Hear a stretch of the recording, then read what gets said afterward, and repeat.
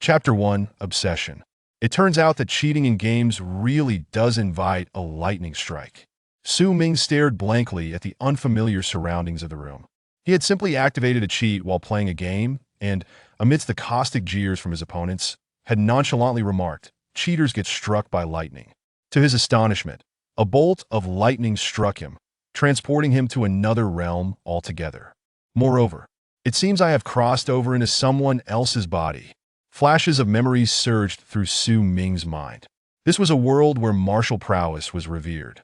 Legends spoke of martial masters capable of lifting mountains and stepping upon the heavens, effortlessly changing the flow of rivers and altering the hues of the sky with a mere breath. The original occupant of this body, Su Ming, possessed exceedingly mediocre martial talent, having reached 15 years of age. He had only managed to achieve the first level of external training.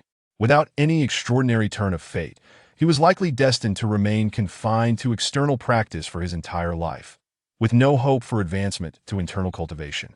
In stark contrast, his childhood companion, Chi Xue, exhibited remarkable martial potential.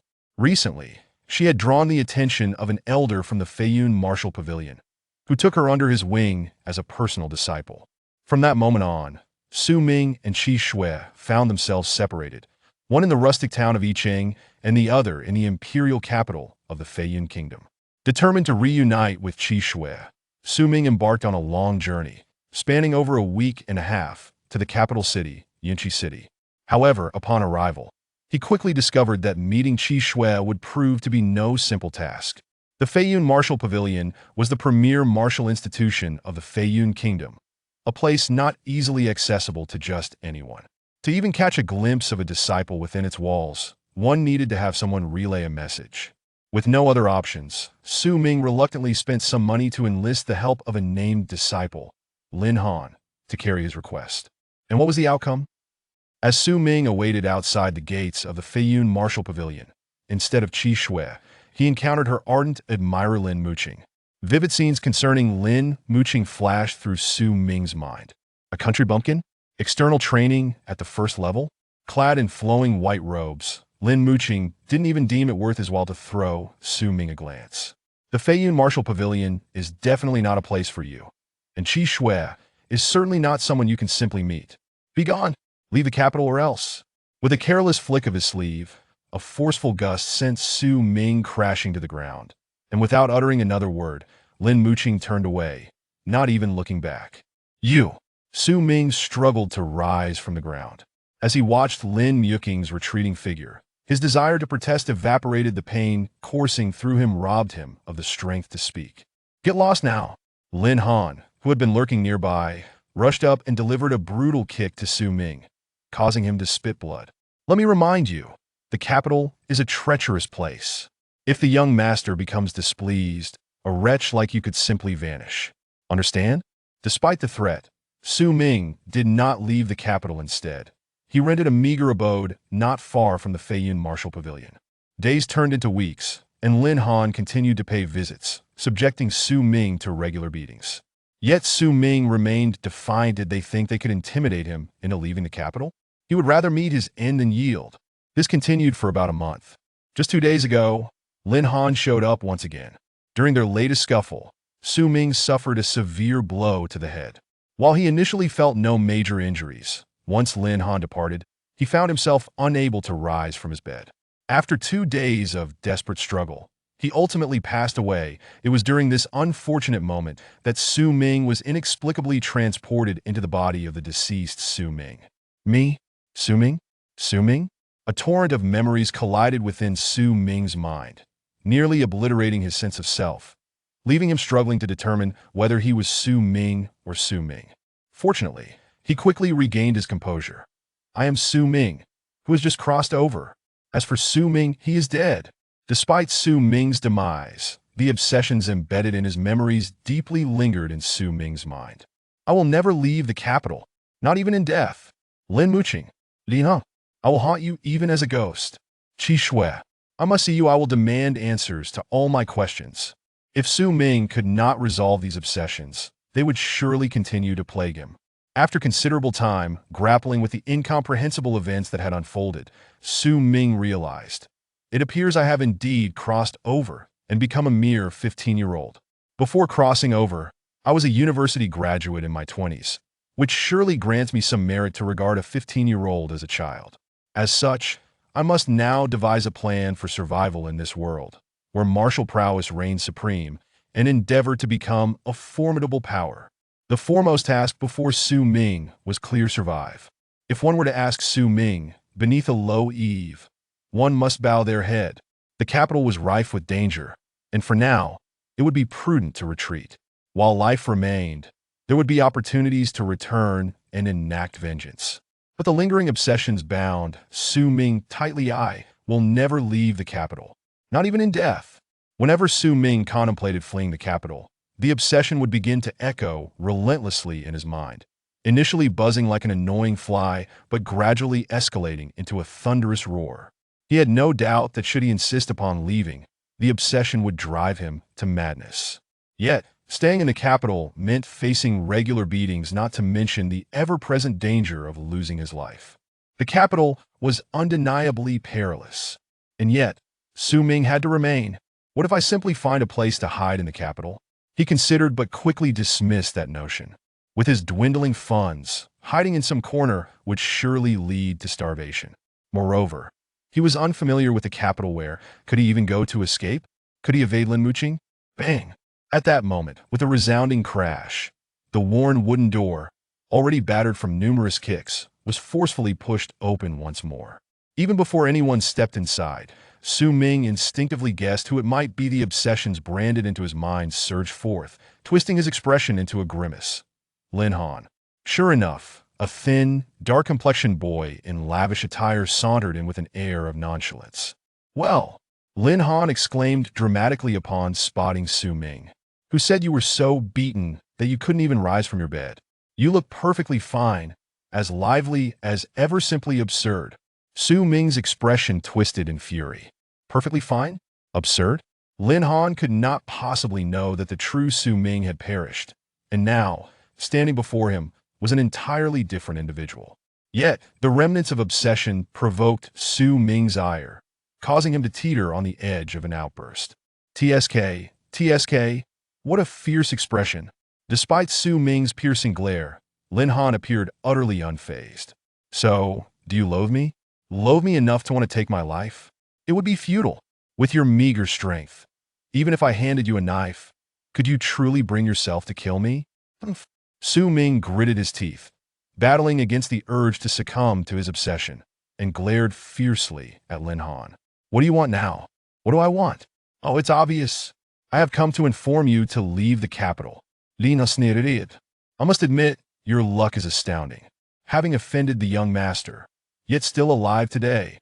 I recall someone once defying the young master's orders, a person who had spent their entire life in the capital. Yet guess what happened? Within 3 days, they mysteriously vanished. Their family searched everywhere, calling upon every connection, but that person was never found. What do you think became of them afterward?" Su Ming's icy stare remained fixed, his silence serving as a response. "Do you know why you remain alive? Speak." "It is not because the young master is forbearing, but rather due to sheer luck. Soon, the major martial halls in the city will commence their recruitment of new disciples. And with the capital under stringent surveillance, the young master would rather avoid any complications during this critical time, which is why he has allowed your presence to persist. In a few days, once recruitment concludes, the young master will personally deal with you. I am the only one here to kindly advise you. If you intend to leave, do so promptly." "Huh? You honestly think you're doing me a favor?" Su Ming was skeptical. "Believe it or not, when the young master becomes enraged, it will be your life on the line, not mine." Lin Han seemed to realize the cracks in his argument, so he opted not to linger. "I'm in a good mood today, so I will spare you. But should I find you here the day after tomorrow, do not blame me for being ruthless." Once Lin Han departed, Su Ming closed the door once more. If Lin Muqing truly wished for my demise, would he send someone to caution me to flee? Su Ming pondered, finding that logic compelling. It seems far more plausible that he is restrained by some reason, which prevents him from easily striking me down. Of course, Su Ming could not dismiss the remote possibility that Lin Han's claims held a grain of truth if that were the case. His situation could indeed turn dire. Even if Lin Muqing was, for some reason, deterred from acting against him, what if Su Ming's defiance provoked him into rash actions? Ultimately, Su Ming's predicament was exceedingly precarious. His life was not within his own control, but subject to the whims of others. Unless Su Ming had the strength to safeguard his own life. Yet, the prospect of acquiring sufficient strength to defend himself against Lin Muqing presented formidable challenges. Su Ming's martial aptitude was abysmally low.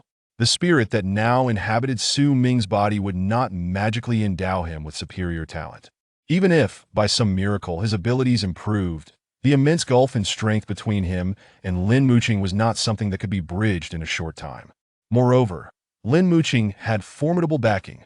Thus, from any angle of consideration, Su Ming confronting Lin Muqing would be akin to throwing an egg against a rock. Yet it was not Su Ming's desire to confront his rival, rather. It was the insistent pressure of his obsession that prevented him from evading the confrontation. I, too, yearn to escape the capital. Yet every time I contemplate it, my head aches uncontrollably. To Su Ming, the obsession felt like an unyielding shackle. Suddenly, Chi program running environment diagnostic in progress. A cold, female electronic voice abruptly echoed in the room. Chapter 2. The Invincible Cheat Code of Another World version 1.0. What sound was that? Su Ming's body trembled as he scanned his surroundings, yet he found nothing amiss. Could it be an auditory hallucination? The cheat code's operational environment is functioning normally. The cold, female electronic voice resonated once more. Loading the Invincible Cheat Code of Another World version 1.0. This time, Su Ming perceived the voice with greater clarity.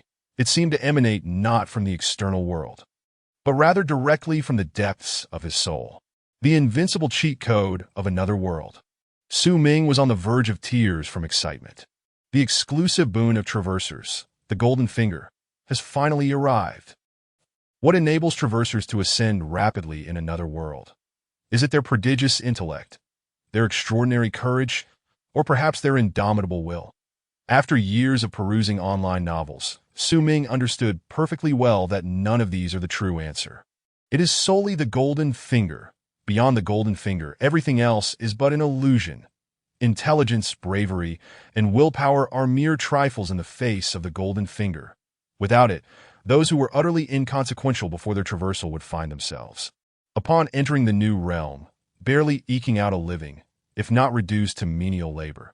Yet, with the Golden Finger, even the most underwhelming traversers could command the elements, smite deities at will, and challenge the heavens themselves. The Invincible Cheat Code of Another World. What manner of Golden Finger is this? Su Ming pondered. Am I to traverse this world with cheats? Might that be too simplistic and lacking in finesse? Nevertheless, I like it. The Invincible Cheat Code of Another World version 1.0 has been successfully loaded. Just as Su Ming's anticipation reached its zenith, the cold, female electronic voice reappeared. Following this, a plethora of functions unfolded in Su Ming's mind. Basic functions: offline auto-training, flawless combat, reconnaissance. Advanced functions: artifact shop, invisibility, double strike, acceleration. High-end functions: teleportation, energy shield, clone super functions. Independent space, infinite cloning, time pause, unlimited mana, attribute modification, forced enslavement. Perverse functions: infinite resurrection, time reversal, invincibility, instant kill, duplication. Super perverse functions: instantaneously obliterating everything, seizing the universe. More formidable features to be anticipated in Cheat Code version 2.0. The dazzling array of formidable functions left Su Ming utterly exhilarated. This is simply too powerful. Su Ming's eyes widened in astonishment. Instant kill. With such a capability, could he not eliminate gods and Buddhas alike? Invincibility, once activated, who could harm him? Moreover, infinite resurrection. Even if he inadvertently forgot to activate invincibility and fell victim to an attack, he could resurrect immediately. Time reversal. Is such a ferocious and invincible journey in another world truly acceptable? Su Ming felt a tinge of bashfulness. The Invincible Cheat Code of Another World. You may call me Little Cheat. The female electronic voice remained icy. Oh, little cheat, where might the greatest boss in this world be? Let him come over for tea. Su Ming felt a surge of bravado, as if he held the power of life and death in his hands. However, before he could revel in his newfound power, he noticed a small line at the end of the multitude of formidable functions, due to the host's insufficient strength. Only basic functions are currently available. Only basic functions? Su Ming felt as though a bucket of cold water had been poured over him.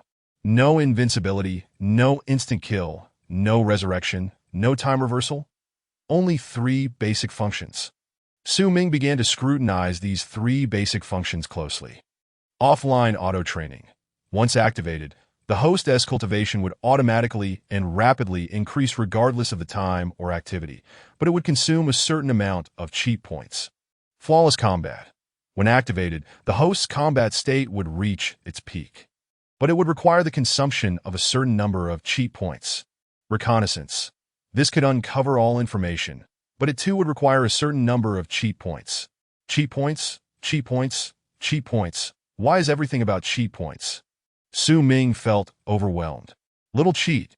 What exactly are cheat points? The elusive little cheat responded coldly. Any function within this cheat code requires cheat points to activate. Cheat points are the currency of this cheat code. Oha Su Ming en Lai. Realizing it was akin to Q coins or Q points, I never imagined it would actually be a paid cheat code. However, upon reflection, this seemed reasonable.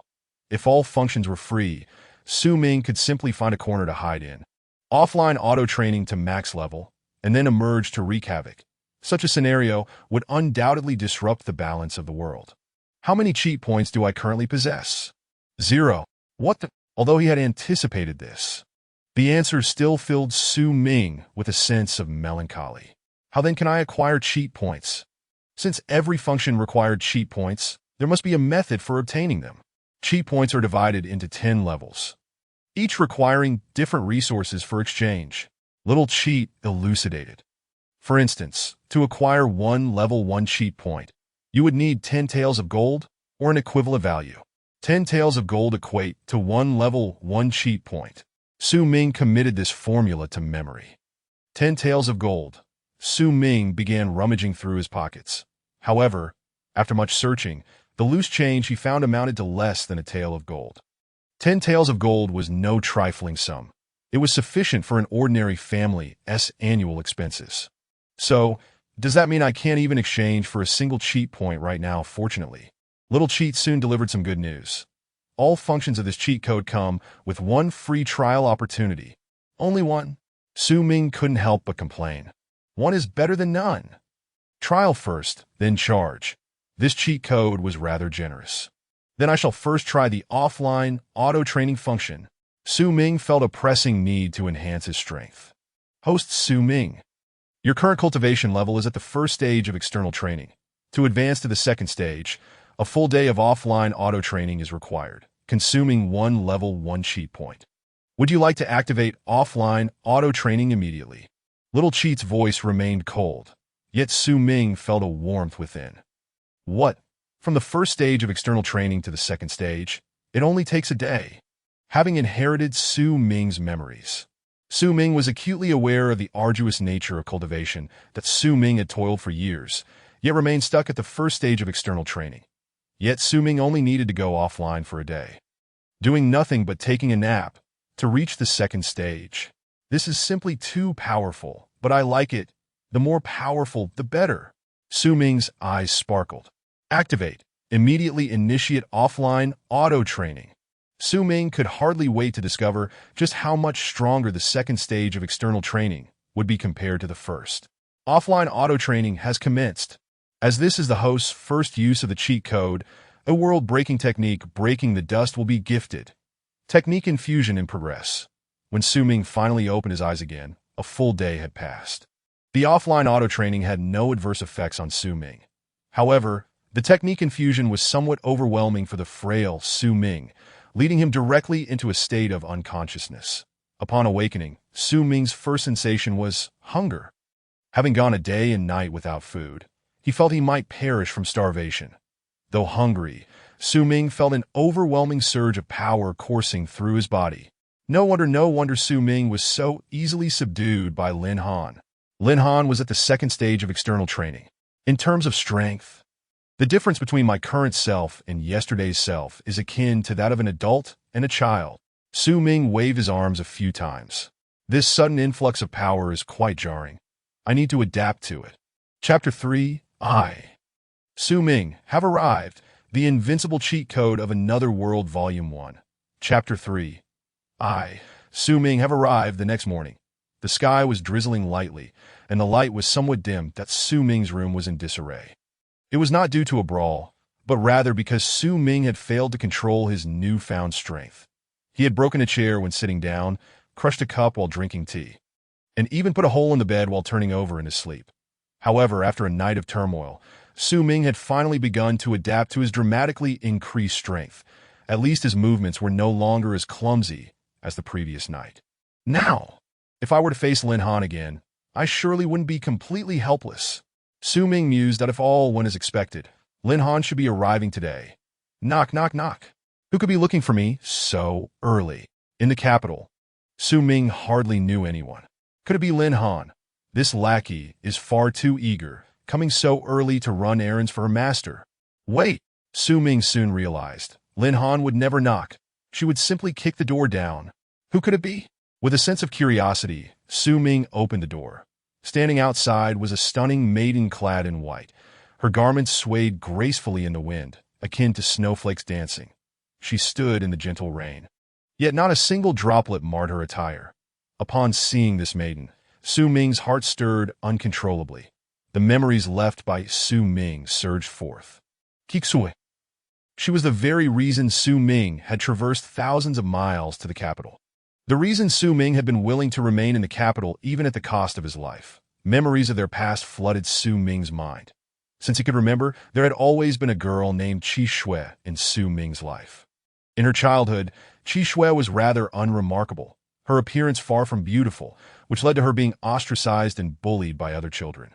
During those times, Su Ming acted like a protective older brother, ensuring that she faced no injustice. For Chi Xue's sake, Su Ming frequently engaged in fights with other children, at times emerging with injuries that bore testament to his fierce loyalty, that he would take Chi Xue to the hills to gather wildflowers and chase butterflies.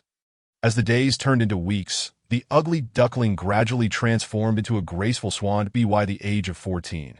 Chi Xue not only possessed an ethereal beauty and poise, but also exhibited an unparalleled talent in martial arts. Even elderly Ruobing from the Feiyun Martial Pavilion had heard of her prowess and made a special trip to take her as his personal disciple.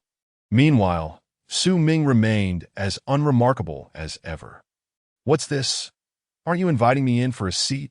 Chi Xue remarked with a smile, unaware that upon their reunion, Su Ming had already become Su Ming.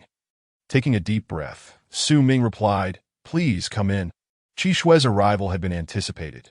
To be precise, it had been foreseen by Su Ming. Yet she was late, upon entering the room and observing the disarray. Chi Xue furrowed her delicate brows. "Has someone come to trouble you again?" Such a caring comment did not warm Su Ming's heart. Instead, it chilled him that it was the lingering obsession of Su Ming that tormented him. Chi Xue likely knew of his arrival in the capital long ago. Yet he had never been able to see her before his death, which left his heart cold. "You knew I was in the capital all along." This was one of the pressing questions in Su Ming's mind. As expected, Chi Xue responded, "I found out the day after you arrived. However, I was in the midst of a crucial breakthrough, and my master had me enter seclusion, so I couldn't come to see you. It was only 2 days ago that I emerged." "Then, why didn't you come to find me 2 days ago?" "I had matters to attend to and couldn't leave the Martial Pavilion. However, I heard that Lin Muqing often sent people to bother you, so I went to warn him." No wonder Lin Han didn't act on that day. It turns out his master had just been warned. Su Ming mused quietly. It seems Lin Muqing has refrained from taking drastic actions out of consideration for Chi Xue. Yet, fate can be cruel. Although Lin Muqing had no intention of harming Su Ming, he still met his demise. If I hadn't crossed over, I wonder what Chi Xue's attitude would be now. Would she harbor a deep-seated grudge against Lin Muqing? Or would it all be forgotten? Noticing Su Ming's prolonged silence, Chi Xue asked, "Has someone truly come to trouble you again?" "The disorder in this room was caused by me," Su Ming admitted. You caused this yourself? Chi Xue was taken aback. And then, seemingly recollecting something, she scrutinized Su Ming with renewed focus. Su Ming Gij, you've broken through to the second stage of external training. Su Ming Gij had always been how Chi Xue referred to him. I just achieved it yesterday, Su Ming replied. No wonder, Chi Xue said, understanding dawning upon her that a breakthrough in cultivation often leads to an uncontrollable surge of power, especially the transition from the first to the second stage of external training. As it is the first breakthrough, many struggle to adapt to the sudden increase in strength. However, as one progresses through more breakthroughs, adaptation becomes easier. With the vast distance between Yunqi City and our hometown, now that you've reached the second stage of external training, I feel much more at ease about your journey home. Although the security in Feiyun Kingdom was relatively good and robberies were rare, traversing 1,000 miles still posed considerable dangers for those at the first stage of external training. The second stage offered significantly more protection. Home! Su Ming exclaimed in surprise. He was well aware that most of Su Ming's memories revolved around Chi Xue. He also knew that their relationship was separated by merely a thin veil, and with a little push, they could easily become lovers. Thus, he was taken aback when Chi Xue broached the topic of going home so soon after their reunion, and it appeared that persuading him to return home was the very purpose of her visit. Yes. Home. Chi Xue averted her gaze from Su Ming's astonishment, but, steeling herself, continued, It's far too dangerous for you to remain in the capital. Is it because of Lin Muqing? Su Ming inquired. Precisely, Chi Xue affirmed. You know that Lin Muqing is one of my suitors. Though I have no feelings for him, I cannot deny that his influence in the capital is considerable. His status in Feiyun Martial Pavilion is on par with mine. I am a personal disciple of an elder. And so is he. Moreover, the Lin family wields significant power in the capital. Although I have warned Lin Muqing, if you stay in the capital, he may not hesitate to provoke me and attempt to harm you. Because of one of your suitors, I should flee back home? Su Ming retorted, feeling the weight of his inadequacies. To put it bluntly, yes, Chi Xue replied. They fell into a long silence. Return home? Su Ming's inner turmoil surged. He realized he could hardly escape the capital. He understood the dangers that lay ahead and wished to flee, yet that damned obsession would not permit him to be a coward. Suddenly, an idea struck him, and he asked, Chi Xue, will we be together in the future? This was the answer that Su Ming longed to know the most. Chi Xue's expression shifted through several emotions before she sighed softly. Su Ming Gij, you should return home sooner rather than later. Uncle and aunt must be hoping for your return. Chi Xue's silence on his question spoke volumes. Answer me. Su Ming imlot. His voice echoing with Su Ming's fervent longing. Chi Xue's heart quivered, and after a long pause, she said, Had I not met my master, I might have answered, yes. And now? Chi Xue's gaze hardened, resolute. Su Ming Gij. I wish to convey that the path of martial arts is fraught with difficulties and length. The external training phase alone is divided into 6 stages. Each stage represents a transformation in life. Upon completing the 6 stages of external training, our bodies will have evolved from mere ants into colossal elephants. And this is merely the external training. Following external training is the far more arduous internal training. If one can master internal training to its pinnacle, the power our modest bodies can unleash will be unfathomable. Furthermore, should one ascend to the innate level beyond internal training, our bodies will transform into something as pure as unrefined jade amidst the cosmos. I am well aware of all this. Su Ming does it? Then do you know how far I have progressed? Chi Xue. To the 6th stage of external training, Su Ming's tone carried a hint of self-deprecation. He understood that he resembled an ant questioning a giant elephant. Will we be together in the future? I have already reached the internal training stage.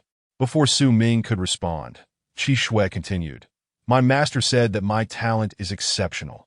If I remain focused and wholeheartedly pursue martial arts, I may very well reach the innate level in the future. Su Ming Gij, we once shared a wonderful bond, living carefree together, but now I do not wish to lead such a mundane life. I cannot squander my talent. I wish to seek my own path in martial arts and witness the wonders that the innate realm holds. Thus, I can wait for you. No. Chi Xue shook her head. The road of martial arts is exceedingly arduous, even with my talent. Reaching the innate level may take a minimum of 20 years, or as long as 50 years or even longer, and it is possible that I may never reach it in my lifetime. Moreover, if one day I truly attain the innate level, I will still be as youthful as I am now, while you will have aged into an old man. Do you think we would still be compatible then? Su Ming fell silent.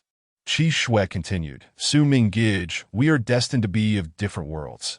If I were to seek a partner in the future, it must be someone of equal caliber in martial arts. I am sincerely grateful for the past you have given me and will always regard you as my brother. However, please release me and allow me the freedom to pursue my martial path. Destined to be of different worlds? Release you, pursue martial arts. Su Ming laughed uncontrollably, a manic laughter that echoed through the room, that he felt Su Ming's obsession for Chi Xue swelling uncontrollably, threatening to burst forth. Su Ming Gij, are you all right? Chi Xue was startled by Su Ming's frantic expression. Su Ming lacked the strength to respond. He sensed that the burgeoning obsession was nearly overwhelming his mind. How difficult this life of crossing over is. Is this obsession truly going to be my undoing? Su Ming potet internally. He had scarcely crossed over, had no time to revel in his new life, and was on the verge of perishing without having experienced anything. If this were to be his fate, what was the point of crossing over at all? Just as Su Ming felt his head would split. Suddenly, the surging obsessions retreated like a receding tide. In an instant, this overbearing weight dissipated entirely. One of the obsessions has vanished. Su Ming pondered that Su Ming had 3 obsessions, now that one had disappeared. Only never leave the capital and kill Lin Muqing and Lin Han remained. Although these 2 were also challenging, at least it was a relief to have one less. Good riddance, Su Ming thought. The one who harbors feelings for Chi Xue is Su Ming, not me. Though Chi Xue is beautiful, should she wish to be with me, I would certainly not reject her. But shedding this burden is indeed a lightening of my soul. Yet, before Su Ming could revel in his newfound freedom, a new obsession manifested out of thin air. I must become a martial arts master whom Chi Xue admires, making her regret her misjudgment. How could this happen? Su Ming cursed inwardly. It has reverted back to 3 entanglements again. Brother Su Ming? Brother Su Ming? Chi Xue finally managed to rouse Su Ming from his stupor. You should leave, Su Ming replied coldly, devoid of any emotion. Leave! Upon hearing this, Chi Xue should have felt a sense of relief. However, when she met Su Ming's gaze, an inexplicable heartache washed over her. Once, his eyes were filled with affection and tenderness. Yet now, those same eyes bore no trace of warmth. Then I shall take my leave. Brother Su Ming, Chi Xue said softly, feeling a wave of desolation. From this day forth, do not call me Su Ming. Refer to me as Su Ming. Chi Xue was taken aback, not comprehending his words. Su Ming. Ming as in to remember, without uttering another word. Chi Xue silently departed, pondering. The Ming to remember. Is it to commemorate this moment? Were Su Ming aware of Chi Xue's thoughts, he would undoubtedly retort. Remember you? Why would I remember someone I hardly know? I simply wish to step out from under the shadow of Su Ming. So from today onward, this world, Su Ming has arrived. Chapter 4. Leave something behind before departing. Practicing is so arduous. I can hardly grasp it. With no offline auto-training option, Su Ming was left to navigate his cultivation alone. However, after spending half a day studying the techniques implanted in his mind, he gleaned not a single insight. The martial path emphasizes perseverance, akin to water wearing away stone, not to mention a mere day or 2, even after 10 days or half a month. Su Ming might barely comprehend a fraction of it. If only there were an auto-training feature. Su Ming had to concede that an invincible cheat in another realm was indeed an extraordinary boon. For instance, the offline auto-training functionality, to progress from the first level of external training to the second, merely requires 1 day of auto-training. Transitioning from the second to the third level necessitates 2 days. Advancing from the third to the fourth level demands 3 days. Of course, the prerequisite is having sufficient auto-training points. 1 day of auto-training at the first level requires 1 point. 2 days at the second level necessitates 2 points. 3 days at the third level calls for 3 points. 1 point at the first level costs a hefty 10 taels of gold. Money, money, money, where on earth can I acquire funds? Su Ming rummaged through his pockets, discovering not even a single tael of gold. To progress to the third level of external training, he needed 4 points, equivalent to 40 taels of gold. This was undoubtedly a staggering sum for Su Ming. Bang! This time, the dilapidated wooden door was kicked off its hinges. Damn it, not again! Su Ming glanced towards the entrance, and indeed, the wiry and dark-skinned Lin Han stormed in with an aggressive demeanor. Today, Lin Han donned an outfit of gaudy crimson silk, appearing more red than black. However, Su Ming's focus was primarily on the door. Goodness, I wonder how much I'll owe the landlord for this door. With his pockets already feeling the pinch, the cost of replacing the door would leave him with even less. You reckless fool. You still haven't left.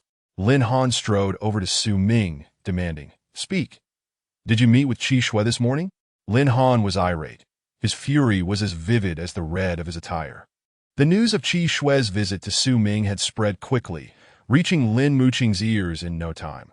Upon learning of it, Lin Muqing was infuriated and reprimanded Lin Han harshly for his incompetence, scolding him for not only failing to expel Su Ming from the capital, but also allowing him to meet with Chi Xue. Lin Han felt wronged. How could a mere named disciple like him prevent Chi Xue from seeing Su Ming?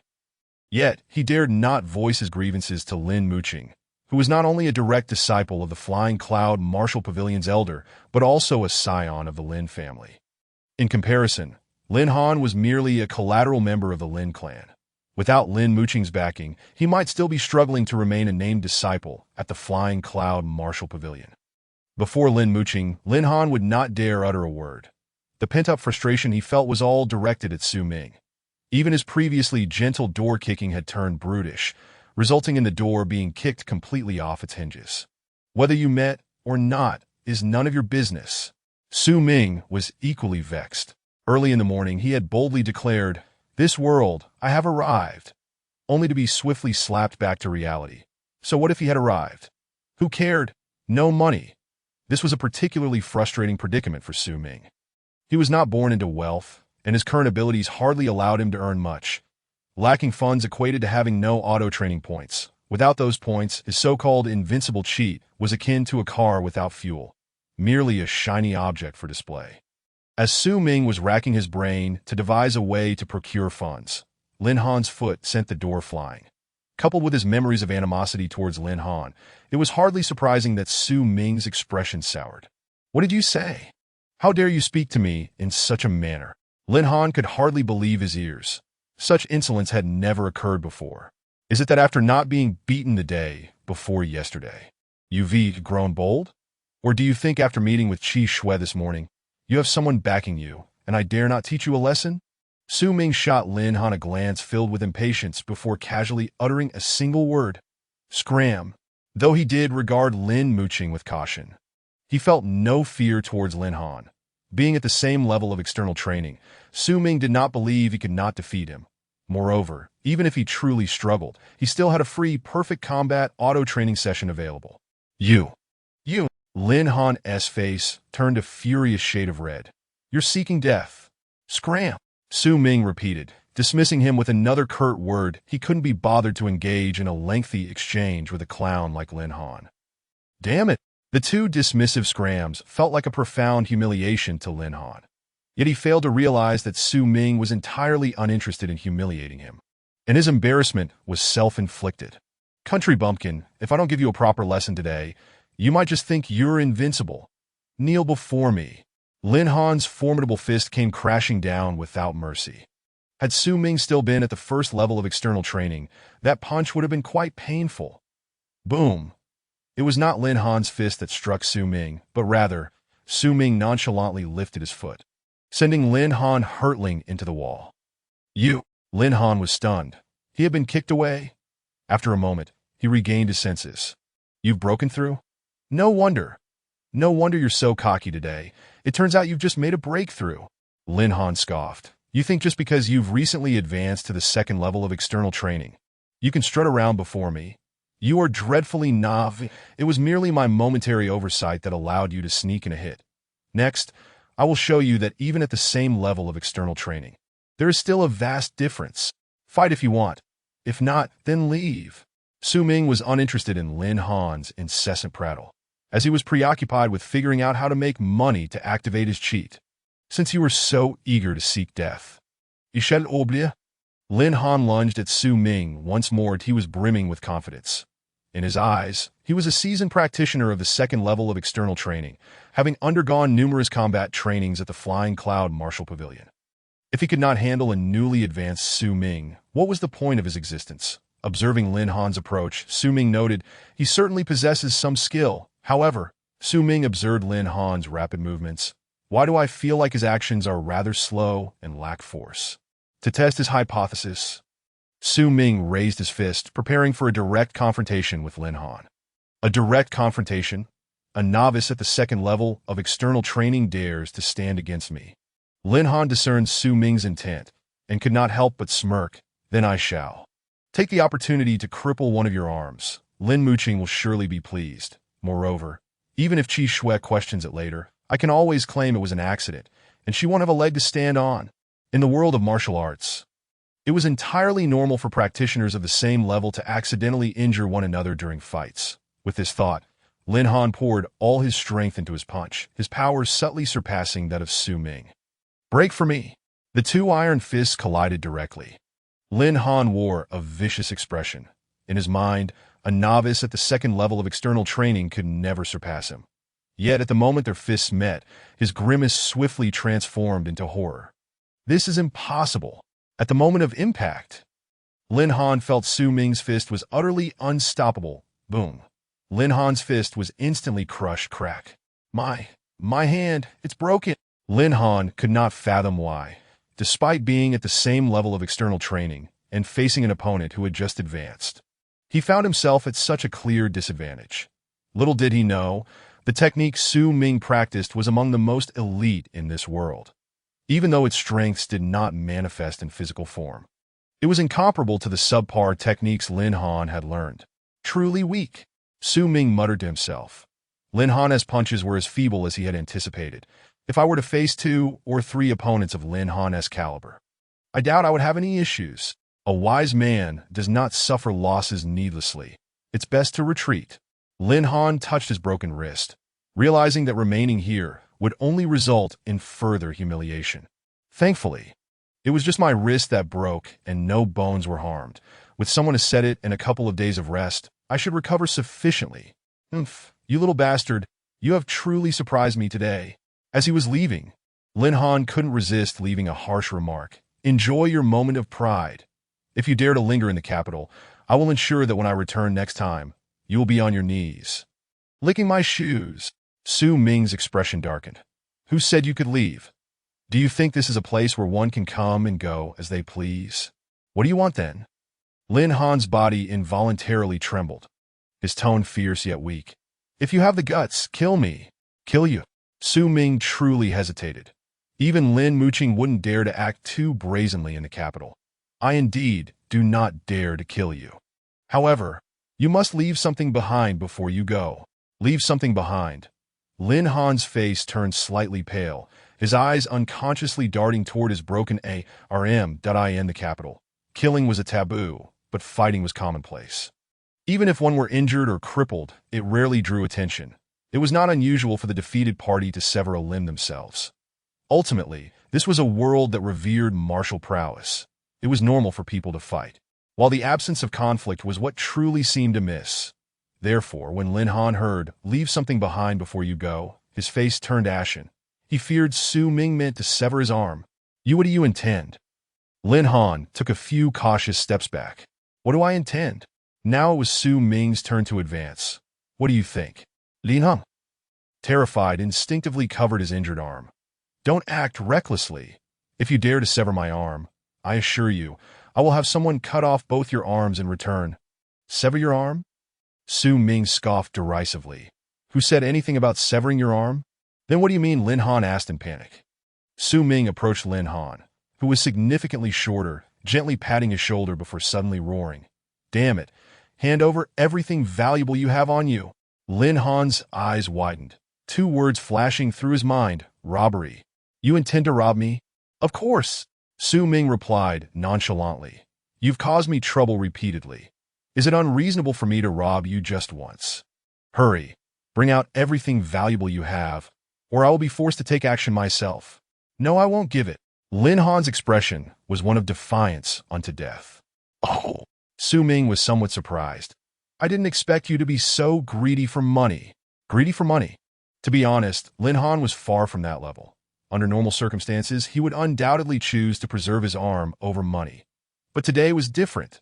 Today, Lin Han originally intended to teach Su Ming a lesson and then visit the Jioding Chamber of Commerce to purchase supplies for his next stage of cultivation. Thus, he carried all his belongings on him that if Su Ming robbed him of everything, Lin Han's life would become unbearable, possibly leaving him starving. So upon hearing Su Ming's intention to rob him, he immediately adopted a defiant stance. Even if you kill me, I won't give you a single coin. What benefit would killing you bring me? Su Ming replied, You now have two choices. Either willingly hand over the money, and I will let you leave safely, or I will take action. Sever your arm first, and then rob you clean. You have 3 breaths to decide. I absolutely refuse. Su Ming couldn't be bothered to waste time. He directly began the countdown. 3, 2, I'll hand it over. Lin Han ultimately could not hold out until the end. Good boy. Su Ming searched him thoroughly several times, ensuring that Lin Han had no hidden coins left before allowing him to depart. 40 taels of gold, quite a nice haul. Watching Lin Han leave with a look of despair, Su Ming couldn't help but call out, Fat sheep. Do come again. Lin Han, upon hearing this, nearly spat blood, gritting his teeth. Rest assured, I will definitely return. 40 taels of gold was Lin Han's entire fortune. He could not simply allow Su Ming to take it.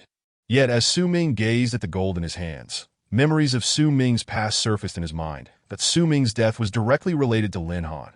At that time, Su Ming had wanted to meet Chi Xue and had spent 2 taels of small change to ask Lin Han for help in delivering a message, which led to the subsequent events that resulted in Su Ming's extraordinary crossing. 40 taels of gold is 200 times 2 taels, a 100-fold return. Su Ming, consider this a little interest I've collected for you. After finishing this thought, Su Ming felt that the 3 lingering sentiments had weakened considerably. First, let us exchange some for points. Su Ming knew that Lin Han would surely come again, and he would undoubtedly bring formidable friends along.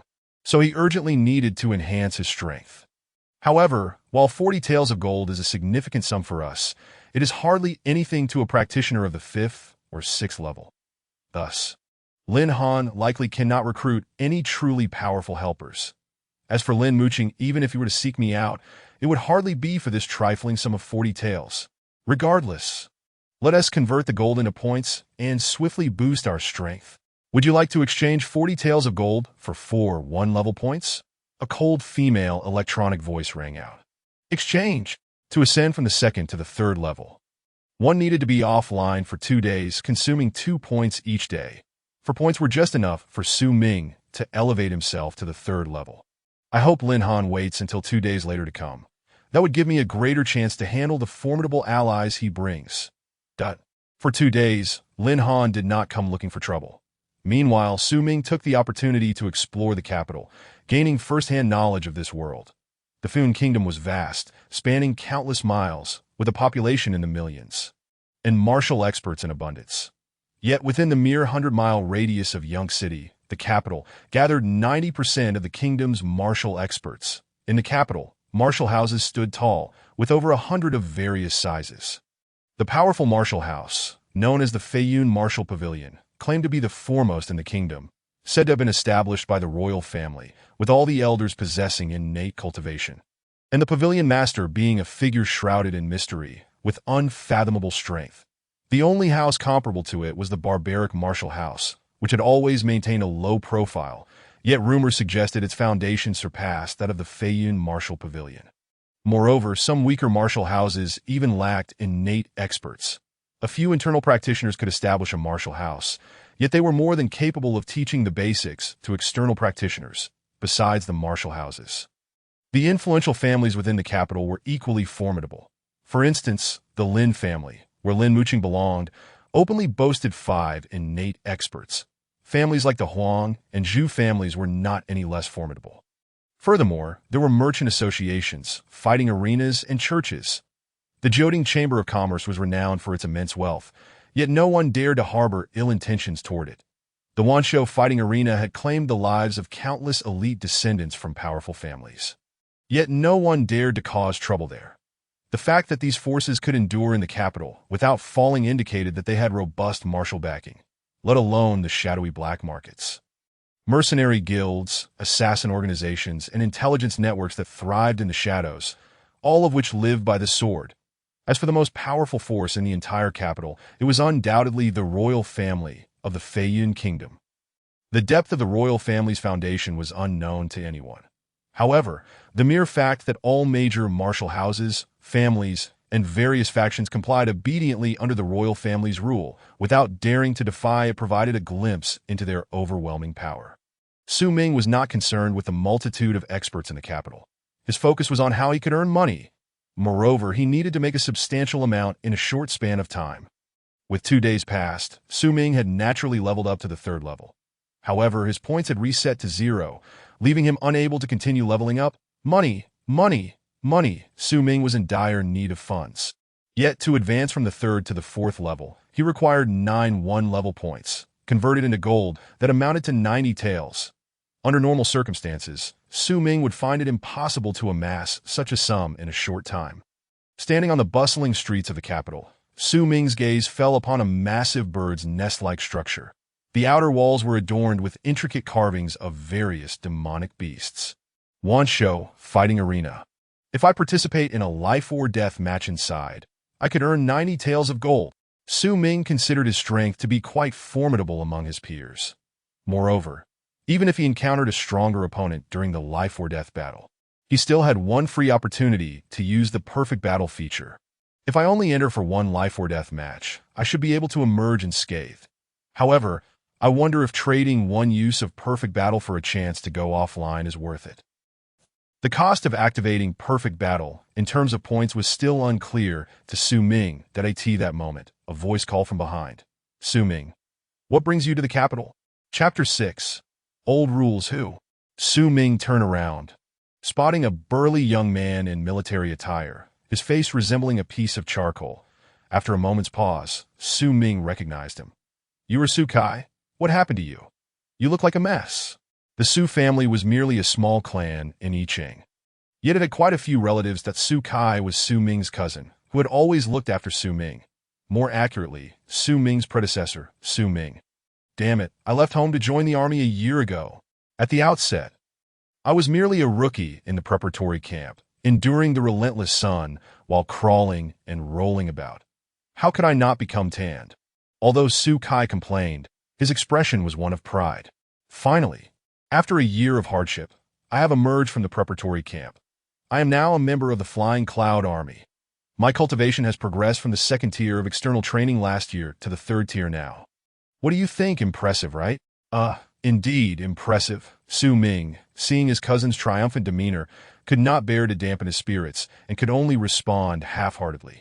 But isn't it said that those at the 3rd tier of external training in the Flying Cloud Army are merely cannon fodder? What of it? Su Kai exclaimed as if his tail had been stepped on. I'm only 18, and I have plenty of time ahead. Just wait and see. I will soon reach the 4th tier of external training, then the 5th tier, and eventually become an elite at the 6th tier. However, my ultimate goal, brace yourself for it may shock you. Go ahead, Su Ming said, feeling flustered. My ultimate goal is to become a centurion. Su Kai raised his head with pride. In the Flying Cloud Army, strength determines status. Generally, those at the 2nd tier of external training belong to the preparatory camp, while the 3rd and 4th tiers consist of lowly soldiers. The 5th tier includes regular soldiers. And the 6th tier comprises elites. To become a centurion, one must possess the strength of the early stages of internal training. So, are you astonished by my lofty aspirations?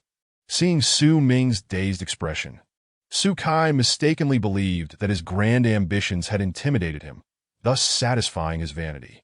By the way, Xiao Ming, it's been a year since we last met. Have you been diligently cultivating? Have you made any progress? Somewhat. Su Ming Just somewhat. Xiao Ming, I'm not trying to criticize you. Su Kai frowned, a hint of dissatisfaction in his tone. In this world, strength is paramount. You must not neglect your training. Look at me, although my talent is average, through relentless effort, I have also reached the third tier of external training. May I ask what your current cultivation level is? Have you reached the second tier? Perhaps I should refrain from saying. Su Ming feared that revealing his progress might discourage his cousin. Speak. What is there to be shy about? I won't mock you. Su Kai gave Su Ming's shoulder a firm pat, only to discover that it was sturdier than he had anticipated. I have just reached the third tier of external training, Su Ming said in a low voice. What? Su Kai's eyes widened in disbelief as he scrutinized Su Ming from head to toe. Third tier of external training? You're only 15, right? No way. You can't be lying to me. Why would I lie to you? Su Kai was at a loss for words. Just moments ago, he had assumed an air of superiority, encouraging Su Ming to train diligently. Now, he found himself realizing that Su Ming's cultivation was on par with his own, which felt like a slap in the face. At 15, reaching the third tier of external training means your talent should qualify you to join a martial arts academy. You came to the capital to join a martial arts academy, didn't you? Young martial artists with promising talents typically chose to join martial arts academies rather than endure the hardships of military life. But hey, don't get too arrogant. Although my talent may not match yours in terms of combat experience, you wouldn't stand a chance against me. Su Kai's confidence was not unfounded. The Flying Cloud Army engaged in practical combat drills every day, rain or shine. Thus, the soldiers' combat abilities were undoubtedly formidable. Indeed. Su Ming did not dispute this. Combat. Su Ming only knew that the cultivation technique he practiced, cutting through dust, seemed quite impressive, at least unmatched among peers.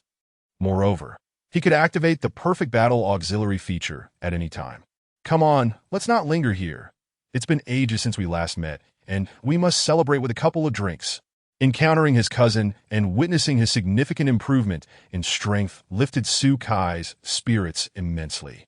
All right, let us go. Su Ming naturally draped his arm over Su Kai's shoulder. Go. I wonder where you think you can go. At that moment, an unwelcome voice interrupted that Su Ming didn't even need to turn around. Just from the tone, he knew he had once again crossed paths with the bothersome Lin Han. However, today, Lin Han was not alone. He was accompanied by 3 martial artists who bore a striking resemblance to one another. These 3 warriors were precisely the reason Lin Han felt emboldened enough to act so brazenly before Su Ming. Oh, what a small world. Lin Han sniffed disdainfully. I was just contemplating finding a moment to settle the score with you. And here you are. What's wrong? Have your injuries healed sufficiently? Or are you here to deliver more money to me? Su Ming retorted without hesitation that as he spoke, he scrutinized the 3 men accompanying Lin Han, as if assessing 3 ATMs. Sticking with Lin Han, their strength shouldn't be too impressive. Su Ming thought to himself. Don't think just because you have a little cannon fodder backing you up, you're invincible. Upon recognizing Su Kai's attire, Lin Han immediately discerned he was merely a third-tier external trainee. Let me inform you, my 3 brothers here are all experts at the third tier of external training. All third-tier external trainees? Su Ming felt a wave of relief upon hearing this, that he believed that he could handle 3 ordinary third-tier external trainees simultaneously. However, Su Kai's expression turned serious. 1-on-1, I have no fear of them. But 2-on-1 may lead to a beating, and they have 4 people. Even if we disregard the one speaking, it won't be advantageous. This was a challenging fight. Su Kai quickly reached this conclusion. Xiao Ming, if a fight breaks out, look for an opportunity to slip away. Su Kai whispered urgently that Su Ming felt a surge of gratitude and replied earnestly, Don't worry, Kai. I can manage them myself. You just watch. What nonsense are you spouting? Don't be stubborn. Listen to me. Su Kai was about to persuade him further when he saw Su Ming stride forward, exuding an air of arrogance as he taunted. Experts? Since when did being a third-tier external trainee qualify as an expert? I'm at my wit's end. Su Kai felt like banging his head against a wall. Isn't this clearly a provocation? Now we're guaranteed to have a bloody battle. Sure enough, the 3 similar-looking warriors were instantly enraged. You're seeking death. Lin Han wore a gloating expression. My three brothers are known as the three heroes of Cloud Rise. Any one of them could easily make you regret your words. The three heroes of Cloud Rise. Su Ming's face reflected unabashed contempt. Did I hear you correctly? Such mediocre characters dare to claim that title. The name three heroes of Cloud Rise must be utterly worthless. You brat, seeking death. The largest of the three heroes could no longer suppress his anger. With a swift motion, he charged at Su Ming. The second and third heroes initially intended to join in, but seeing the first hero had already attacked, they held back. They considered themselves above Su Ming, a mere youth, and thus did not feel the need to all engage him at once. Damn it, Big Hero stole the spotlight. The second and third heroes felt disgruntled. Su Ming felt no pressure at all. As a fellow third-tier external trainee, he perceived that Big Hero's speed and strength were evidently inferior to his own, appearing sluggish and weak. However, this time, Su Ming did not engage in a direct confrontation. After all, there was no deep-seated enmity between him and Big Hero, and there was no need to strike with full force. With a single step, Su Ming effortlessly evaded the incoming iron fist. Then, he leaned forward slightly, using his shoulder to slam into Big Hero's chest. Bang! In an instant, Big Hero felt as if he had been struck by an immense force and was propelled backward with greater speed. That was intense. Su Kai clearly did not expect Su Ming's strength to surpass his own. He's a tough nut. The second and third heroes caught Big Hero, exchanging glances filled with concern. This kid's strength is likely nearing the fourth tier of external training. We should all attack together. Although they were all third-tier external trainees, there could be significant differences in their strength. Some might have just entered the third tier, while others could be at its peak. Some might have a shaky foundation, while others had a solid one that some might lack practical experience, while others excelled in it. After their brief encounter, the three heroes had already concluded that Su Ming was at least at the peak of the third tier, if not on the verge of stepping into the fourth tier. As long as he hasn't truly entered the fourth tier, we three can win without a doubt. The three heroes advanced in unison. Kid, the fact that you can make us, the three heroes of Cloud Rise, join forces is already something to be proud of. Su Ming was utterly disinclined to engage in conversation. Seeing the three heroes preparing to attack together, Su Kai could no longer remain idle. Xiaoming, let me assist you. No need. Just watch. Don't be overconfident. I truly have no issue. I want to test my limits. Su Ming in seat. Besides, you're right there, aren't you? If things go awry, you can jump in. All right then. Hearing Su Ming say this, Su Kai did not press the matter further. However, his gaze remained fixed on Su Ming, ready to intervene at the slightest sign of trouble. Kid, you're quite arrogant. The advancing three heroes were infuriated by Su Ming's blatant disregard for them. Their attacks were ruthless and unyielding. Yet Su Ming, facing their frenzied assault, remained unfazed. Take him down, finish him off. The weak Lin Han was unable to participate in the fray, forced to stand back and hurl curses. However, before he could utter many expletives, Su Kai had somehow positioned himself in front of him and delivered a resounding slap. Shut your filthy mouth. Ouch, ouch. Poor Lin Han, having just healed his arm, found several of his teeth knocked out by that slap. That Su Kai could hardly be bothered to consider how many teeth Lin Han had lost. His attention was entirely focused on Su Ming. However, the more he observed, the more alarmed he became. Facing three opponents single-handedly, Su Ming not only held his ground, but as time progressed, began to dominate the three in combat. Is Xiaoming truly only at the third level of external training? Su Kai could not help but doubt. Yet, judging by his strength and speed, he is indeed only a hair's breadth away from the fourth level of external training. How does one assess cultivation? The most straightforward method is to observe strength and speed. Even a peak practitioner at the third level of external training, with 1 foot already in the fourth level, would still exhibit a slight disparity when compared to the weakest of the fourth level, provided they have not truly broken through.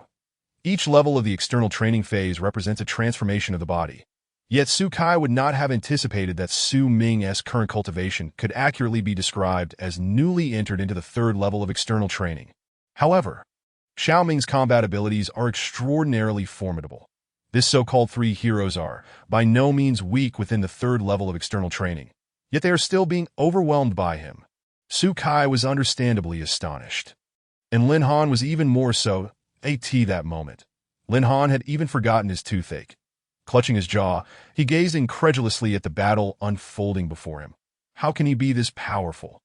It must be that he has intentionally concealed his cultivation level. Intentionally concealing one's cultivation is nearly imperceptible unless there is a significant disparity in strength. Lin Han could only lament. What a deep scheme. After a brief moment, the disadvantage of the cloud rising trio became glaringly apparent. Su Kai, who had been closely monitoring the situation, suddenly narrowed his eyes. The outcome is already determined. As expected, bang, bang, bang, almost simultaneously, three figures were sent flying. Phew. Truly impressive. It's likely that even in the beast combat arena, it would be hard to find someone more formidable than Xiao Ming at the third level of external training. Battles in the beast combat arena are life and death struggles. Those who dare to participate at this level are undoubtedly the elite among their peers, while the slightly weaker ones would never dare to step in and court death. For instance, Su Kai himself wouldn't dare to ascend the life and death arena. Reflecting on how he had boasted to Su Ming earlier, in terms of actual combat, "You couldn't even catch up to me." Su Kai felt his face flush with embarrassment. Nevertheless, thinking of his cousin, so young yet possessing such strength, he felt a surge of joy. Lost, though he had anticipated this outcome, Lin Han still bore an expression of disbelief. Simultaneously, an ominous yet familiar thought arose in Lin Han's mind. He recalled how Su Ming had treated him after his own defeat. With that thought, Lin Han dared not look Su Ming in the eye. Sure enough, Su Ming's gaze had narrowed into a wicked crescent, resembling two gold ingots turned upside down. Come on, the usual rules. Chapter 7. The most dangerous place after a thorough plundering. Su Ming warmly grasped Lin Han's hand and earnestly declared, "You must come bother me more often." How could he not be enthusiastic? Su Ming had realized that Lin Han was essentially a veritable treasure trove. A human-shaped ating. The last time Su Ming was short on funds, Lin Han had generously delivered 40 taels of gold to his doorstep. This time, Su Ming was in need of money again, and Lin Han had brought along 3 wealthy friends and meticulously arranged the entire heist. Su Ming, earning money felt astonishingly effortless. Just utter a few taunting remarks, stretch his limbs, and the gold would flow in abundantly. Moreover, the reason the Cloud Rising Trio had appeared at the entrance of the Beast Combat Arena that day was to make extensive purchases at the neighboring 9 Tripod Merchant Association. Thus, they were laden with money. Naturally, all that wealth had now been transferred into Su Ming's possession. "Take care, gentlemen." Su Ming waved flamboyantly. His little escapade went unnoticed by anyone. On the bustling street, not a single person paused to watch. In a world where martial arts reigned supreme, people had long grown accustomed to letting their fists do the talking rather than their mouths, that a scuffle between a few practitioners at the third level of external training was akin to a child's petty squabble. Who would be interested in such triviality? Certainly, if a few internal training masters were to engage in a raucous brawl, kicking up dust, that would attract a considerable audience. That was quite ruthless, Xiao Ming. After witnessing Su Ming's adept robbery techniques, in this world, one is often compelled by circumstance. Su Ming feigned an expression of helplessness. "If I don't strike them, they will strike me. But after they strike you, will they continue to rob you?" "That I do not know, but I will not allow them the chance to strike me." In a foreign land, when brothers reunite, it is inevitable to indulge in food and drink. Yet even during their revelry, Su Ming's cultivation was quietly and rapidly advancing. This time, through the heist, Su Ming managed to loot nearly all the possessions of the Cloud Rising Trio, acquiring over 300 taels of gold.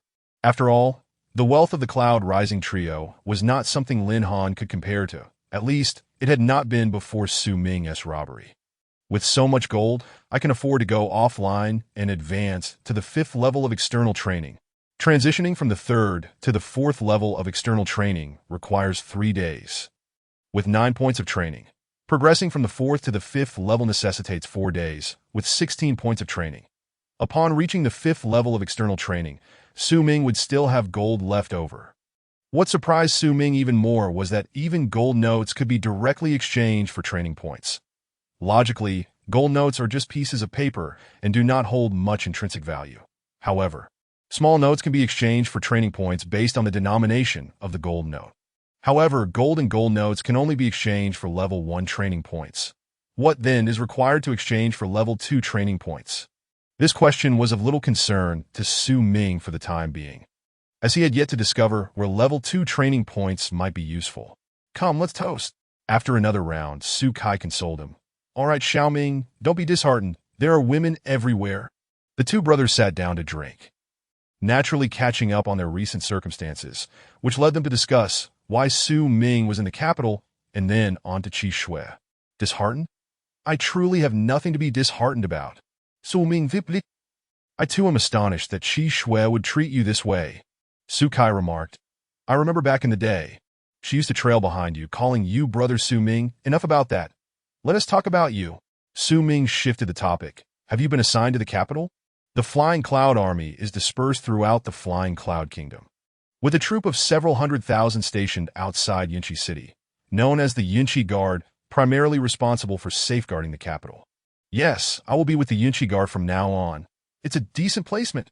The brothers conversed until the night deepened, before returning to their respective abodes. That Su Ming returned to his rented quarters while Su Kai headed back to the Yinkai Guard station within the capital.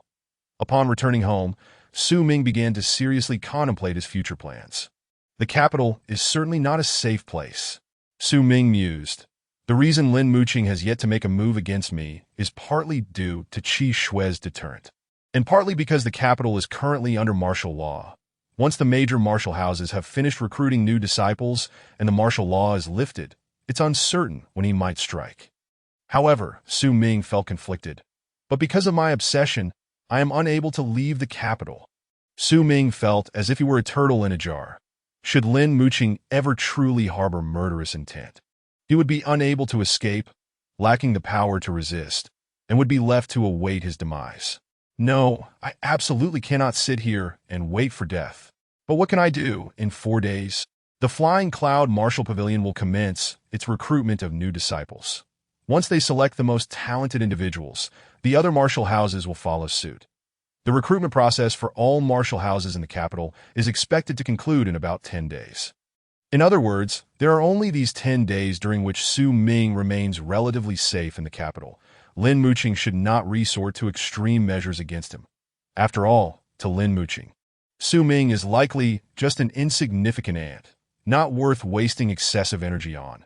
After that, Su Ming's safety in the capital will depend solely on Lin Muqing's mood. Whenever Lin Muqing is in a foul mood, it will be Su Ming's death knell. In about 10 days, I can at most reach the 5th level of external training, at T15. Reaching the 5th level of external training is already considered remarkable talent.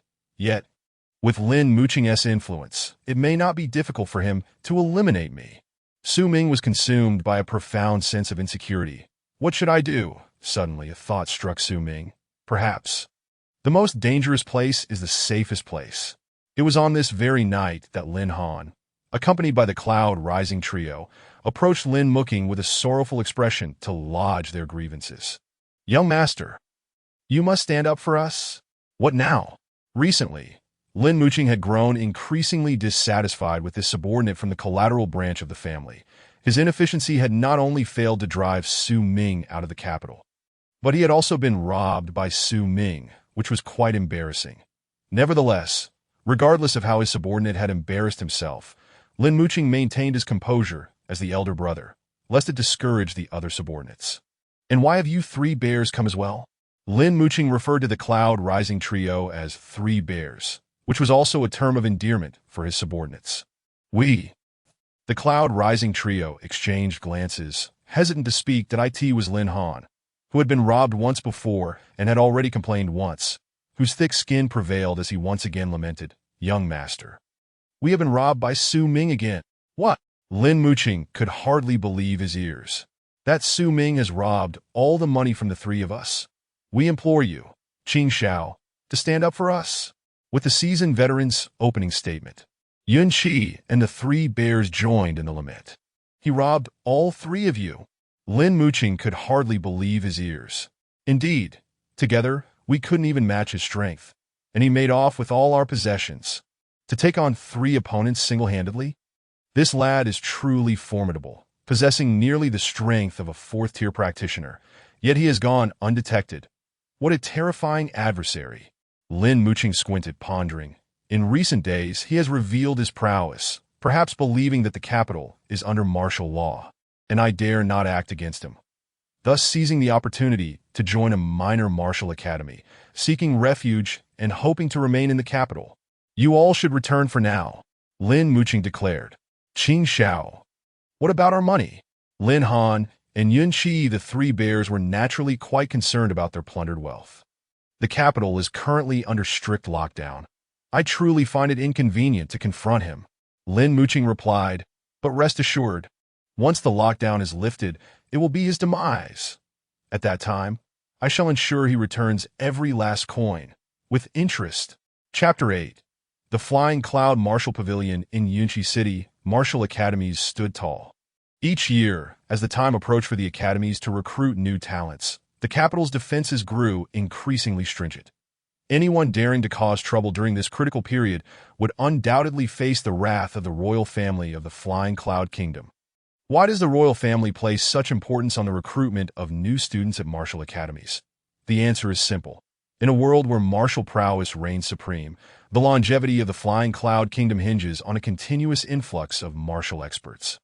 The talented youths recruited by the major academies will undoubtedly become the backbone of the nation. Any royal with even a modicum of foresight would never allow disruptions during the recruitment process. Traditionally, on the first day of recruitment at the major academies in the capital, only the Flying Cloud Martial Pavilion is permitted to accept disciples. Once the Flying Cloud Martial Pavilion has made its selections, only then do the other academies get to pick up the scraps. Early in the morning, a vast throng had already gathered outside the grand entrance of the Flying Cloud Martial Pavilion. It was a sea of humanity, with no fewer than 10,000 souls present. Among these tens of thousands, the vast majority were candidates and their parents. The candidates appeared as if they were about to step onto the battlefield, while their parents' faces radiated anticipation. Each year, the Flying Cloud Martial Pavilion recruits over 1,000 outer disciples, typically 1,000 from the 6th-tier practitioners, 300 from the 5th tier, and 100 from the 4th tier, with such ample slots available. Naturally, many flock to register. Yet, even so, gaining entry into the Flying Cloud Martial Pavilion is no easy feat. The first hurdle is talent. Candidates for the 6th tier must be no older than 17. For the 5th tier, the limit is 16, and for the 4th tier, it is 15. That those who meet the talent requirements are already rare gems. Furthermore, among these exceptionally gifted youths, only through fierce competition can they emerge as outer disciples of the Flying Cloud Martial Pavilion. It can be said that even among the outer disciples, only the most talented are chosen. Listen up, everyone. The grand entrance of the Flying Cloud Martial Pavilion spans over 100 meters. With 100 steps leading up to it, the speaker sat in the center of the entrance. All candidates, hurry to your designated areas according to the registration numbers from yesterday. No unauthorized personnel are allowed in the candidate areas. The throng of candidates surged forward, while parents encouraged their children. Huang, make sure to perform well and bring honor to our family today. Hua, don't worry. Father's already pulled some strings for you. They said you just need to show up. All right. Father, which connections did you use? Are they strong enough? It's the Bodhisattva from the temple. Anyo, just take the exam casually, don't stress. If you don't do well, you can come home and help me with the cattle. Come on. How can I not feel pressured? Su Ming blended into the crowd of candidates, appearing utterly unremarkable. Originally, Su Kai was supposed to accompany him, but an unexpected mission had arisen, leaving Su Ming to come alone. Lin Muqing and the others certainly won't expect me to show up here. Su Ming's presence was no coincidence. He intended to become an outer disciple of the Flying Cloud Martial Pavilion. If I remain in the capital, Lin Muqing will inevitably make a move against me. There's no escaping it. But if I enter the Flying Cloud Martial Pavilion and become his fellow disciple, my safety will be greatly enhanced. After all, the crime of harming a fellow disciple is a serious one. I don't believe Lin Muqing would be willing to bear such a burden that I in that case. he won't be able to act against me so openly. With an advantage at hand. Su Ming believed that given time, Lin Muqing posed no threat whatsoever. Currently, Su Ming was devising ways to secure more time for his advancement. The one sitting at the center must be Wu Gaofeng, the head of the outer pavilion. He truly is impressive. Su Ming furtively glanced at the speaker, simply sitting there and calling out. His voice resonates like thunder, clear enough for tens of thousands to hear. His cultivation must have transcended the outer realm and entered the inner realm. The outer and inner realms are distinctly different levels of mastery. Suddenly, an unforgettable figure caught Su Ming's eye. Lin Muqing. Su Ming then observed Lin Muqing casually taking a seat beside Wu Gaofeng, engaging in what seemed to be a friendly conversation, indicating a close relationship. I never expected Lin Muqing would also be here. But that's fine, with so many candidates, he likely won't notice me. Indeed, Lin Muqing had not noticed Su Ming. Amidst the sea of tens of thousands of candidates, Su Ming was utterly inconspicuous. Moreover, Lin Muqing had no inkling that Su Ming dared to venture into the lion's den knowingly. Brother Wu, Lin Muqing greeted with a smile. The elders truly hold you in high regard. You are solely responsible for this recruitment. Brother Lin. Although Wu Gaofeng held a mid-level position within the Flying Cloud Martial Pavilion, he was exceedingly courteous in the presence of Lin Muqing. It's merely a matter of recruiting a few outer disciples. The elders couldn't possibly be bothered with such trivialities. That cannot be said. Recruitment is a significant affair for our Flying Cloud Martial Pavilion. Among this batch of new disciples, many will undoubtedly become inner disciples, and perhaps even a couple will emerge as direct disciples. The elders entrusting you with such an important task clearly demonstrates their confidence in you. Inner disciples are certain to emerge. As for direct disciples, Wu Gaofeng shook his head. An elder may only take in 1 or 2 direct disciples in their lifetime. To find a talent like Brother Lin among this group is exceedingly rare. If any of these newly recruited disciples were to become a direct disciple of an elder, the benefits for Wu Gaofeng would be immeasurable. Yet, he also understood that the likelihood of such an occurrence was slim. Ha! Lin Muqing continued to exchange pleasantries with Wu Gaofeng before suddenly shifting the topic. Brother Wu, would it be possible to grant me 2 slots? 2 slots? Wu Gaofeng chuckled casually. A trivial matter, just a word from you. Thank you. Lin Muqing said no more. Indeed, 2 slots for outer disciples were hardly significant. Like Lin Han, who possessed only the cultivation of a second-tier practitioner, Lin Muqing had managed to secure him a position as a nominal disciple. Essentially an outer disciple, this moment. There was a slight commotion at the edge of the crowd. Members of the royal family have arrived. Wu Gaofeng stood up. Having just received word. Royal family? Lin Muqing also rose, looking towards the periphery of the crowd. Typically, when the royal family makes an appearance, it is a grand affair. Yet this time, no such display was evident. After a considerable time, Lin Muqing finally spotted a member of the royal family amid the bustling crowd. I wondered who it could be. Turns out it's Chi Xue.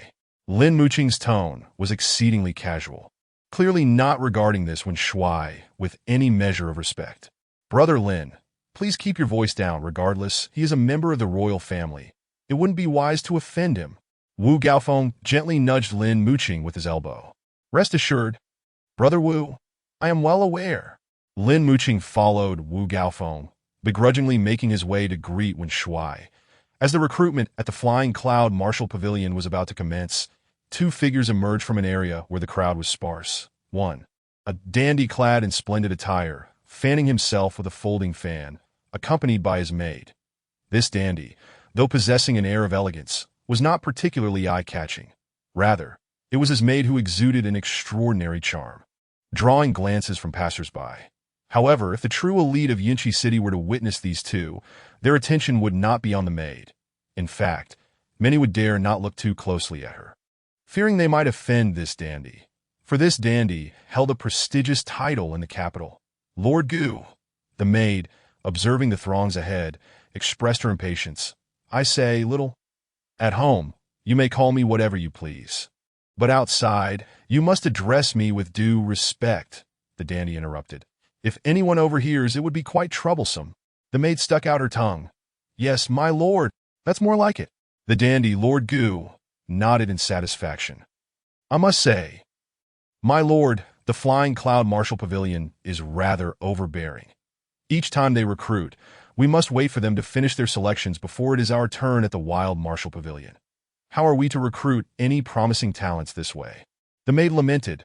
As it stands, our Wild Martial House is still overshadowed by their Flying Cloud Martial Pavilion, and many still believe we are inferior to them. Xiao Ran, how others perceive us is of no consequence. The head of the Gu family remarked nonchalantly. Besides, they are merely mediocre talents.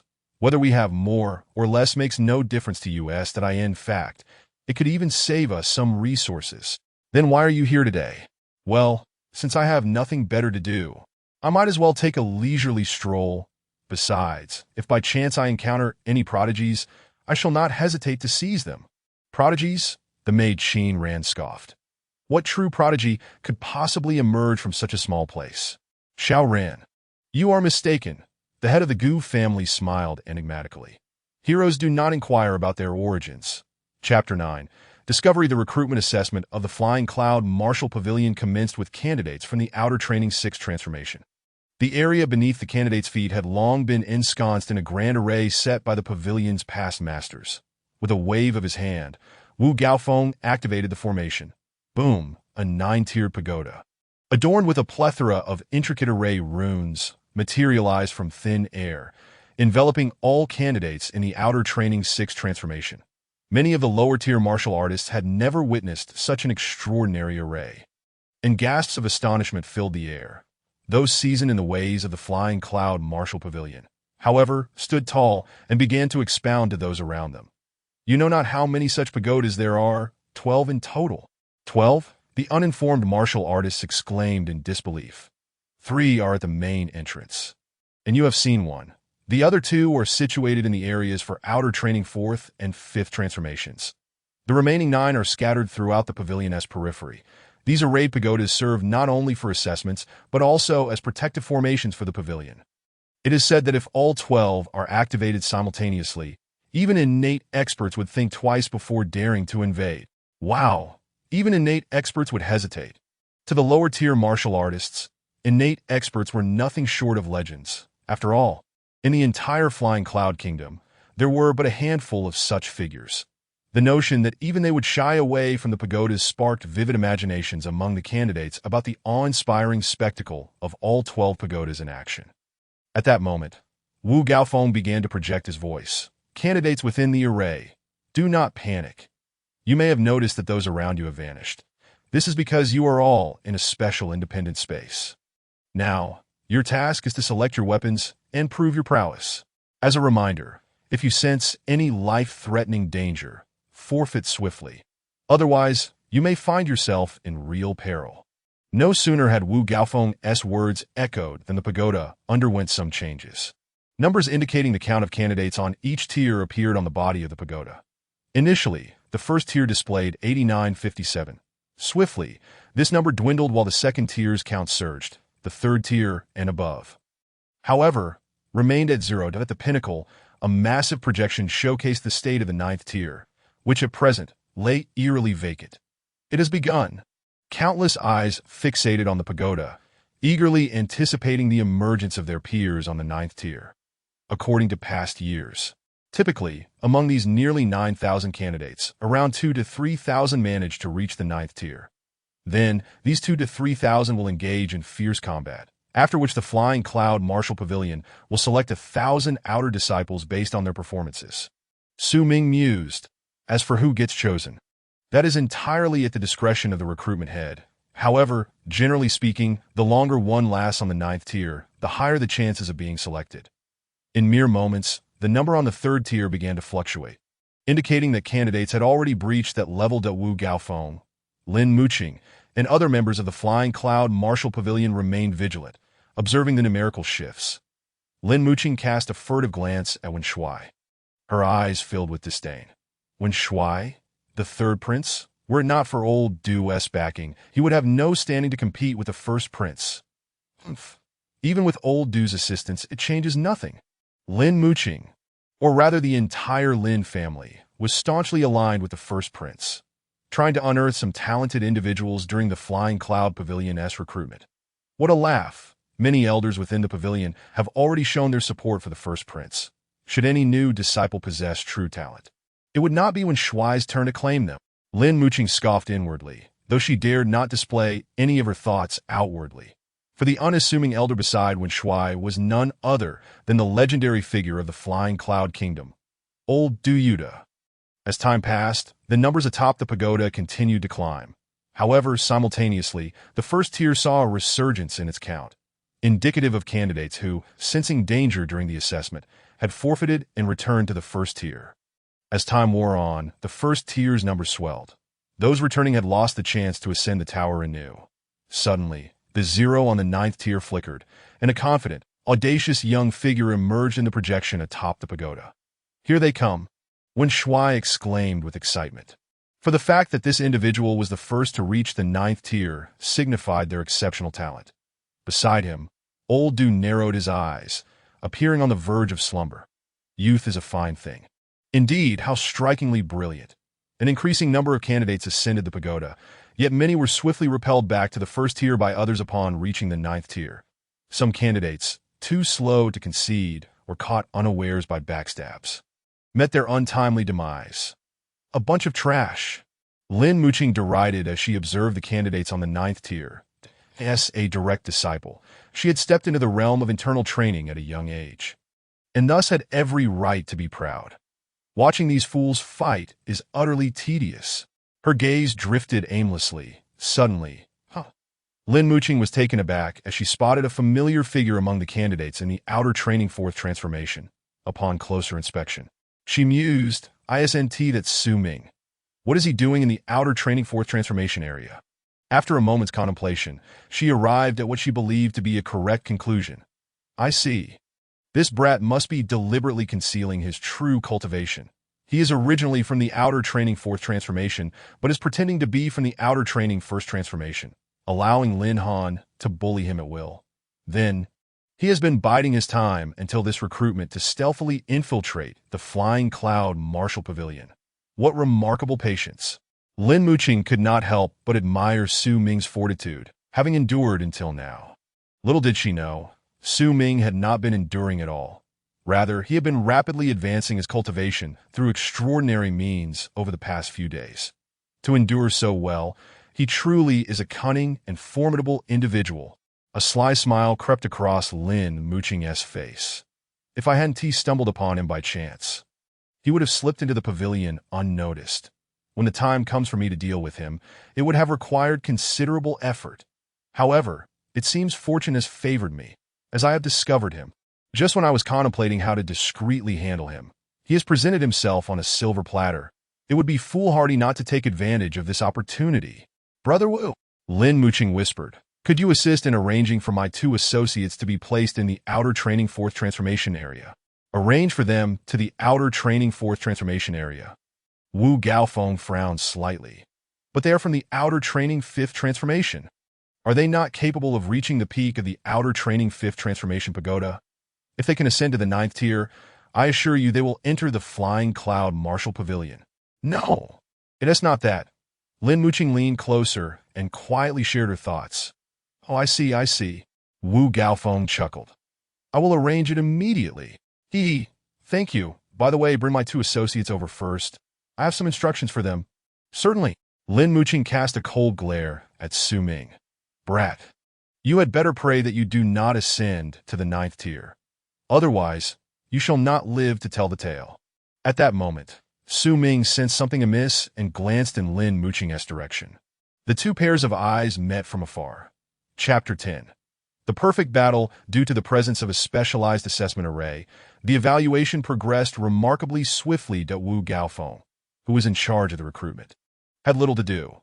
He simply sat there, engaging in conversation with those beside him, while his assistants diligently recorded the exceptional candidates. Such a formulaic and monotonous recruitment assessment was hardly surprising given the elders of the Flying Cloud Martial Pavilion's reluctance to attend. By noon, the assessments for the outer training 5th and 6th transformations had concluded, with a total of 1,300 candidates successfully joining the ranks of the Flying Cloud Martial Pavilion. some by merit, others by luck, and certainly a few through connections. Old Du, the third prince when Xue observed throughout the morning, his face devoid of fatigue, yet unable to mask his disappointment. Sigh. Old Du shook his head slightly, murmuring, "They are all rather mediocre.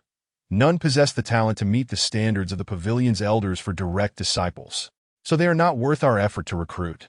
Those lacking the potential for innate mastery are not worth it. To expend vast resources and energy only to cultivate a mere internal training martial artist is utterly meaningless." Very well. When Xue sighed softly. The pursuit of talent is indeed a rarity. Nurturing a true prodigy is an even more arduous endeavor. There remains but one final assessment. However, when Xue did not harbor much anticipation for this final assessment, considering it was the weakest group. "Finally, it's my turn." Su Ming cast a distant glance at Lin Muqing, who was indeed smiling ominously at him. "I've been singled out. I wonder what underhanded tactics he plans to employ against me. It seems entering the Feiyun Martial Pavilion this time will be quite a challenge." Su Ming found himself at a loss for effective strategies. "All I can do is confront whatever comes my way. If I manage to stand out remarkably in the upcoming assessment, perhaps they'll have no choice but to admit me." Though the recruitment assessment was fraught with intricacies, it typically couldn't be too overt. Otherwise, it might provoke the elders of the Feiyun Martial Pavilion, leading to repercussions for the responsible Wu Gaofeng. Thus, if Su Ming truly performed impressively, there was still a chance for him to enter the Feiyun Martial Pavilion. Boom! The last arrayed tower rose that Su Ming felt a momentary blur before everything and everyone around him vanished. In their place was a room filled with an array of weaponry. "Choose your weapon." Weapons? Without hesitation, Su Ming realized he was utterly unskilled with any. "Then I'll take a spear." Since he was inept with all weapons, Su Ming opted for one that would provide him a sense of security while also exuding an aura of majesty. The longer the weapon, the greater its power, and the spear was an excellent choice. Of course, his selection was mainly motivated by the fact that the spear was the most challenging weapon to master. Mastering spear techniques would yield tremendous power. With the perfect combat ability activated, he could temporarily attain mastery-level spear skills. Just imagine, Su Ming wielding a spear, and once perfect combat was initiated, would he not sweep through his foes? This was something that swords and other weapons could not compare to. Armed with his weapon, Su Ming swiftly ascended to the second level and commenced his trials. Tower climbing was essentially an assessment of the candidate's overall strength, testing power, speed, agility, and even involving practical combat against phantasmal beasts. Su Ming's cultivation had been steadily accumulated, remarkably solid. Moreover, the technique he practiced, Duan Fan Shun, sounded exceptionally formidable. Even without activating perfect combat, it would be challenging to find a worthy opponent among those of the same rank. Thus, overcoming the trials was undoubtedly within his capabilities. Yet, it was not Su Ming who first reached the pinnacle of the 9th level, but rather a pair of twin brothers, Lin Yin and Lin Miao. Lin Miao. Does that young master look down on us too much? To ambush a 4th-tier external practitioner, he actually requires both of us to act together. In the vastness of the 9th level, with only the two of them present, the impatient Lin Yin couldn't help but grumble. That merely indicates how desperately the young master wishes for that individual to perish. Lin Miao's demeanor was markedly calm. When the time comes to act, you must abandon this attitude and approach it earnestly. I know, as brothers hailing from a remote branch of the Lin family, we lack both talent and background, but if not for the young master, we might never have the opportunity to enter the Feiyun Martial Pavilion in our lifetimes. Now that the young master has entrusted us with a task, we must wholeheartedly fulfill it. That's the spirit. The prowess of Lin Yin and Lin Miao could only be deemed average among external practitioners of the 5th tier. While they could ascend to the summit of the 5th-tier external practitioner assessment tower, they still fell short of qualifying as disciples of the Feiyun Martial Pavilion based solely on their abilities. However, even the weakest external practitioners of the 5th tier could easily overpower those of the 4th tier. Each tier in the external practitioner stage represented a significant transformation in one's life. The elderly Du, with his eyes half closed, murmured in surprise. 2 5th-tier external practitioners have emerged. It seems there is some trickery afoot. Such occurrences were often witnessed during the recruitment at the Feiyun Martial Pavilion. becoming an unspoken rule of sorts. Moreover, aside from the likes of Elder Du and a few other superlative experts, the majority present could not accurately discern the true cultivation levels of Lin Yin and Lin Miao. Shortly thereafter, more candidates reached the 9th level one after another. However, the initial batch of candidates hesitated to engage, aware that those who climbed to the top so swiftly would not be easy opponents. The Lin brothers also maintained a low profile in the corner, refraining from making their move. Their singular task was clear: to take advantage of the chaos, stealthily strike, and eliminate Su Ming. 9th level. After dispatching a phantasmal fox-like beast conjured by the array, Su Ming successfully reached the summit. There are already more than a dozen people here. Su Ming warily surveyed his surroundings, then sought a relatively secure spot to stand. Soon after, candidates began to emerge at the pinnacle like mushrooms after rain, as the number of candidates on the 9th level surpassed 70. Someone, unable to contain themselves, made the first move. Bang! The clash of blades shattered the tranquility of the arena, prompting the candidates to spring into action. Almost instantaneously, the weaker participants were drawn into a bloody confrontation. Not far from Su Ming, a candidate wielding a narrow-bladed long knife rushed toward him, evidently aiming to close the distance and render Su Ming's spear ineffective. Get lost! Su Ming swung the spear with brute force. In terms of strength, he naturally surpassed the candidate with the narrow-bladed long knife, and the spear's furious smash sent the opponent stumbling back several steps. Such overwhelming strength. The candidate with the narrow-bladed long knife felt a tingling in his hands and quickly realized that Su Ming was not an easy target to handle, promptly redirecting his attention to attack others. However, as more candidates ascended to the 9th level, Su Ming found it increasingly difficult to remain detached, unwittingly being drawn into the fray. Although he intended to make a stunning impression and potentially fight until the end, he could not shake the feeling that Lin Muqing had orchestrated some scheme against him, so he held back, reluctant to activate perfect combat just yet. I concede. The sounds of battle, screams, and the clashing of weapons echoed continuously. Some candidates, sensing danger, quickly conceded and were transported back to the 1st level by the array. Others, unwilling to submit before fully showcasing their abilities, hesitated and ultimately met their demise at the hands of others consumed by bloodlust. Lin Yin and Lin Miao also refrained from unleashing their full potential, merely defending themselves while stealthily maneuvering towards Su Ming's position. Lin Muqing, observing from the sidelines, was pleased with the performance of the Lin brothers, 2 5th-tier external practitioners. Calculating and opportunistic, ambushing a 4th-tier external practitioner. It would be absurd if they didn't succeed. Wanting to infiltrate the Fiyun Martial Pavilion. Truly, heaven offers a path you refuse to take. Hell has no door. Yet you come knocking. The battle on the 9th level raged on.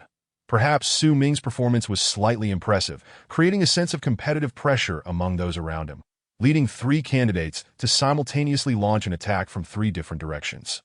In an instant, the pressure on Su Ming escalated dramatically.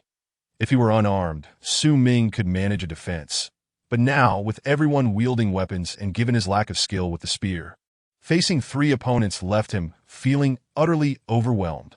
Now, unbeknownst to him, Lin Yin and Lin Miao had quietly approached behind Su Ming, and in perfect synchronization, they unleashed their full strength as 5th-tier external practitioners. Their swordsmanship was a blend of raw aggression and cunning, executed with astonishing speed. Such a sudden ambush from behind could very well prevent Su Ming from even having the chance to concede. Good! Lin Muqing couldn't help but exclaim softly. From the perspective of an onlooker, it seemed inevitable that Su Ming would perish, with no opportunity to concede. 5 ambushing 1. Though Su Ming's area was merely a small portion of the battlefield, numerous witnesses couldn't help but express their condolences for him. This kid must have offended someone he shouldn't have. Otherwise, why would he be subjected to such targeting? Just as everyone observing the scene believed Su Ming was doomed, he himself sensed an overwhelming sense of peril. In the blink of an eye, he barely had time to shout, "I concede." Damn, Lin Muqing's arrangements are so insidious. Su Ming was certain that the 2 suddenly attacking opponents behind him were fully prepared. At that moment, Su Ming had only one last card to play, activating perfect combat. In an instant that felt like time had frozen, Su Ming perceived a complete transformation in his perspective. The world around him suddenly became strikingly clear. The movements of those around him seemed to slow down, revealing countless openings that Su Ming even felt that facing the onslaught of 5 opponents from all directions. Even in such a dire situation, he had 100 methods to break free. While this was a slight exaggeration, Su Ming genuinely sensed that escaping was far from impossible. He deftly flicked his wrist, causing the spear to trace an unusual trajectory. The spear tip precisely emerged at 5 spatial points, each one representing the weakest point of his 5 attackers. Many onlookers failed to comprehend the unfolding events, only perceiving a flash before Su Ming had already broken free. Elder Du, who had been drooping his eyelids and appeared drowsy, suddenly widened his eyes in shock. How is that possible? Chapter 11, Approaching Subtlety. What happened, Elder Du? The third prince, Chi Xue, immediately noticed Elder Du's unusual reaction. Do not speak. Elder Du closed his eyes once more, but his mind remained tumultuous. How could this be? He is merely 15 years old, a 4th-tier external practitioner. How could he possess such spear techniques, such a realm? It is worth noting that even the legendary Elder Du of the Feiyun Kingdom had spent decades reaching such a level. Elder Du discreetly cast a glance towards Lin Muqing and Wu Gaofeng, observing their faces, which displayed a mix of surprise and shock, yet they clearly failed to comprehend the significance of Su Ming's earlier display. Fortunately, no elder from the Feiyun Martial Pavilion has come to attend this recruitment. Elder Du silently exhaled in relief, for only those with innate prowess could grasp the terror of Su Ming's abilities. Individuals like Wu Gaofeng, the external pavilion head, despite having reached the pinnacle of internal cultivation, were utterly incapable of understanding. Moreover, it seems he bears a grudge against Lin Muqing. Elder Du squinted, communicating through thought. Third prince, we have stumbled upon a treasure this time. A genuine gem. His talent is unparalleled in my lifetime. His future achievements will undoubtedly surpass my own. When Xue could hardly believe his ears. In his memory, Elder Du, though appearing nonchalant, was in truth an exceedingly proud individual, and he had never witnessed Elder Du bestowing such high praise upon anyone. Furthermore, Elder Du typically refrained from making absolute statements. Yet this time, he employed phrases such as unparalleled in my lifetime and undoubtedly, revealing the tumult within his heart. Do not make a sound. Act as if you know nothing. Elder Du continued to communicate. It is that young man who just repelled 5 opponents with a single strike, 2 of whom are at the 5th stage of external cultivation. Just observe carefully. When Xue understood Elder Du's intentions and feigned ignorance, yet his eyes remained fixated on Su Ming. His hands trembled slightly with excitement. Gems are easily found, but true talent is rare. He longed for exceptional individuals, and at last he had discovered a true prodigy. Now his next task was to devise a means to recruit this talented youth. By the way, investigate this young man's background, and whether he has any past grievances with Lin Muqing. When Xue nodded subtly. After conveying these words, Elder Du focused all his attention on Su Ming, eager to discern whether Su Ming had fortuitously executed such remarkable marksmanship, or if he possessed genuine skill. That, of course, even a fortunate display would suffice to prove Su Ming's talent.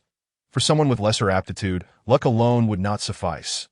Yet, the longer he watched, the more astonished Elder Du became. A mastery of marksmanship at the level of great completion. A mastery of movement techniques at the same level, approaching the realm of subtlety. Even if one began training from the womb, they should not be so extraordinary. Elder Du's gaze was complex. Such a talent is not to be confined within this pond. The Feiyun Kingdom cannot possibly accommodate him. I fear that even among those superlative powers, he would be regarded as a top-tier genius. In his youth, Elder Du had traversed far and wide, even venturing beyond the Feiyun Kingdom into broader realms, encountering various prodigies from formidable factions. Yet in his estimation, even those geniuses would pale in comparison to Su Ming. Equally astonished were Gu Fuzhu and the maid Qin Ran, who lingered at the periphery of the crowd. A mere step away from subtlety, Qin Ran, though a maid, was a genuine innate expert. In such a small place as the Feiyun Kingdom, such a monstrous talent exists. Gu Fuzhu smiled enigmatically. This visit to the Feiyun Kingdom has not been in vain. Once Su Ming activated his external abilities, the ensuing battles became utterly predictable. Within mere moments, the three candidates who had joined forces against him could no longer withstand the pressure and consecutively conceded defeat. Lin Yin and Lin Miao, of course, were no match for Su Ming either. It was a pity that these two, both at the 5th stage of external cultivation, were thoroughly dominated by Su Ming, who was merely at the 4th stage. One could only wonder if they would be traumatized, affecting their future martial pursuits. Is this kid truly at the 4th stage of external cultivation? Lin Yin and Lin Miao lamented. Could it be that the youth deliberately assigned us an impossible task? Bang! Bang!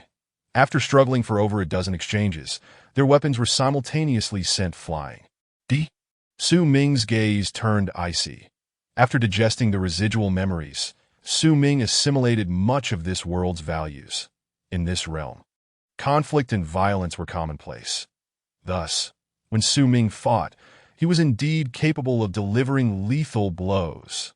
I concede! I concede! Lin Yin and Lin Miao shouted almost in unison. What is happening? The sudden turn of events left Lin Muqing utterly dumbfounded.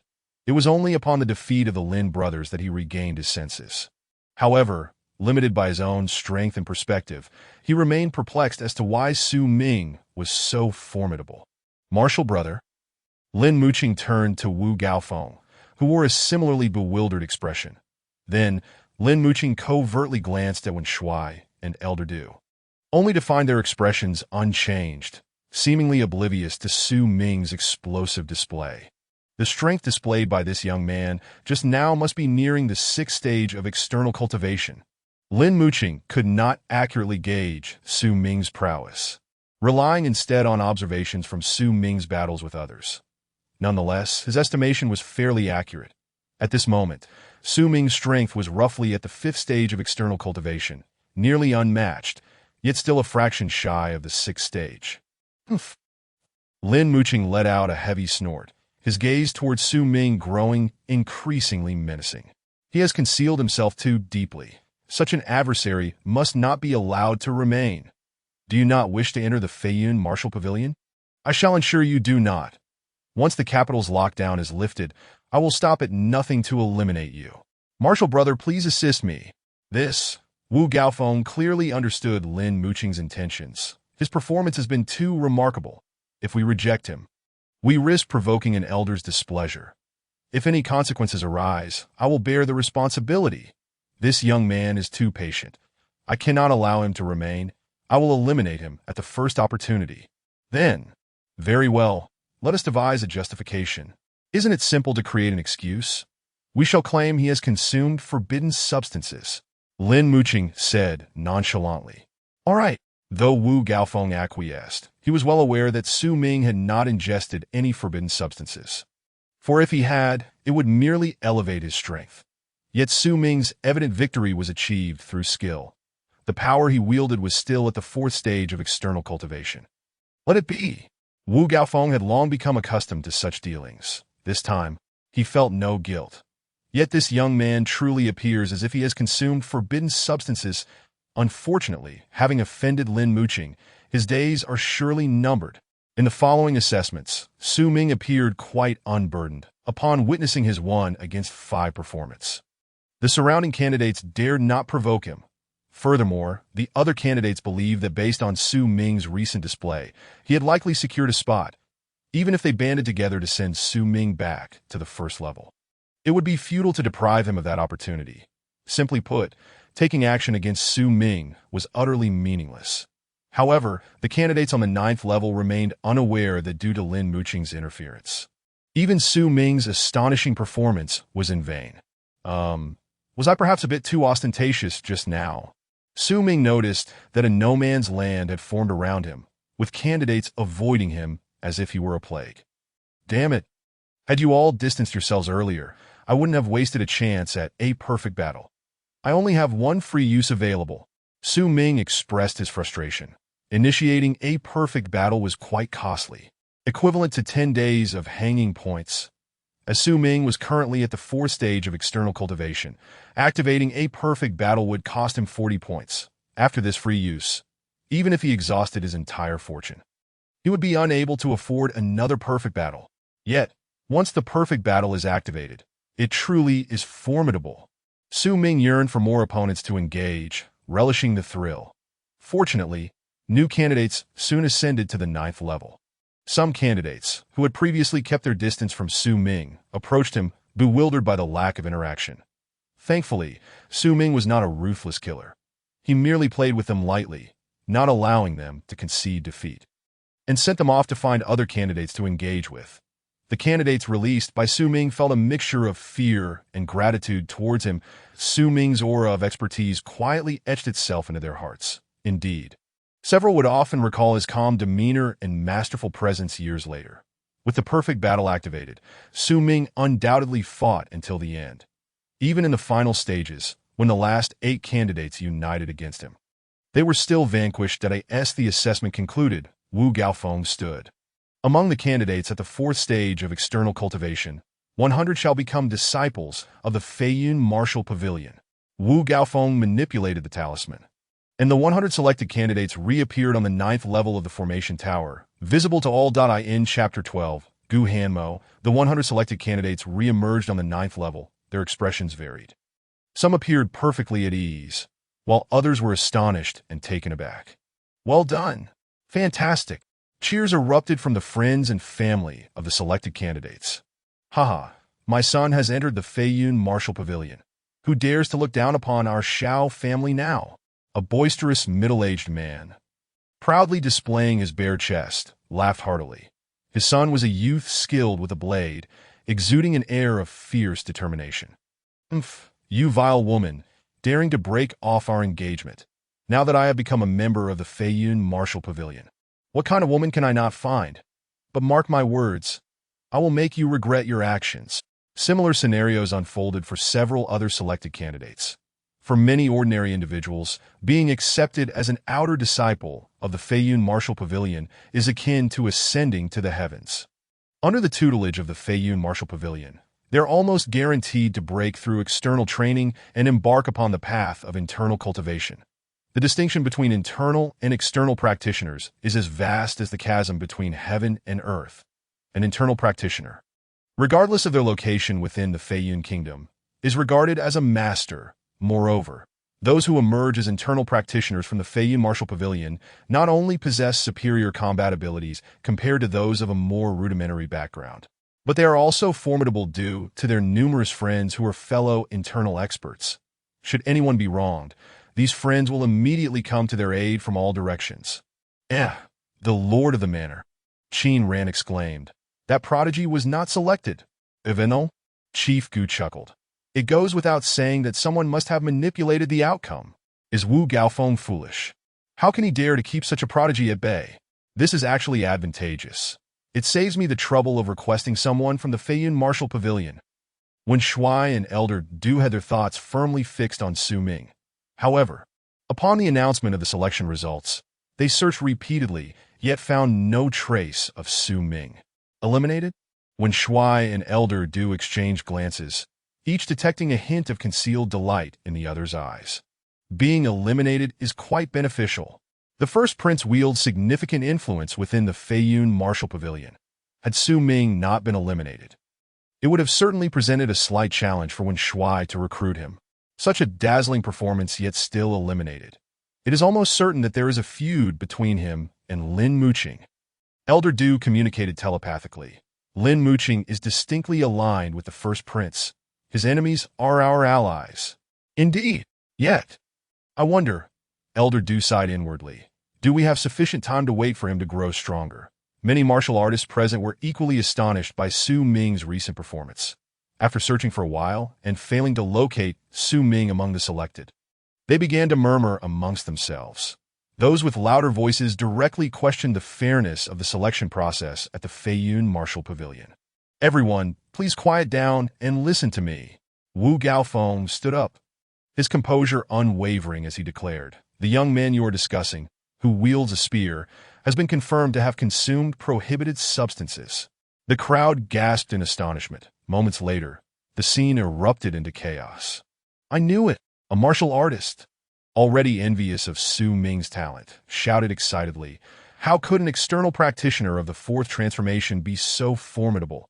It turns out he was using drugs. How disgraceful to cheat during the assessment. Thankfully, the pavilion master has keen insight.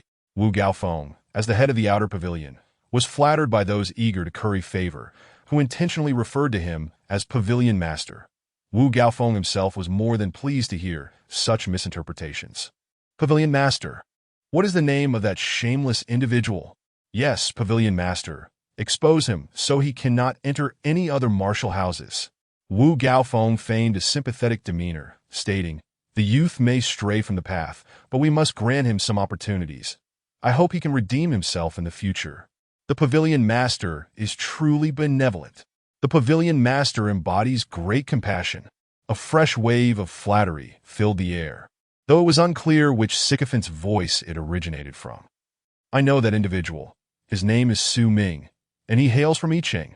As the praises subsided, a subordinate of Lin Muqing shouted from the crowd. Instantly, the ignorant onlookers branded Su Ming with the label, from Yicheng, used prohibited substances. Lin Muqing sneered inwardly. I will first ruin your reputation, and then once the capital's martial law is lifted, I shall find an opportunity to eliminate you. Ha ha, ha ha ha. As the formation dissipated, Su Ming shook his head and walked out. Lin Muqing is truly crude and direct. Despite my astonishing performance, he still resolutely barred my selection. If I cannot enter the Feiyun Martial Pavilion, then I shall seek refuge in the Barbaric Martial House. Su Ming had heard that while the Barbaric Martial House may appear inferior to the Feiyun Martial Pavilion, its foundation is far deeper, and its status within the capital is even more exalted. However, I currently lack the means to initiate another perfect battle. I wonder if I can smoothly pass the recruitment assessment at the Barbaric Martial House. Nevertheless, Su Ming remained confident, for among his peers, few surpassed him in skill. Moreover, the effects of the perfect battle were still in effect, propelling his cultivation to unprecedented heights. This was the additional benefit derived from the perfect battle enhancement. Suddenly, Su Ming noticed many individuals around him gazing intently, their expressions distinctly peculiar. Upon closer inspection, look, it's him. He is the one who used prohibited substances in the assessment. How shameful! Without strength, he still aspires to enter the Feiyun Martial Pavilion. Are they all speaking of me? Using prohibited substances? Su Ming observed the scornful gazes directed at him from all directions, along with Lin Muqing's mocking smile on stage, and immediately understood. It must be Lin Muqing's handiwork. But there is nothing to say. Ever since I arrived in this world, I have been locked in an endless rivalry with him. Laugh all you want. Should I survive, you will perish. Amidst the chorus of accusations, Su Ming maintained a steady stride, unhurriedly making his way out, as if everything around him were entirely irrelevant. If only I am granted time, they will inevitably realize how foolish they currently are. Of course, there were a few astute martial artists present who sensed that there was certainly something amiss regarding Su Ming's elimination. However, precisely because they caught wind of the anomaly, several who initially intended to approach Su Ming to extend an invitation hesitated, fearful of offending Wu Gaofeng. As Su Ming exited the crowd, a voice suddenly resonated in his ear. Young man, I am increasingly optimistic about you. Su Ming's eyes widened. A transmission technique. It is an innate master. He glanced around, but found no one. Stop searching aimlessly. The crowd is large and eyes are many. It is inconvenient for me to meet you. The voice echoed again. Wait for me at home. I, Gu Hanmo of the Barbaric Martial House. Chapter 13. Master Gu Hanmo.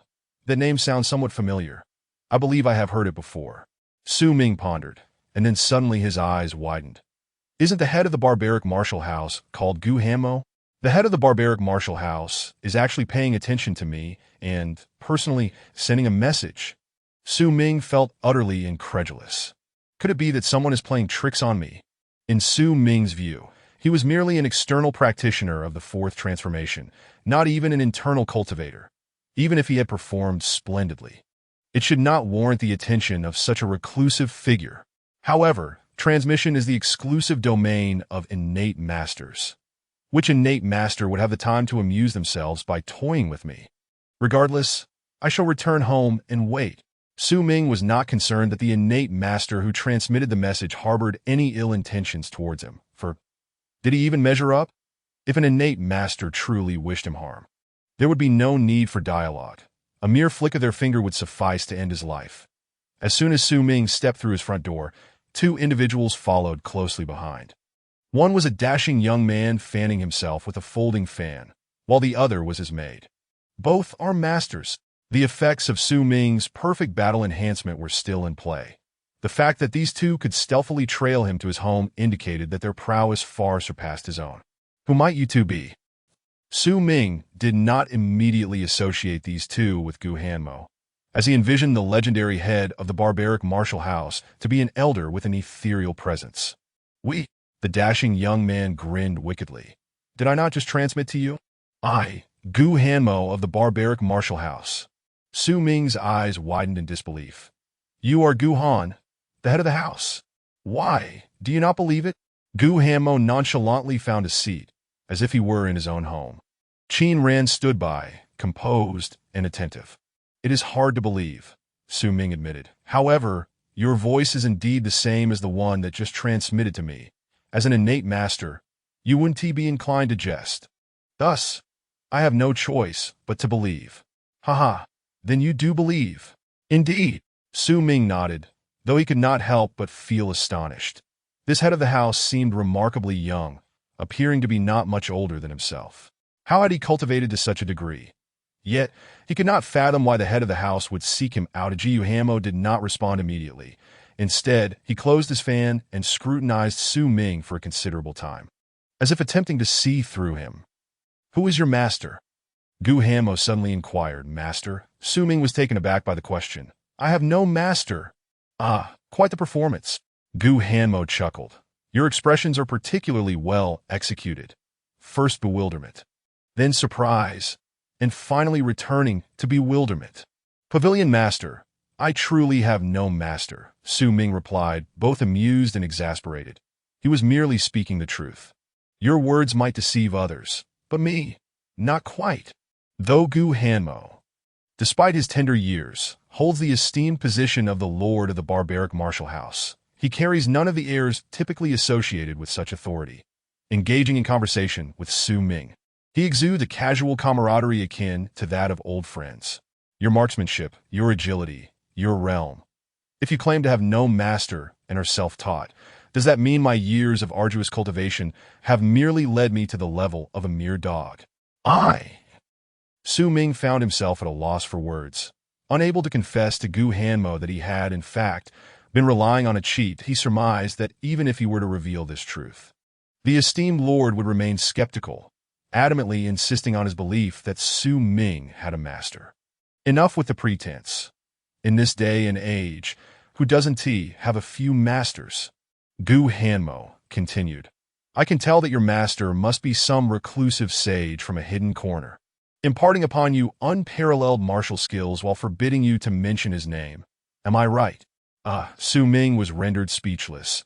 The imagination of this lord was indeed quite vivid, and he possessed a gossipy curiosity reminiscent of a woman. Not speaking of it is tantamount to an admission, Gu Hanmo declared. Self-satisfied, I completely understand your situation. I, too, have had a similar experience with an old man who appeared out of nowhere, insisting on taking me as his disciple, while forbidding me from mentioning him to anyone. If he says I shouldn't, I will most certainly do the opposite. After all, he has no hold over me. Su Ming felt utterly unable to respond. Forget it, you're still young. Being reticent is quite normal. I shan't press you further. When you've grown and gained confidence, you'll naturally speak freely. I'm still young. Su Ming's face bore several lines of exasperation. I can't be that much younger than you. Indeed. Gu Hanmo raised an eyebrow. But who is to blame for your meager cultivation? As a senior expert, if I say you're young, how can you dispute that? I concede. Su Ming never imagined that the lord of the barbaric martial house would be such a youthful rascal. And what else more, he was rather amusing. If he insists on misunderstanding that I have a hidden master, then let him believe it. Su Ming even contemplated whether he should take the opportunity to spread this rumor. This would not only provide him with a semblance of protection, discouraging others from acting against him, but it would also serve as a perfect explanation for his extraordinary marksmanship, agility, and realm. That is all well and good. Gu Hanmo beamed with pride. Back to the matter at hand. Guess why I sought you out this time? What purpose could there be, other than inviting me to join the barbaric martial house and join you? In the presence of such a whimsical lord, Su Ming felt no need to feign seriousness and simply expressed his thoughts candidly. Ah, splendid. You have the right mindset. Gu Hanmo regarded Su Ming with growing satisfaction. Evidently, Su Ming's disposition resonated well with him. Let us consider it settled. Report to the barbaric martial house in 5 days. With that, Gu Hanmo rose to take his leave. Wait, you're leaving already? Aren't you going to stay for a bit?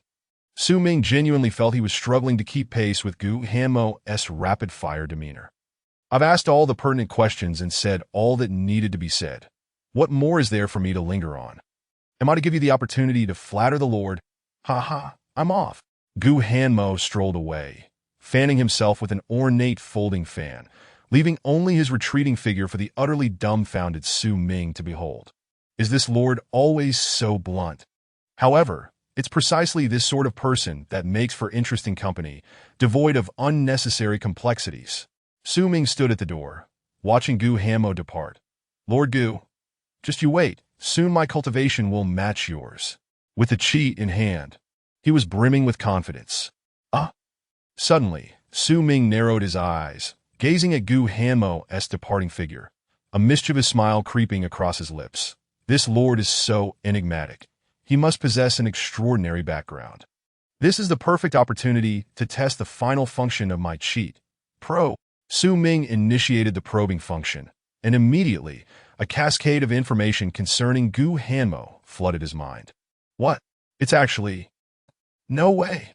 Su Ming stared in disbelief at the audaciously strutting Gu Gongzi. This is too overwhelming. Chapter 14. The Storage Ring. Gu Hanmo, 15 years old, early innate stage, realm subtlety, proficient in swordsmanship, signature move. The details provided a thorough analysis of Gu Hanmo's capabilities. A comprehensive overview covered his signature techniques, weaknesses, and more. What? Merely 15 years old? Su Ming had suspected Gu Hanmo was not much older than himself, but he never anticipated that they were the same age. 15 and already in the early innate stage.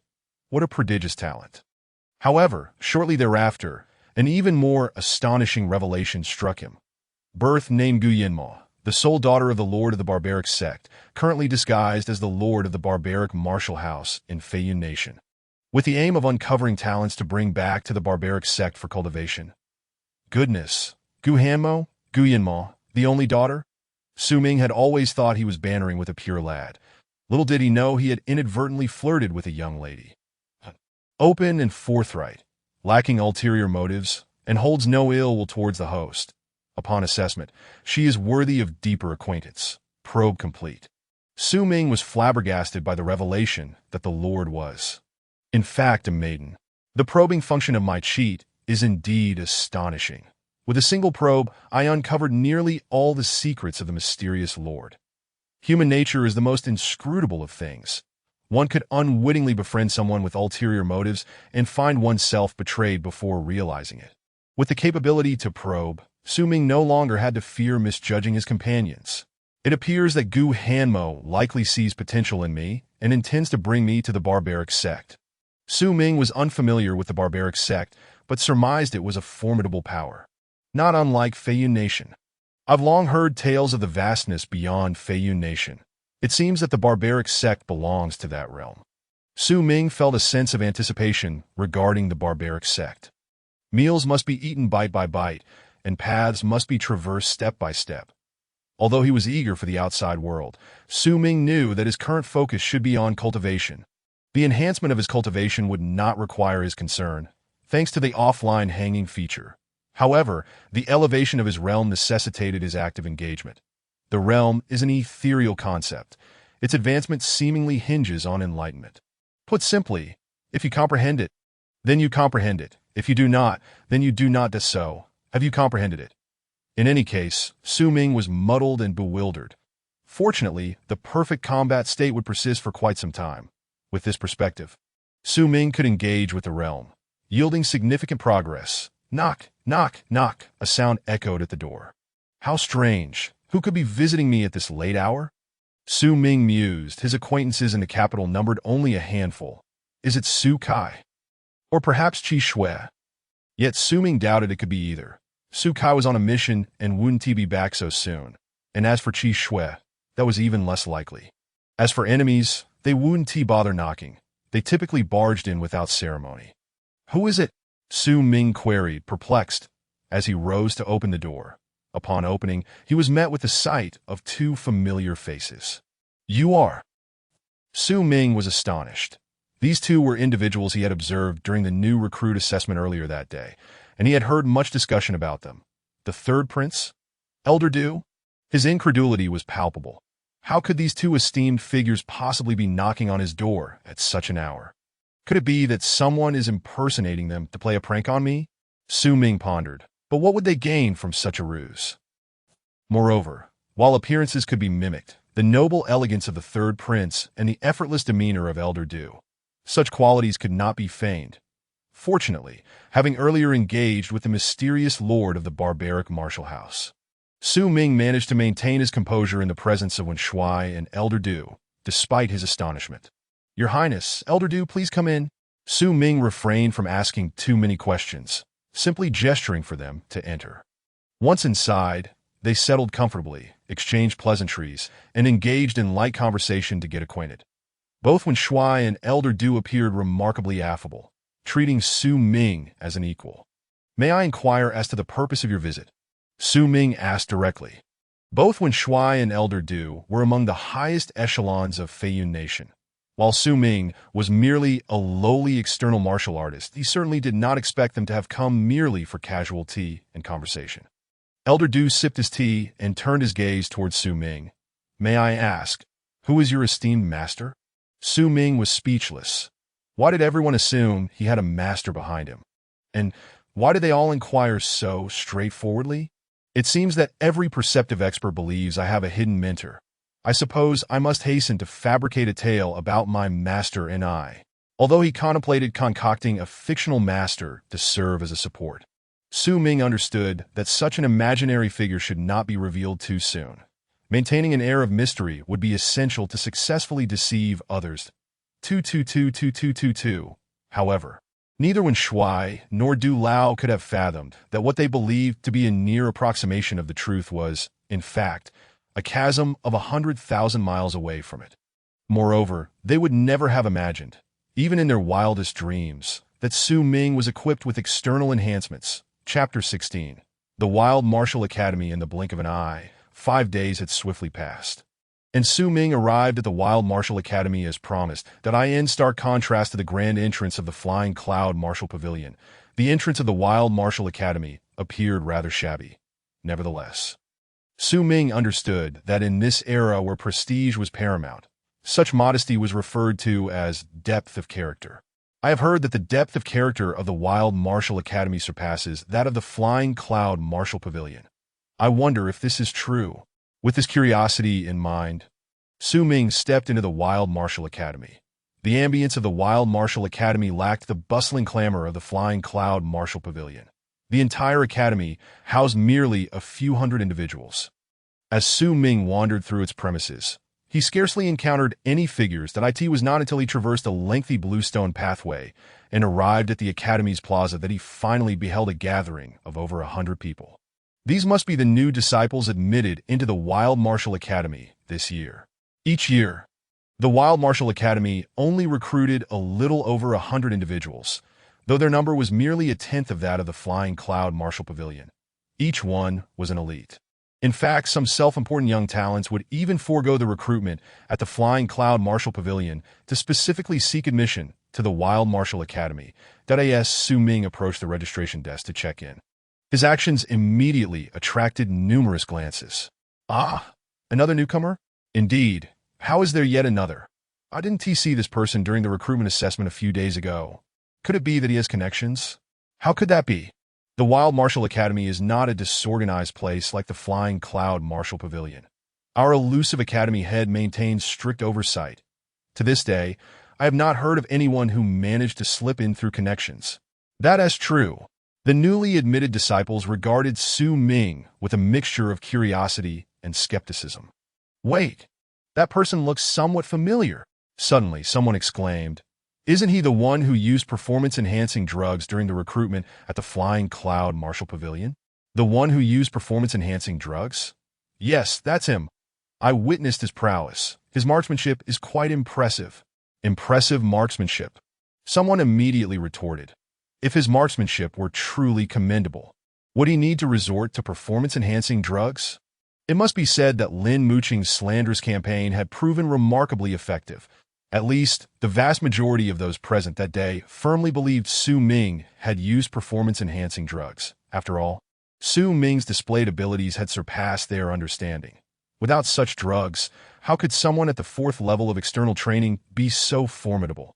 Use performance-enhancing drugs? Some individuals who were previously unaware of the matter now wore expressions of disdain upon hearing this news. How could a scoundrel who resorted to performance-enhancing drugs appear at our Wild Martial Academy? Moreover, he dares to register here? Su Ming felt a chill run down his spine as he sensed countless scornful gazes directed at him from behind. What is happening? Su Ming found himself bewildered. I have just arrived and have wronged no one, nor have I committed any misdeeds. Yet, what could be the cause of this inexplicable contempt from the multitude? Put down your pen. Who permitted you to register at the Wild Martial Academy? Just as Su Ming was lost in confusion, a thunderous roar echoed around him. Moments later, a towering youth, with a physique resembling that of a bear, approached with 2 massive iron hammers slung over his shoulders, exuding an intimidating aura. Boom! The tall youth abruptly halted before Su Ming, peering down at him with disdain, and bellowed, "Scram! You scoundrel who used performance-enhancing drugs, get out of the Wild Martial Academy. What on earth is going on?" Su Ming remained perplexed. However, upon hearing the words performance-enhancing drugs, he quickly deduced the situation. Damn it. Lin Muqing has truly tarnished my reputation. Now I encounter a crowd of strangers who can recognize me as someone who used performance-enhancing drugs. How absurd! I have no idea what such drugs even are. How could I have used them? Su Ming had to concede that Lin Muqing had indeed played a masterful hand, having successfully sullied his name. Had it not been for his encounter with a perceptive expert like Gu Hanmo, he might have found it exceedingly difficult to gain admission to any martial academy. Sun Ji, what are you doing? The instructor responsible for registration admonished. He is someone personally assigned by the academy head. Personally assigned by the academy head? The towering youth, Sun Ji, displayed a look of realization. No wonder. No wonder you were able to leverage connections to enter our Wild Martial Academy. It turns out it was by the academy head's direct orders. But master, I refuse to accept this. Just because the academy head personally assigned him, does that mean we can disregard the rules of the Wild Martial Academy? Especially someone who has used performance-enhancing drugs. Allowing him in is a disgrace to our academy. What are you shouting about? Although the instructor harbored his own disdain for Su Ming, believing him to be a drug user, he dared not show any disrespect to someone personally assigned by the academy head, thus rebuking Sun Ji. I have completed my registration. May I leave now? Su Ming was disinclined to waste time with the dim-witted beast Sun Ji. Yes. Yes. The instructor gestured with a dismissive motion. Leave? Sun Ji, however, blocked Su Ming's path. Where do you think you're going? Who permitted you to leave? None of your business. Su Ming could hardly be bothered to lift his gaze. He was utterly disinterested in conversing with someone whose intellect seemed to have a missing link. None of my business. A flicker of doubt crossed Sun Ji's eyes. Indeed. Whether or not Su Ming had used performance-enhancing drugs was none of his concern. Yet this momentary doubt quickly passed. You scoundrel who resorted to performance-enhancing drugs, sharing the same academy as you, is an affront to me.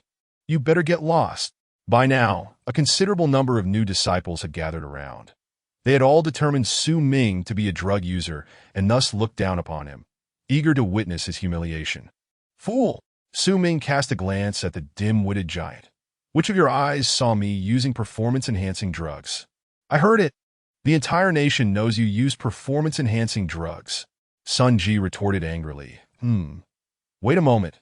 What did you just call me? Fool! You dare call me a fool? You're asking for death. Sun Ji's eyes turned red with rage. The onlookers were equally astonished. My goodness, this kid actually dared to insult Sun Ji. Though Sun Ji has a fiery temperament, his strength is formidable. He is undoubtedly the strongest among us. Indeed, despite Sun Ji's cultivation only reaching the 5th level of external training, his innate strength is astonishing. The instructors have claimed that his power rivals that of internal cultivators. Even those of us at the 6th level of external training cannot match him. This kid is done for. When Sun Ji gets angry, he acts like a rampaging bull, and even the instructors find it challenging to rein him in. Look, Sun Ji is about to explode. Su Ming observed silently that he realized that Sun Ji's mind truly turned slowly. Even when he was about to lose his temper, he needed to charge up for quite some time. I had initially intended to lay low at the Wild Martial Academy for a while, but it seems that will no longer be possible. Su Ming glanced at the foolish giant Sun Ji with a hint of pity. In that case, I might as well waste some of my enhancements and make an example of you. Su Ming was not keen on being persistently bothered in the future, and the best way to achieve that was undoubtedly to establish a formidable reputation. Sun Ji, being the strongest among the newcomers at the Wild Martial Academy, and practically delivering himself to Su Ming's doorstep, became the perfect target for him. What? Are you angry because I called you a fool? Su Ming continued to provoke. No worries. If you're unconvinced, I am more than willing to accommodate you here. You dare challenge me? Sun Ji's eyes blazed red with fury. No, to be precise, I intend to humiliate you. Su Ming laughed brazenly. Those around him were left speechless. This kid is far too arrogant. What good is arrogance without strength? He is doomed. He probably thinks that just by taking performance-enhancing drugs, he can become invincible. Little does he know how formidable Sun Ji is. Even with drugs, he will still be trampled. Even the instructors who had originally planned to intervene were now thoroughly displeased with Su Ming's audacity. For someone who has used performance-enhancing drugs to act so arrogantly, I truly cannot comprehend why the academy head would allow such a scoundrel into our academy. Let him suffer a bit. It would save us from having to endure his shamelessness in the academy. Upon realizing that a fight was about to break out, Sun Ji instead calmed down, even learning a phrase. You speak with such arrogance. If you wish to fight, I shall make you concede with heartfelt acceptance. Go ahead and take performance-enhancing drugs, lest you accuse me of bullying you. The crowd erupted in mockery. Kid, hurry and take the performance-enhancing drugs. Yes, let us all witness just how potent those drugs truly are. Fool! Su Ming retorted once more. Today, I will impart a lesson to you. Do not believe everything you hear. Show me those 2 massive hammers of yours. Su Ming extended his hand, signaling Sun Ji to come at him. He was also prepared to activate his perfect combat enhancement at any moment. Although Su Ming appeared audacious, he was in fact quite cautious. After all, Sun Ji's 2 colossal hammers were indeed intimidating.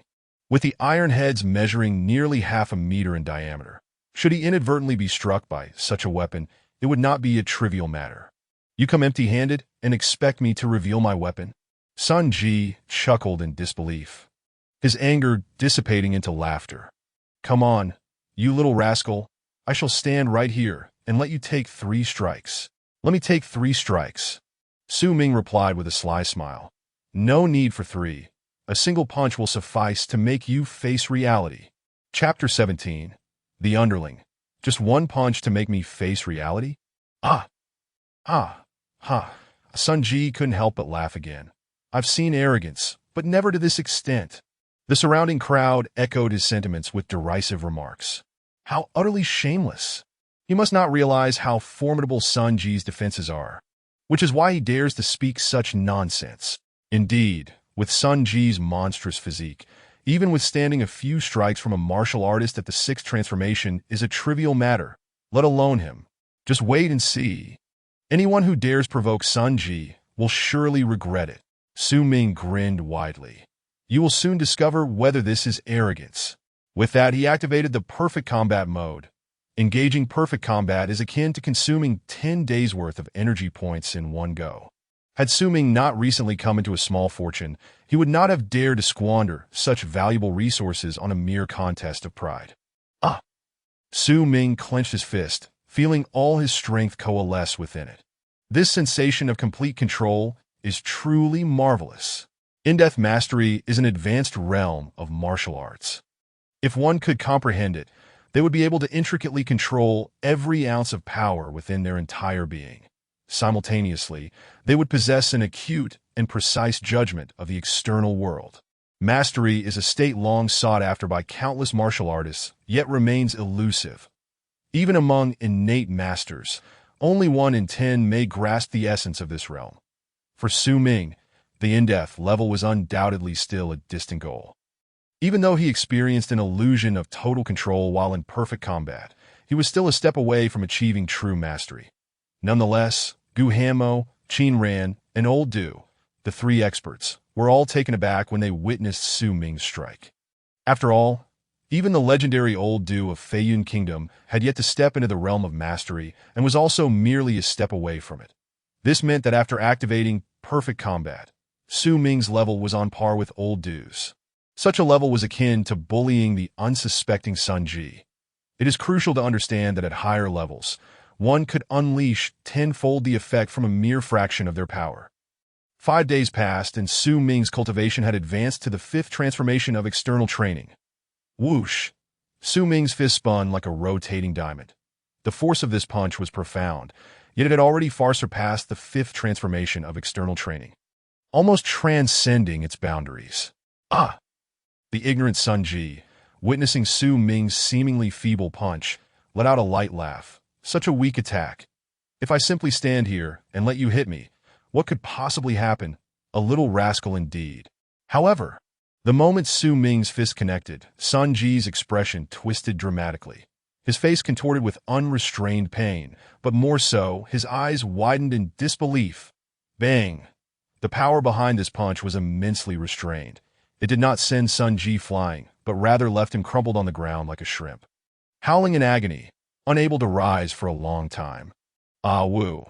The onlookers stared blankly at the wailing Sun Ji, their expressions a mixture of confusion and astonishment at the unexpected turn of events. After all, to them, Su Ming's previous punch had not seemed powerful at all. Hey, Sun Ji, what is going on? Are you acting? Sun Ji, in too much pain to respond immediately, managed to utter, Acting my foot. The new disciples exchanged puzzled glances. Struggling to make sense of the situation, that it took a while for Sun Ji to rise again, his gaze fixed on Su Ming, brimming with excitement.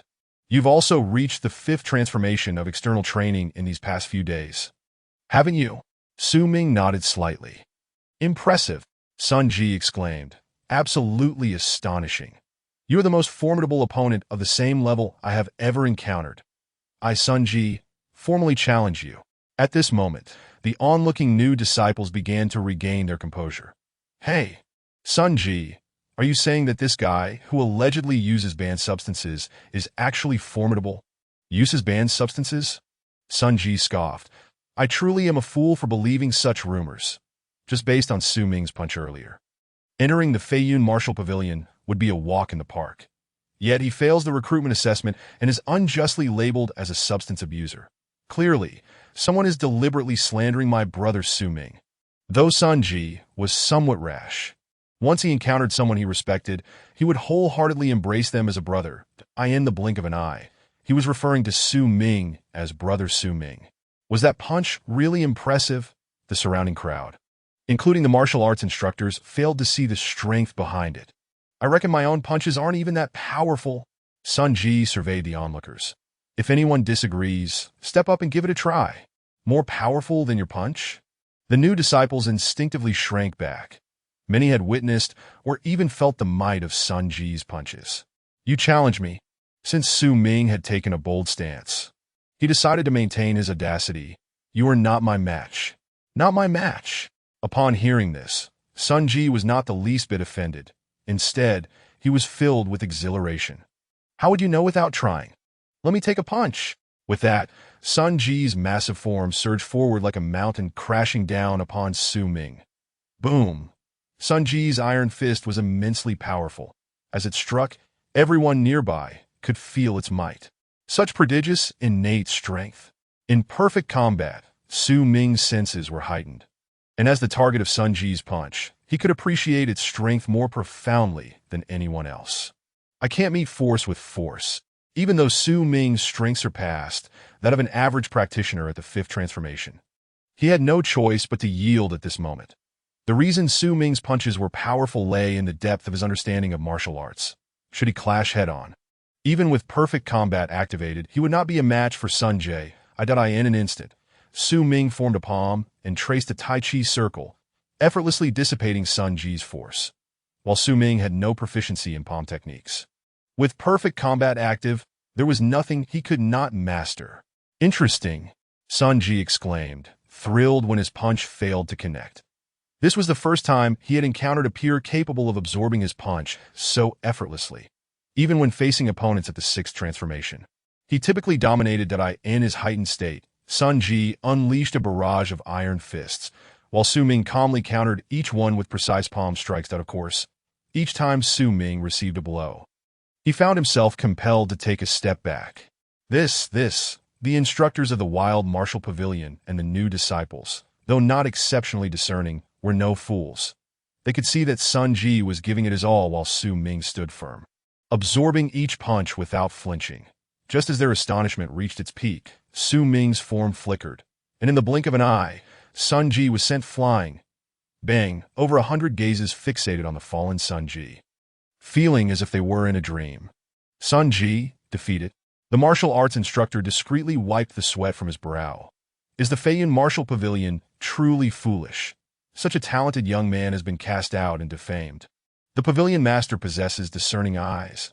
I wonder when he will bring back such a promising individual. Are you convinced? Su Ming stood proudly. Convinced. Sun Ji nodded vigorously, genuinely convinced. However, Sun Ji hesitated. May I use a weapon and spar with you for a while longer?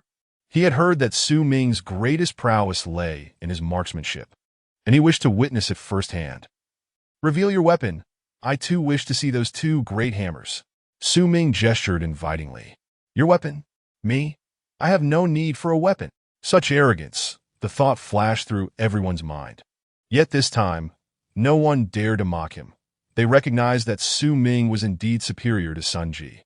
Nevertheless, the notion of Su Ming facing Sun Ji, who wielded weapons, barehanded, still seemed excessively audacious. Yet, who could deny that he had the capital to be so bold? Very well, then be cautious. Sun Ji swung a massive iron hammer, as if brandishing two walls in the next moment. The crowd blinked in disbelief. Su Ming darted through the space between the swinging walls like a flash of lightning. In the blink of an eye, Su Ming's hand had seized Sun Ji's throat. What? While some had considered the possibility of Su Ming winning, no one expected the outcome to be resolved so swiftly. Your speed is too slow, Su Ming commented with an air of superiority. No matter how great your strength, if you cannot land a hit, it amounts to nothing.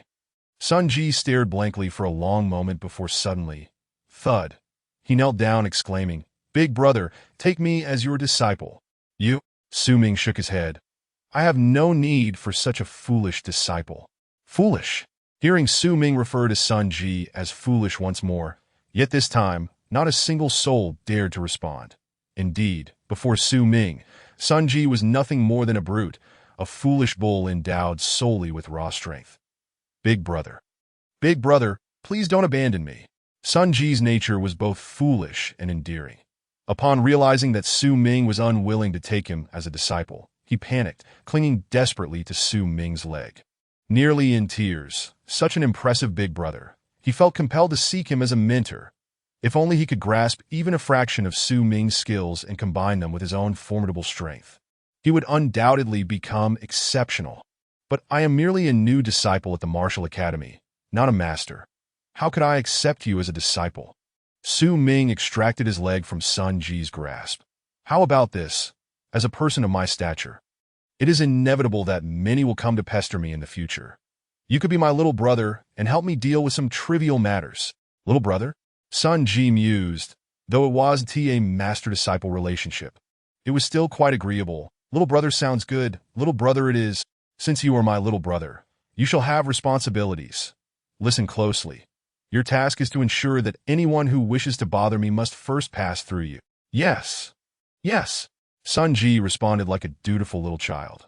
Oh, and, excluding beautiful women, they can come straight to me. Chapter 18. Renowned reputation this world is one where strength speaks for itself. After effortlessly defeating Sun Ji, Su Ming's reputation swiftly spread. He became acknowledged as the foremost among the new disciples of the martial academy this year, even causing considerable apprehension among many of the older disciples. As for the rumors regarding Su Ming's use of prohibited substances, they naturally fell apart on their own. What a joke! The top disciple among the new recruits of the martial academy would resort to such underhanded tactics during the recruitment at the Flying Cloud Martial Pavilion. Quite frankly, whether or not they held him in esteem was still unknown. True top-tier geniuses would be more inclined to attend the martial academy, for its foundation is far more profound. Moreover, tales of Su Ming gradually disseminated from the martial academy, slowly reaching the entire capital. Xiao Ming, didn't you tell me a few days ago that you had just broken through to the third stage of external training? Upon returning from a mission, Su Kai was immediately informed of Su Ming's exploits. Initially, he could scarcely believe that his cousin Su Ming was the one in question until the two brothers met. Well, I've had a bit of luck and managed to break through a few times. Su Ming replied candidly. Luck in breaking through? And multiple times at that? Su Kai was left speechless. How did I never notice that you were such a freak? Freak. Su Ming could only sip his drink in silence. However, compared to your astonishing marksmanship and agility, while your rate of cultivation is indeed extraordinary, it is not entirely incomprehensible. Su Kai added. Astonishing? Su Ming was taken aback, realizing that the outside world held such a view of him. Yet upon reflection, it made sense. In terms of realm, after activating the perfect combat mode, there were likely very few in the Flying Cloud Nation who could surpass him. Even the legendary Du Yuta could only match him in terms of realm. Xiao Ming. I must relay your accomplishments back home immediately, Su Kai declared. Our Su family has produced such a genius as you. It truly brings glory to our ancestors. Once your strength has grown, our Su family will surely become a renowned noble clan. So Xiao Ming, you must not slacken in your training just because of some achievements. The responsibility of revitalizing the Su family rests upon your shoulders. Revitalizing the Su family was the hope of generations. In the past, Su Ming had harbored a similar hope deep within. However, his innate talent was too lacking, and he had merely hoped not to drag the Su family down. He had never qualified to aspire to such revitalization. Before long, even the reclusive Chi Xue heard of Su Ming's feats. External training at the 5th stage, stronger than those at the 6th stage. He is the foremost among the new disciples of the martial academy this year. Marksmanship and agility. Truly astonishing? Is this truly my brother Su Ming? Chi Xue suddenly felt a sense of estrangement from Su Ming. But even so, what does it matter? At just 15, reaching the 5th stage of external training, my brother Su Ming's talent is still far too lacking. He and I are ultimately on different paths. Chi Xue's goal was to break through to internal training and achieve the innate realm. To attain the innate realm, the younger one was, the greater the hope that at just 14. Chi Xue was already in the early stages of internal training. With such talent, she had a significant chance of breaking through to the innate realm in the future. I never expected that my brother Su Ming had been concealing his strength all these years, and I was completely unaware. Chi Xue did not believe that Su Ming had suddenly skyrocketed from the 1st stage of external training to the 5th stage in such a short time. She found it difficult to articulate her feelings, merely sensing a void within her heart. She had always believed that Su Ming would share everything with her. Yet now, she realized that she seemingly held little importance in Su Ming's heart. Perhaps Chi Xue would never comprehend. That boy who confided in her about everything had long since ceased to exist. The current Su Ming was, indeed, utterly unfamiliar to her, as Chi Xue's thoughts wandered. In the punishment hall of the Flying Cloud Martial Pavilion, 2 disciples who had erred knelt tremblingly before the elder. Elder Chow, we acknowledge our mistakes. Elder Chow, we shall never again disrespect the masters of the pavilion. Oh, you acknowledge your mistakes? Elder Chow's face was dark, or rather, it was always dark, that iron-faced Chao Haishan, who in the Flying Cloud Martial Pavilion was known and feared by all. Not only the two disciples, but even some of the pavilion's masters, management staff, and several elders held a measure of fear towards Elder Chao Haishan. For he not only wielded the authority to enforce the pavilion's laws, but was also known for his impartiality and lack of leniency. Numerous disciples had been expelled by Chao Haishan. Even several pavilion masters and mid-level management had been kicked out of the Flying Cloud Martial Pavilion by him. Since you acknowledge your mistakes, then tell me, according to the pavilion's rules, how should those who disrespect their superiors be punished? This. The two disciples fell silent, that if strictly adhering to the pavilion's rules, the punishment for disrespecting superiors was exceedingly severe. At the lightest, it would result in the deduction of half a year's resource rewards. At the worst, it could lead to expulsion from the pavilion, or even the complete destruction of one's cultivation. Although the two disciples had only committed minor infractions, they were nonetheless filled with trepidation. Suddenly, Elder Chao Haishan's communication talisman rang. Could it be that someone wishes to plead for them? Elder Chao Haishan cast a stern glance at the two disciples, then took out the communication talisman to inspect it. As he read, his expression gradually darkened. Such a matter has arisen. Bang! Elder Chao Haishan slammed the table and stood up, startling the two disciples to the point where they nearly lost control of their bladders. This Wu Gaofeng. More trouble than he is worth. Wu Gaofeng. The two disciples sighed in relief, as it did not concern them. Elder Chao's wrath means that Wu Gaofeng will undoubtedly suffer. You two, get out of my sight. Out! The two were perplexed. Get out? Where to? Are we not to be punished? Or was it simply because of this minor issue that they were to be expelled? Chao Haishan, currently enraged and preoccupied with more pressing matters, had little time to waste on the two disciples. Do you not understand? Get out. This matter ends here. If you dare to err again, do not return here. Simply leave the Flying Cloud Martial Pavilion. The two disciples felt as if they had been granted a reprieve. So Elder Chao was letting them go. Annoyed, they watched as the two disciples scurried away, and Chao Haishan retrieved the communication talisman once more. Wu Gaofeng, come to the punishment hall immediately. Meanwhile, Wu Gaofeng was outside, enjoying a night of revelry with several young women surrounding him. Utterly at ease. The old geezer Chao Haishan is calling for me? Wu Gaofeng felt a jolt of fear. Half a stick of incense later, Wu Gaofeng stood before Elder Chao Haishan, trembling. Bring me the footage of this recruitment. The recruitment footage? Wu Gaofeng's expression changed. He had heard about Su Ming's remarkable achievements at the Martial Academy. However, hearing was one thing. He had no way to rectify the situation. Could it be that this matter has reached Elder Chao's ears? Wu Gaofeng was well aware of Chao Haishan's temperament. In front of Elder Chao, if one complied obediently and admitted their mistakes, all would be well. But if one resisted, the consequences would be dire. Thus, Wu Gaofeng did not dare to delay, promptly presenting the footage to Elder Chao. That's Su Ming. Though his strength is commendable, the claims of his marksmanship and agility being astonishing are utterly exaggerated. Wu Gaofeng mused. At most, I misjudged and expelled a decent disciple. If Elder Chao truly intends to punish me, I can only accept my fate. Ha ha ha. As Chao Haishan watched the footage, instead of becoming enraged, he began to laugh, leaving Wu Gaofeng feeling uneasy. Elder Chao, what is it? Is there an issue? An issue? Bang! The irate Chao Haishan kicked Wu Gaofeng in the stomach, sending him sprawling and spitting blood. Wu Gaofeng, tell me. Chao Haishan did not care how badly Wu Gaofeng was injured. Why was this youth named Su Ming not selected? It seemed the inquiry was indeed about this. Wu Gaofeng inwardly cursed Lin Muqing. However, in such a moment, betraying a comrade was out of the question. And more importantly, should he betray Lin Muqing, he would not only face Elder Chao's wrath but also the ire of Lin Muqing and the Lin family. Wu Gaofeng exclaimed. Raising his voice, someone reported that he was using banned substances, so I removed him. Someone reported it. Who was it? Chao Haishan pressed that Wu Gaofeng was momentarily at a loss for words. Chao Haishan did not pursue the matter further.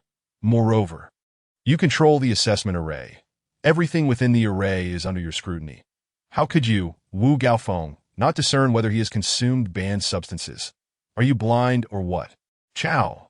Elder Chao, Wu Gaofeng admitted his fault directly. I acknowledge my negligence in this matter and am willing to accept punishment.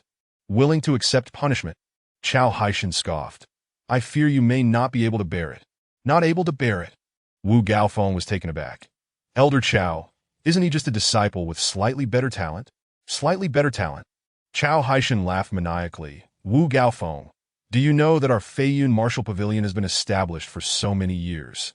Precisely to wait for a genius like this young man. What? Wu Gaofeng was momentarily stunned. Now that we've finally encountered such a talent, you push him away. If this young man joins our Feiyun Martial Pavilion, we will undoubtedly spare no effort in nurturing him. Spare no effort in nurturing him? Wu Gaofeng was increasingly bewildered. What was this all about? However, he began to grasp the gravity of the situation. This Su Ming's talent was extraordinary, far beyond what he had imagined. Otherwise, how could Elder Chao utter the words, spare no effort in nurturing him?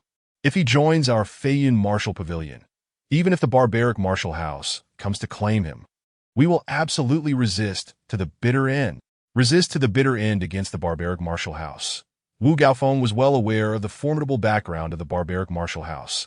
Its power exceeded that of the entire Feiyun Kingdom.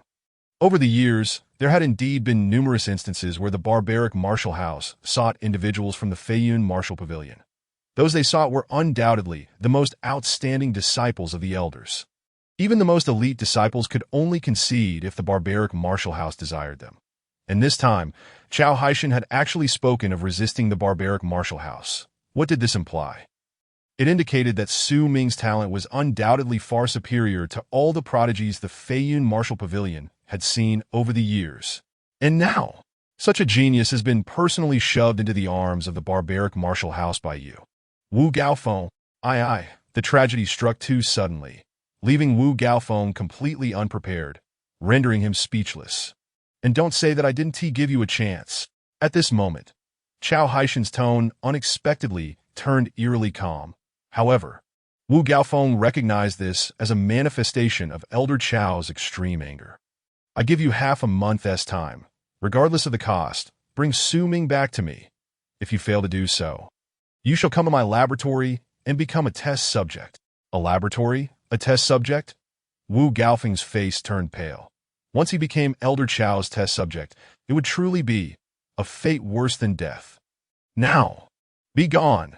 If you have any objections, you may seek the Pavilion Master. However, I believe you won't need to, as the Pavilion Master will soon come looking for you. Chao Haishan's predictions were not amiss.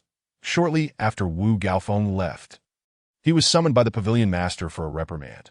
Although the Pavilion Master spoke in a calm manner, Wu Gaofeng could discern that if he failed to resolve this matter, he would face a fate far worse than death. It was quite possible that he would indeed be thrown into Elder Chao's laboratory and transformed into a human puppet. After returning from the Pavilion Master, Wu Gaofeng paced back and forth numerous times, contemplating, and ultimately decided to summon his capable subordinate. Xiao Yi, take this 30,000 taels of gold and go to the Barbaric Martial House to find Su Ming. Chapter 19. Hammer Money Yizhen.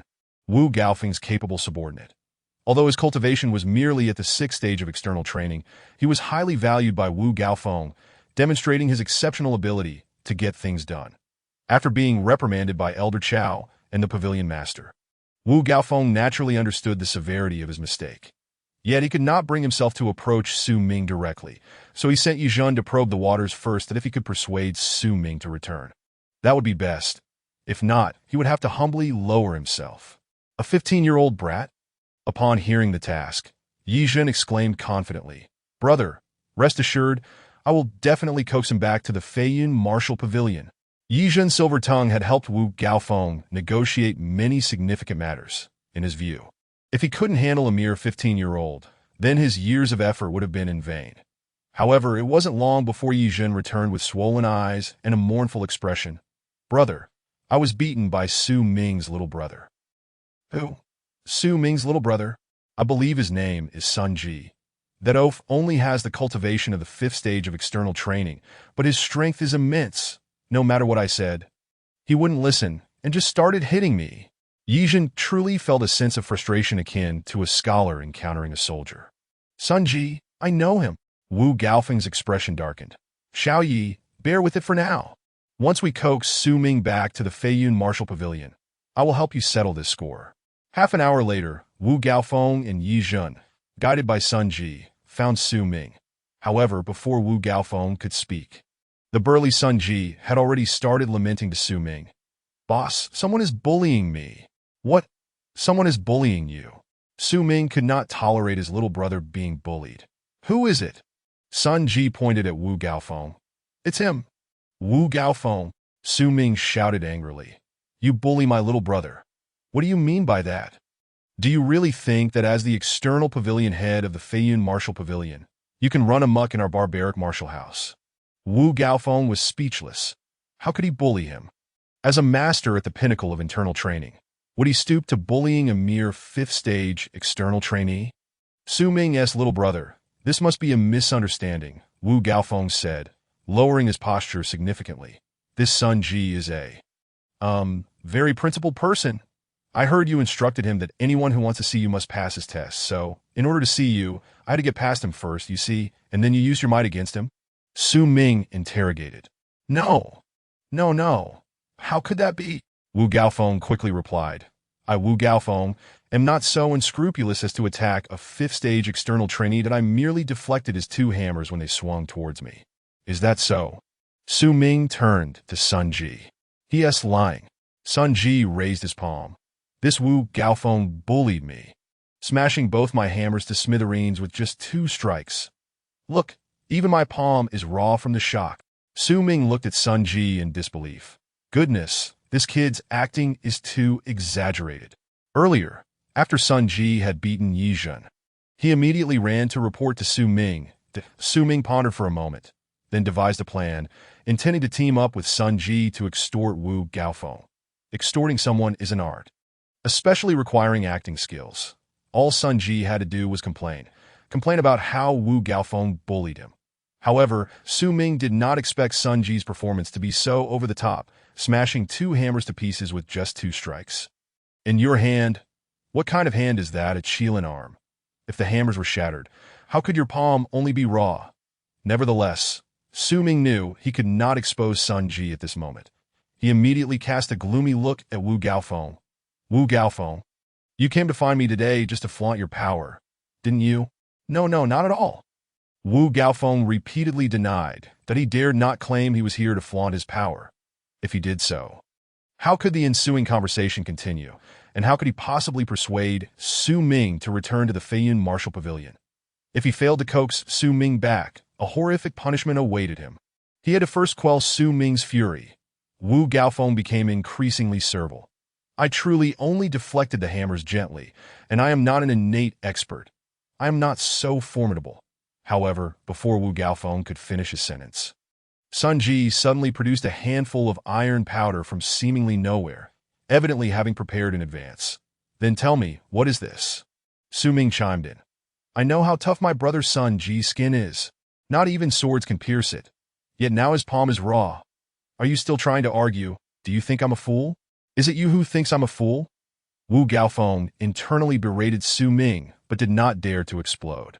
It was my oversight that damaged brother Sun Ji's hammers. How about this? I am willing to compensate.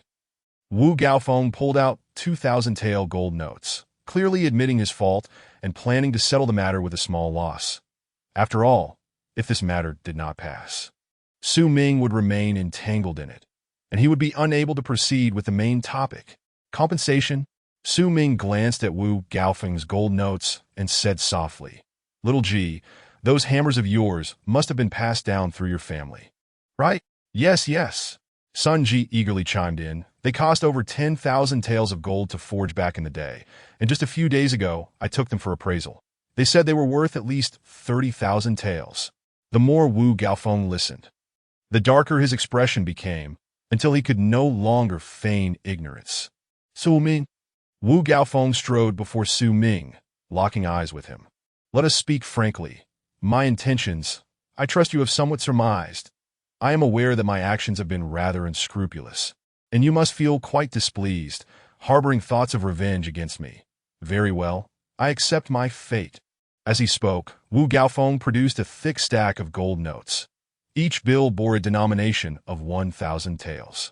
30,000 taels of gold. This is my sincerity. Wu Gaofeng presented it with a bow. Now, may we engage in a serious discussion? Ah, quite a display of wealth. Su Ming exchanged a knowing glance with Sun Ji, signaling him to take note. Wow, that is a considerable sum. Sun Ji eagerly accepted the stack, counting each note meticulously, even recounting several times. Boss, indeed, it amounts to 30,000 taels. Wu Gaofeng, suppressing his impatience, waited for him to finish before stating, Now, can we talk? 30,000 taels of gold. Does that buy me the right to engage in conversation? Su Ming replied with a smile. Certainly. Let us converse. Wu Gaofeng stated directly. The money has been accepted, grievances have been aired. Come, Su Ming, return with me to the Feiyin Wuge. Su Ming, without batting an eye, retorted, Not going back. Not going back. Wu Gaofeng's face contorted with anger. Su Ming, are you jesting? You've accepted the money, yet refuse to return with me to the Feiyin Wuge? Money, what money? Su Ming feigned ignorance. This money is merely compensation for the hammer incident involving my brother Sun Ji. It has nothing to do with me. Moreover, I am perfectly content within the mysterious wilderness martial house. When did I ever express a desire to return with you to the Feiyin Wuge? You want to return? Wu Gaofeng's internal cultivation erupted in fury. You've been toying with me all along. Haven't you? Indeed, I have been toying with you, just as you toyed with me that day. Su Ming viplit non chalen. I've made it quite clear. Accepting this 30,000 taels of gold settles our past grievances. From now on, I shall not trouble you. However, you expect me to accompany you to the Feiyin Wuge? Su Ming burst into laughter. Do not jest. I am quite content in the mysterious wilderness martial house. Why on earth would I go to the Feiyin Wuge? To provide you and Lin Muqing an opportunity to harm me. Do you think me a fool? Please take your leave. I shan't escort you. With that, Su Ming turned his back and walked away. Su Ming. Wu Gaofeng was seething with rage. Today, whether you want to or not, you shall accompany me. The prospect of failing to bring Su Ming back filled Wu Gaofeng with dread. Merely contemplating it sent chills down his spine. Today, he had to ensure Su Ming returned with him, regardless of the method that he asked for whether such a forceful retrieval would yield any results. Wu Gaofeng had no inclination to ponder at that moment. Wu Gaofeng, it seems you have truly grown accustomed to your tyrannical ways in the capital. What, do you wish to lay hands on me within the mysterious wilderness martial house? Su Ming taunted with a wry smile. By all means, go ahead and try. Sun Ji cast a dubious glance at Wu Gaofeng. To dare raise a hand against a disciple of the mysterious wilderness martial house was nothing short of reckless. You. Wu Gaofeng was infuriated, yet utterly helpless. Su Ming, I ask you one last time.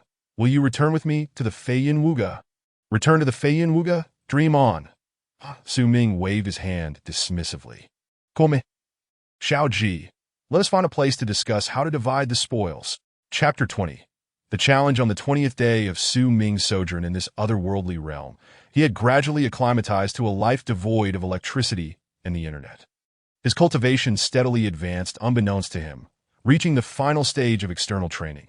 External training 6 transformation, that as the monotonous nature of automatic leveling persisted, Su Ming occasionally indulged in a perfect battle mode, utilizing a nearly microscopic perspective to gain insights into his realm. Such extravagant behavior, were it in the past, Su Ming would have deemed impossible. However, now, he felt no remorse in activating perfect battle several times, all thanks to Wu Gaofeng's generous gift of several tens of thousands of taels of gold. The lavish expenditure yielded evident results. Despite being far from the subtleties of mastery, Su Ming's current prowess was a world apart from that of 20 days prior. He could now spar with Sun Ji on equal footing without even resorting to perfect battle. In essence, Even without activating perfect battle, Su Ming had become a formidable opponent in the realm of external training. Boss, I'm here. I brought more delectable treats. Just as Su Ming was deep in contemplation, Sun Ji dashed over, a large bag in tow. These were procured after traversing several streets in the capital today, all sourced from the local inhabitants. Ordinary folks would never find such delicacies. Su Ming realized that Sun Ji's impressive stature was no mere coincidence. It was undoubtedly because of his insatiable appetite. Now that Sun Ji had received a handsome sum of gold from Su Ming, he had indulged in food without restraint. Every day, not only did Sun Ji feast for himself, but he also brought an array of delicacies for Su Ming, allowing him to savor a variety of flavors from this otherworldly land. Xiao Ji, Su Ming imparted earnestly, you cannot solely focus on feasting. You must not neglect your training. Training? Sun Ji mumbled through a mouthful of food. Boss, I accidentally broke through to external training 6 transformation last night. That quickly? Su Ming expressed surprise. I'm not sure how it happened. It seems the more I eat, the faster my cultivation improves. Is that so? Then eat up quickly. Once you finish, I shall test your strength. Su Ming was eager to see how formidable Sun Ji had become now that he had reached external training 6 transformation. After their meal, the two brothers engaged in a friendly bout. Indeed, Sun Ji, at external training 6 transformation, exhibited power that surpassed the external training tier entirely. Even though Su Ming practiced the highly advanced technique Duan Fanshun when it came to sheer strength, he found himself outmatched by Sun Ji. However, once Su Ming activated perfect battle, Sun Ji was swiftly defeated. Boss, your moves are simply astonishing. Sun Ji had never yielded to anyone, not even those stronger than him, within the internal training ranks, as he firmly believed he would surpass them one day. Yet, against Su Ming, he was left with no choice but to concede. Every encounter with Su Ming left him bewildered by the unfathomable nature of his techniques. While Su Ming utilized little force, the effectiveness of his strikes was magnified tenfold. Sun Ji, despite his strength, often failed to strike effectively. One force can subdue 10 forms. Xiao Ji, if your strength were to increase further, you might even surpass me. Su Ming spoke, not out of modesty. Even when employing perfect battle, he did not find it effortless to contend with Sun Ji. It was evident that during these days, Sun Ji's progress had been on par with Su Ming's, if not greater. However, Xiao Ji, you truly need to find a way to elevate your realm. With your innate strength, if your realm were to strengthen further, you would undoubtedly become invincible. The realm? Sun Ji felt perplexed. Boss, what exactly is a realm? This concept, Sai, it is something that can only be comprehended, not articulated. You should focus on refining your hammer techniques, perhaps in practice. ULL, gain insight. The realm is indeed challenging to describe in words, as it embodies one's perception of the natural world. However, each individual's perspective and understanding differ, leading to varied insights, even within the same subtle realm. Su Ming's comprehension manifested as a balance of offense and defense, while Sun Ji would likely perceive it from a perspective of overwhelming force. Brother Ming, a person named Lin Muqing is looking for you at the Martial House entrance. A new disciple of the Martial House rushed over with the message. Brother Ming had become the respectful title the newcomers of the mysterious wilderness Martial House bestowed upon Su Ming, reflecting their acknowledgement of his strength. Boss, allow me to chase him away. Sun Ji was eager to rush out, but he was ever mindful of his role as Su Ming's subordinate, tasked with driving away annoying nuisances. No need. Su Ming pondered for a moment. I shall go myself. It is time I confronted Lin Muqing. Lin Muqing was undoubtedly Su Ming's arch-nemesis in this world. Ever since his arrival, he had remained vigilant against the threat of Lin Muqing's assassination. Only upon entering the mysterious wilderness Martial House did he feel a semblance of security. Moreover, 2 of Su Ming's 3 obsessions were directly linked to Lin Muqing. Today, Su Ming would finally stand face to face with Lin Muqing. Upon arriving at the Martial House entrance, Su Ming found Lin Muqing clad in elegant white, exuding an air of arrogance. Su Ming? Lin Muqing regarded Su Ming with a bemused expression. I never imagined you could conceal yourself so well. Speak. What business do you have with me? Su Ming met Lin Muqing's gaze, his countenance betraying no emotion. Only he understood that, given the chance, he would not hesitate to eliminate Lin Muqing, both out of obsession and for his own survival. I have come to inform you of one matter. Accompany me back to the Feiyun Wuge. Lin Muqing commanded with an air of authority. In truth, Lin Muqing was quite reluctant to seek out Su Ming, for it was he who had, through various means, managed to exclude Su Ming from the Feiyun Martial Pavilion. Now, having to personally request Su Ming's return, he found himself in a rather embarrassing predicament. However, Lin Muqing had no choice but to come. If he did not, Wu Gaofeng would likely face severe repercussions from the Martial Pavilion. Although Lin Muqing and Wu Gaofeng were merely casual acquaintances, lacking any profound bond, the occurrence of such an event meant that Lin Muqing bore full responsibility. Should he fail to resolve the situation, his reputation in the capital would undoubtedly be tarnished. And in the future, who would assist him in his endeavors? Damn it. Lin Muqing cursed inwardly. The elders of the pavilion have the audacity to say that Su Ming's talent ranks among the top 5 in the entire history of the Feiyun Kingdom. Lin Muqing had not anticipated that he had provoked such an extraordinarily gifted individual. Nevertheless, he felt neither worry nor regret, for the more gifted a genius, the more likely they were to be associated with a certain term, premature demise. Su Ming must die. Lin Muqing's gaze turned icy. Yet at present, Su Ming was hiding in the wild martial manner, leaving Lin Muqing with no opportunity to act. Come back to the Feiyun Martial Pavilion with you? Su Ming had long anticipated Lin Muqing's intentions. Tell me, Chi Xue, just a few days ago, you went to great lengths to prevent me from entering the Feiyun Martial Pavilion. Why now do you come seeking my return? Wishing for my boss to return? That's fine. First, show me your sincerity, and then we can sit down and discuss. Sun Ji, seizing the moment, played his role as a subordinate that asked for what could be negotiated. That depends on your sincerity. The greater your sincerity, the better the outcome of our negotiations. Come on, bring out the gold. Whether it's 10,000 or 20,000, it's not too little. And whether it's 100,000 or 800,000, it's not too much. Having extorted Wu Gaofeng once, Sun Ji had evidently developed a taste for such tactics. Now, seeing Lin Muqing dressed so splendidly, he could not help but feel as though he had stumbled upon a pile of gold ingots, bluntly demanding money. Seeking your return? Lin Muqing scoffed. You are mistaken. I am not here to beg you to return, but rather to command you to do so. Oh, what gives you such confidence? Su Ming chuckled. You must have heard quite a bit about the Lin family's influence in the capital. Lin Muqing proclaimed with pride. I shall be straightforward with you.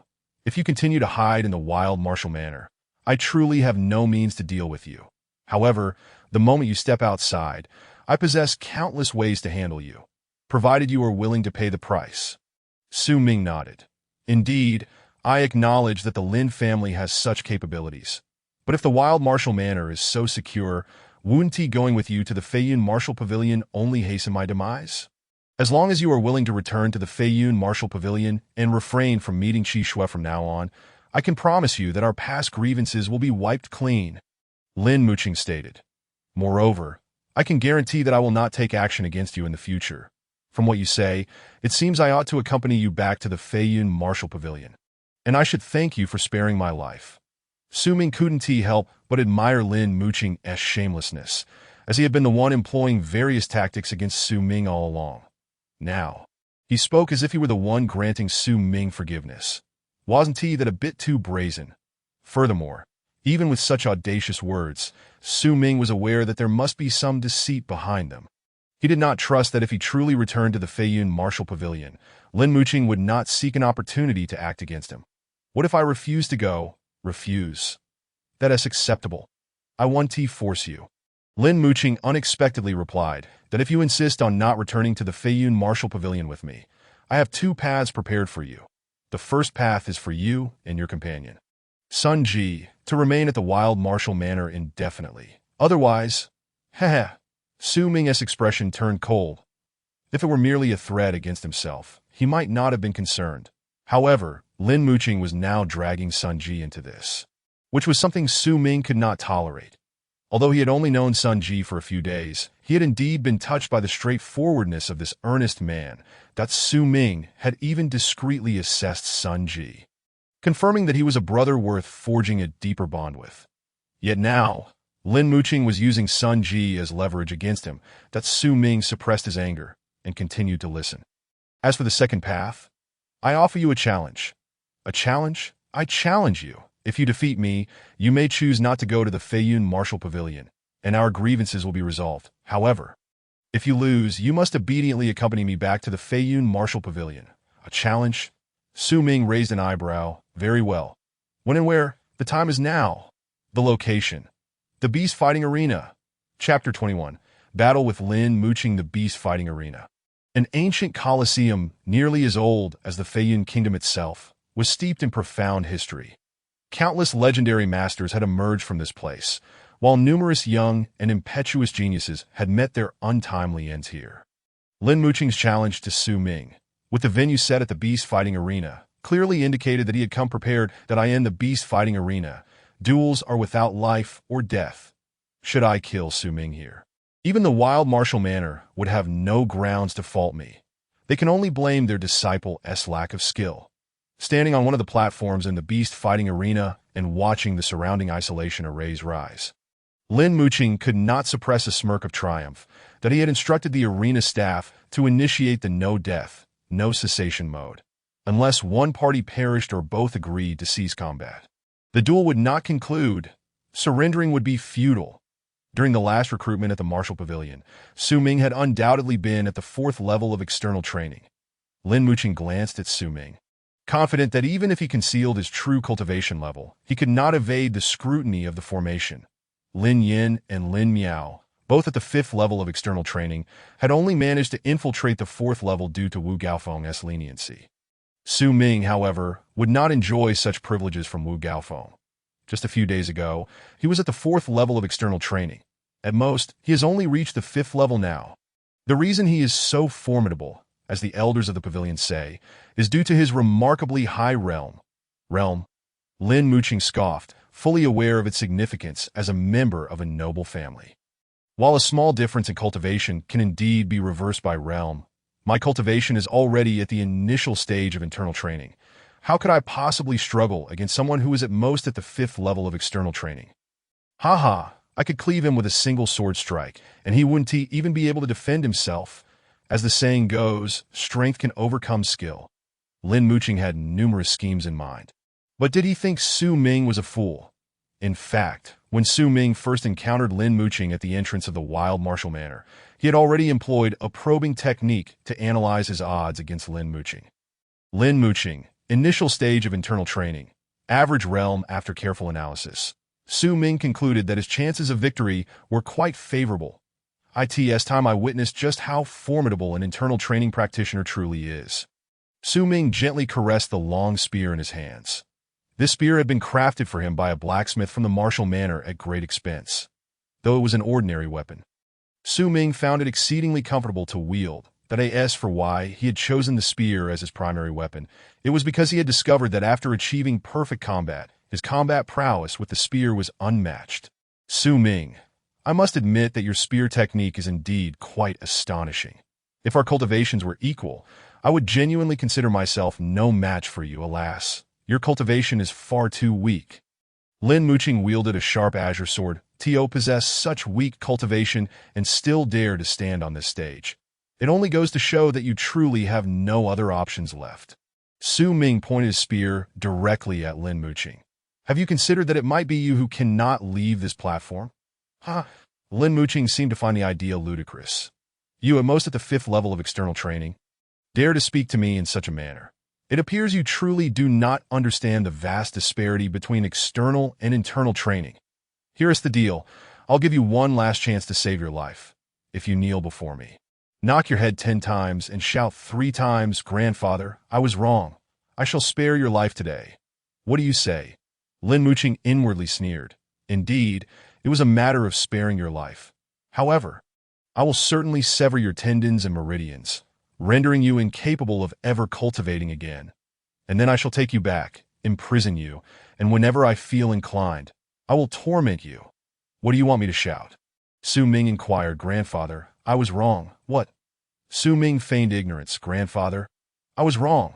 What? Louder, grandfather, I was wrong. I'll be damned, you little brat, you're courting death.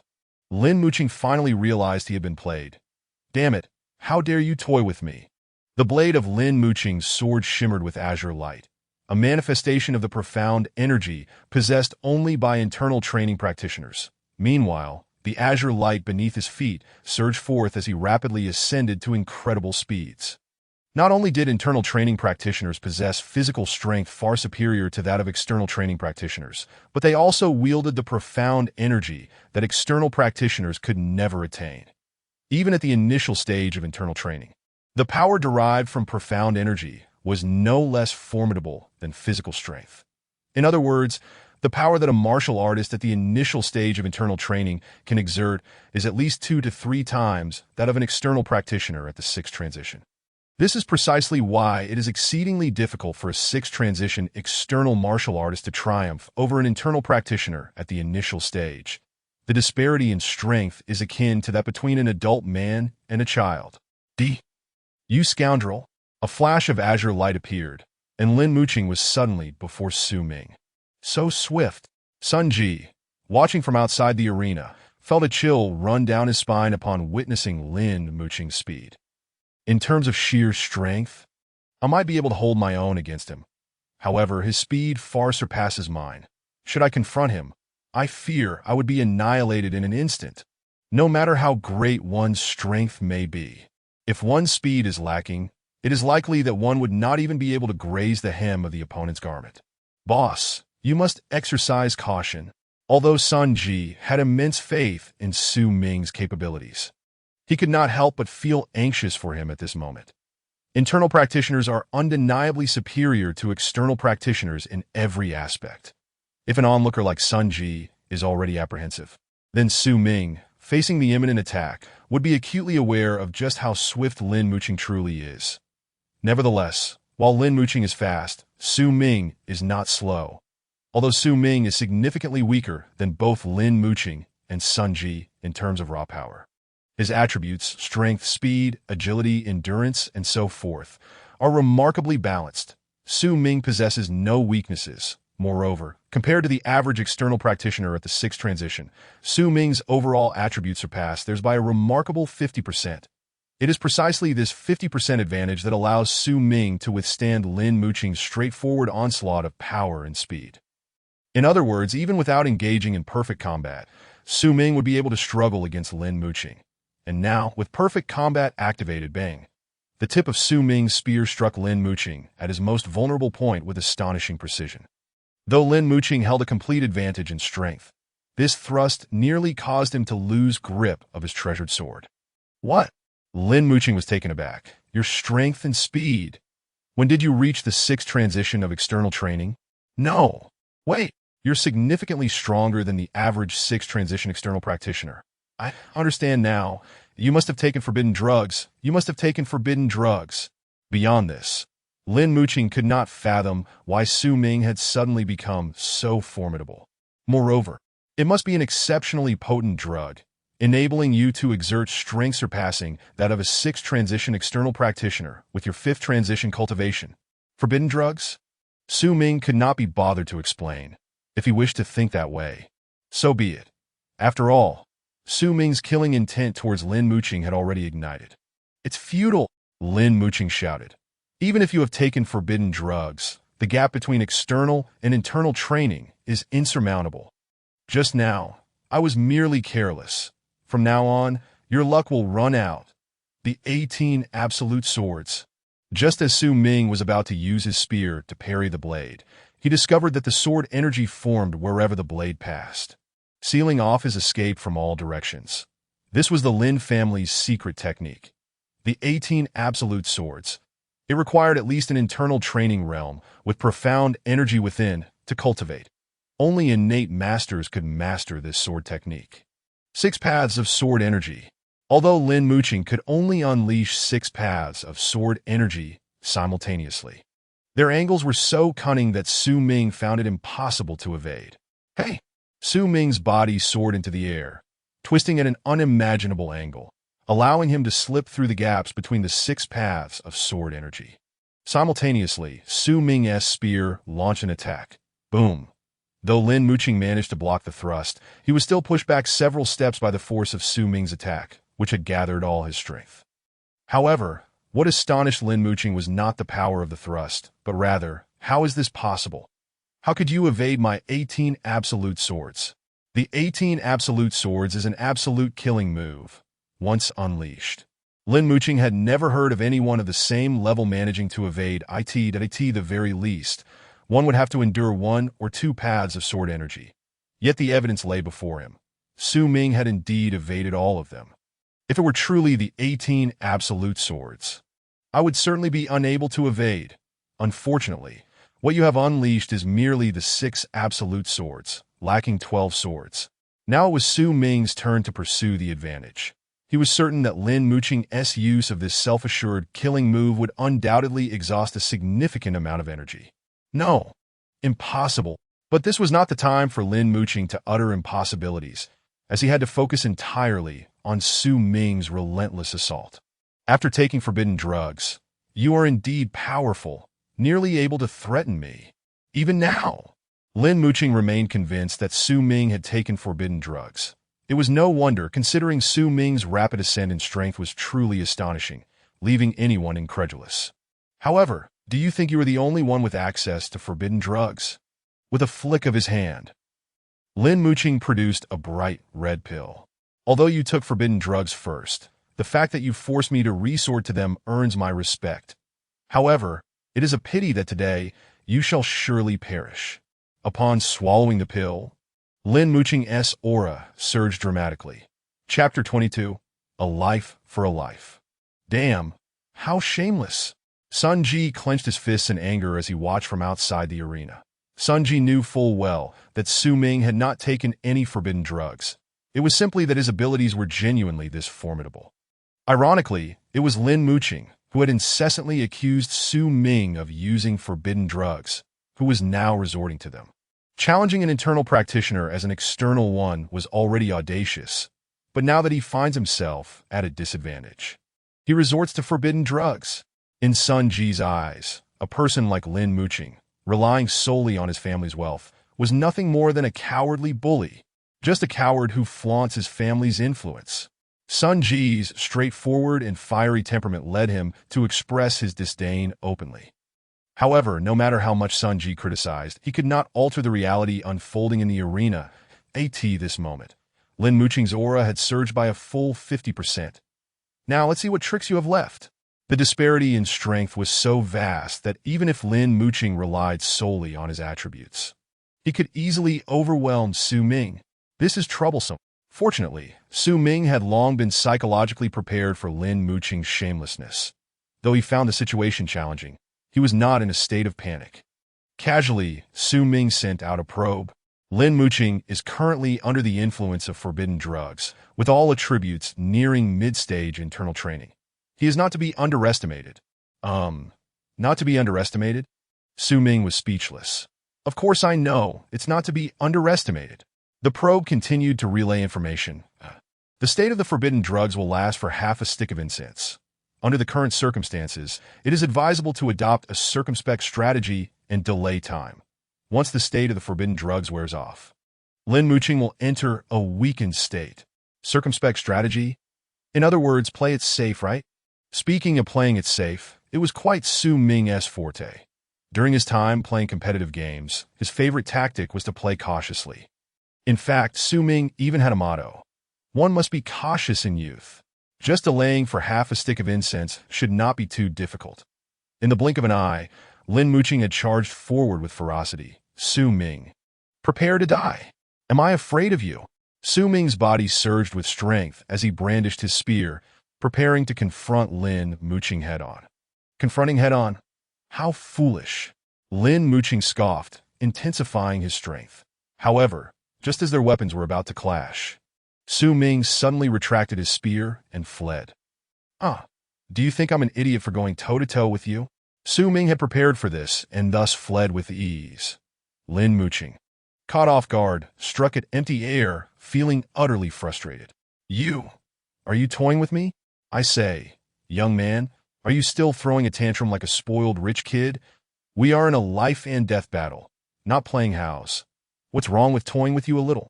Su Ming took a few steps back, deliberately provoking him. I've only just begun. There are plenty more tricks to come. You! Lin Muqing was infuriated. However, he understood that maintaining composure was absolutely essential at this moment. The more flustered he became, the easier it would be for Su Ming to manipulate him. Play all you want. My current strength far exceeds yours. I am merely at a slightly lower realm. Soon, you will be the one to fall into your own trap. You can certainly give it a try. Su Ming relished the exchange of verbal jabs with Lin Muqing, for with each word spoken, the duration of Lin Muqing's drug state would diminish by a few seconds. You think your realm is superior to mine? Let me tell you, if we were equal in cultivation, I could defeat you with one hand tied behind my back and without a weapon. I'm taking advantage of your lower cultivation. What of it? Lin Muqing advanced once more, with Su Ming meeting him with a spear. Again, I want to fall for the same trick twice. Having learned from his previous encounter, Lin Muqing was now cautious. He wielded his sword with restraint, conserving his strength.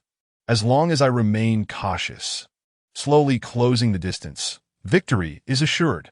Lin Muqing thought to himself. Oh! In his perfect combat state, Su Ming's keen perception allowed him to discern Lin Muqing's intentions at a glance. Since you are not exerting your full strength. Then, with his realm approaching perfection, Su Ming's control over his spear was incredibly refined. The moment he noticed Lin Muqing was holding back, he seized the opportunity and unleashed his full power. The spear surged forward with a velocity that aimed straight for Lin Muqing's throat. Damn! Lin Muqing was forced to evade while simultaneously increasing the force behind his sword. S long spear was like a slippery loach, retracting at the slightest touch, denying Lin Muqing any chance for a direct confrontation. Damn! After 2 consecutive encounters ended poorly, Lin Muqing was on the verge of losing his composure during the 3rd strike. He was prepared to endure minor injuries just to teach Su Ming a lesson that Su Ming maintained a facade of retreat and attack. However, this time his eyes suddenly gleamed as he glanced behind Lin Muqing, exclaiming, Xiao Ji, how did you get onto the arena? Quickly, help me with the big hammer. What? Someone's behind me. Lin Muqing swiftly turned around, only to find emptiness. Not good. Indeed, Su Ming's spear had already struck, despite his desperate defense. He sustained minor injuries. Cunning and shameless. Lin Muqing seethed, gritting his teeth.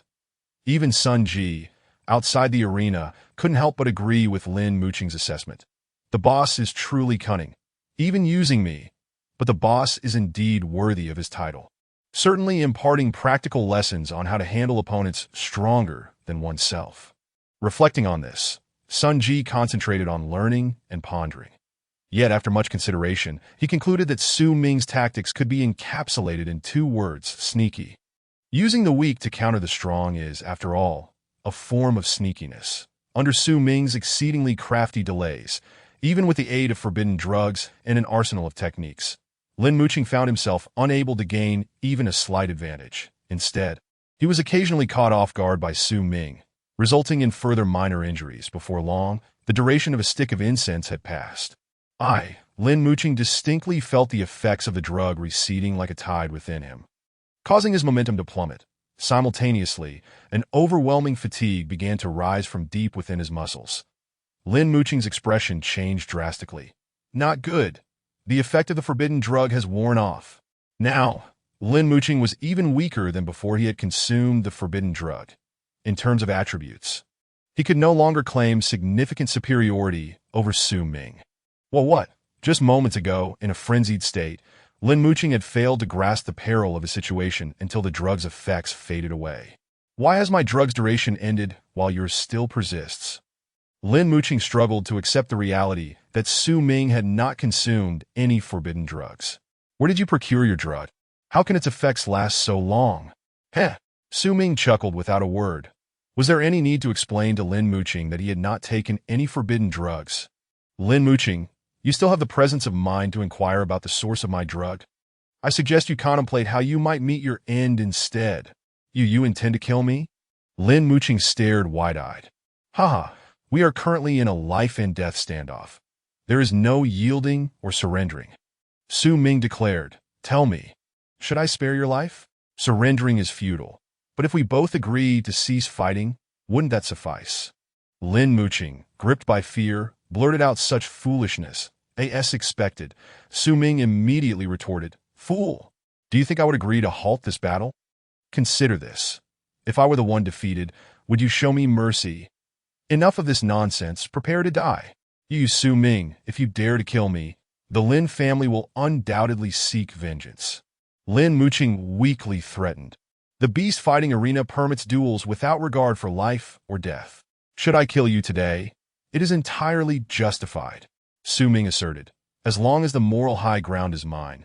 Even if the Lin family is powerful, the barbaric martial house will surely protect me. Joining a martial house not only provides guidance in martial arts, but also offers protection.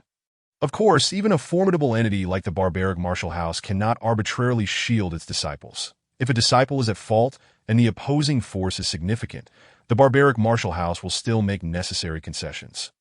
However, if the moral high ground resides with oneself, the barbaric martial house will go to great lengths to ensure its disciples do not suffer losses. Su Ming could kill Lin Muqing without issue. The Lin family was indeed powerful. Yet the barbaric martial house was even mightier. Initially, Lin Muqing had considered the barbaric martial house too formidable.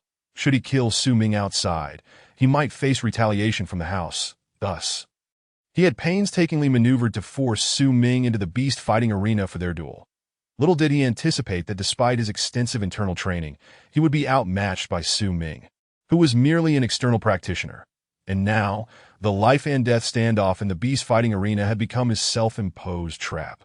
I am of immense importance within the Lin family, a strong candidate for the position of family head.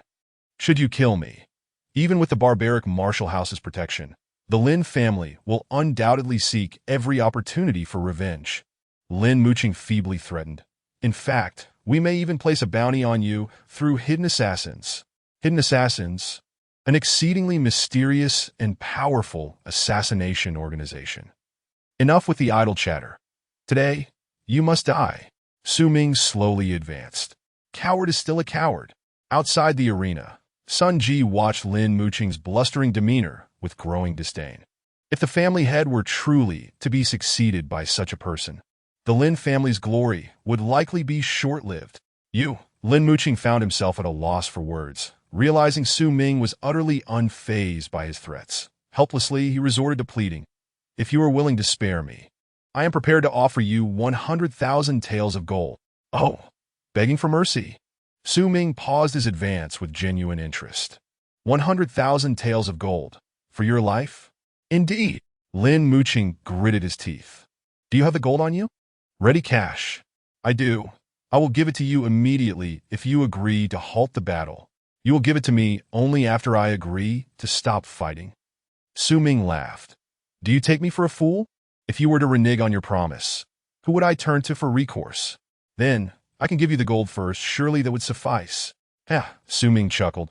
I think it would be more convenient for me to retrieve it myself. That way, I can ensure it's in my possession. Retrieve it himself. Wouldn't that entail killing Lin Muqing first? If you dare to harm me, I will surely destroy my storage ring before I die. A storage ring, crafted from naturally sourced materials. While difficult to create, it was easy to destroy. If you let me go now, you would not only gain 100,000 taels of gold without effort, but also avoid incurring a deadly feud with the Lin family. Otherwise, you will gain nothing, and the Lin family will certainly seek vengeance.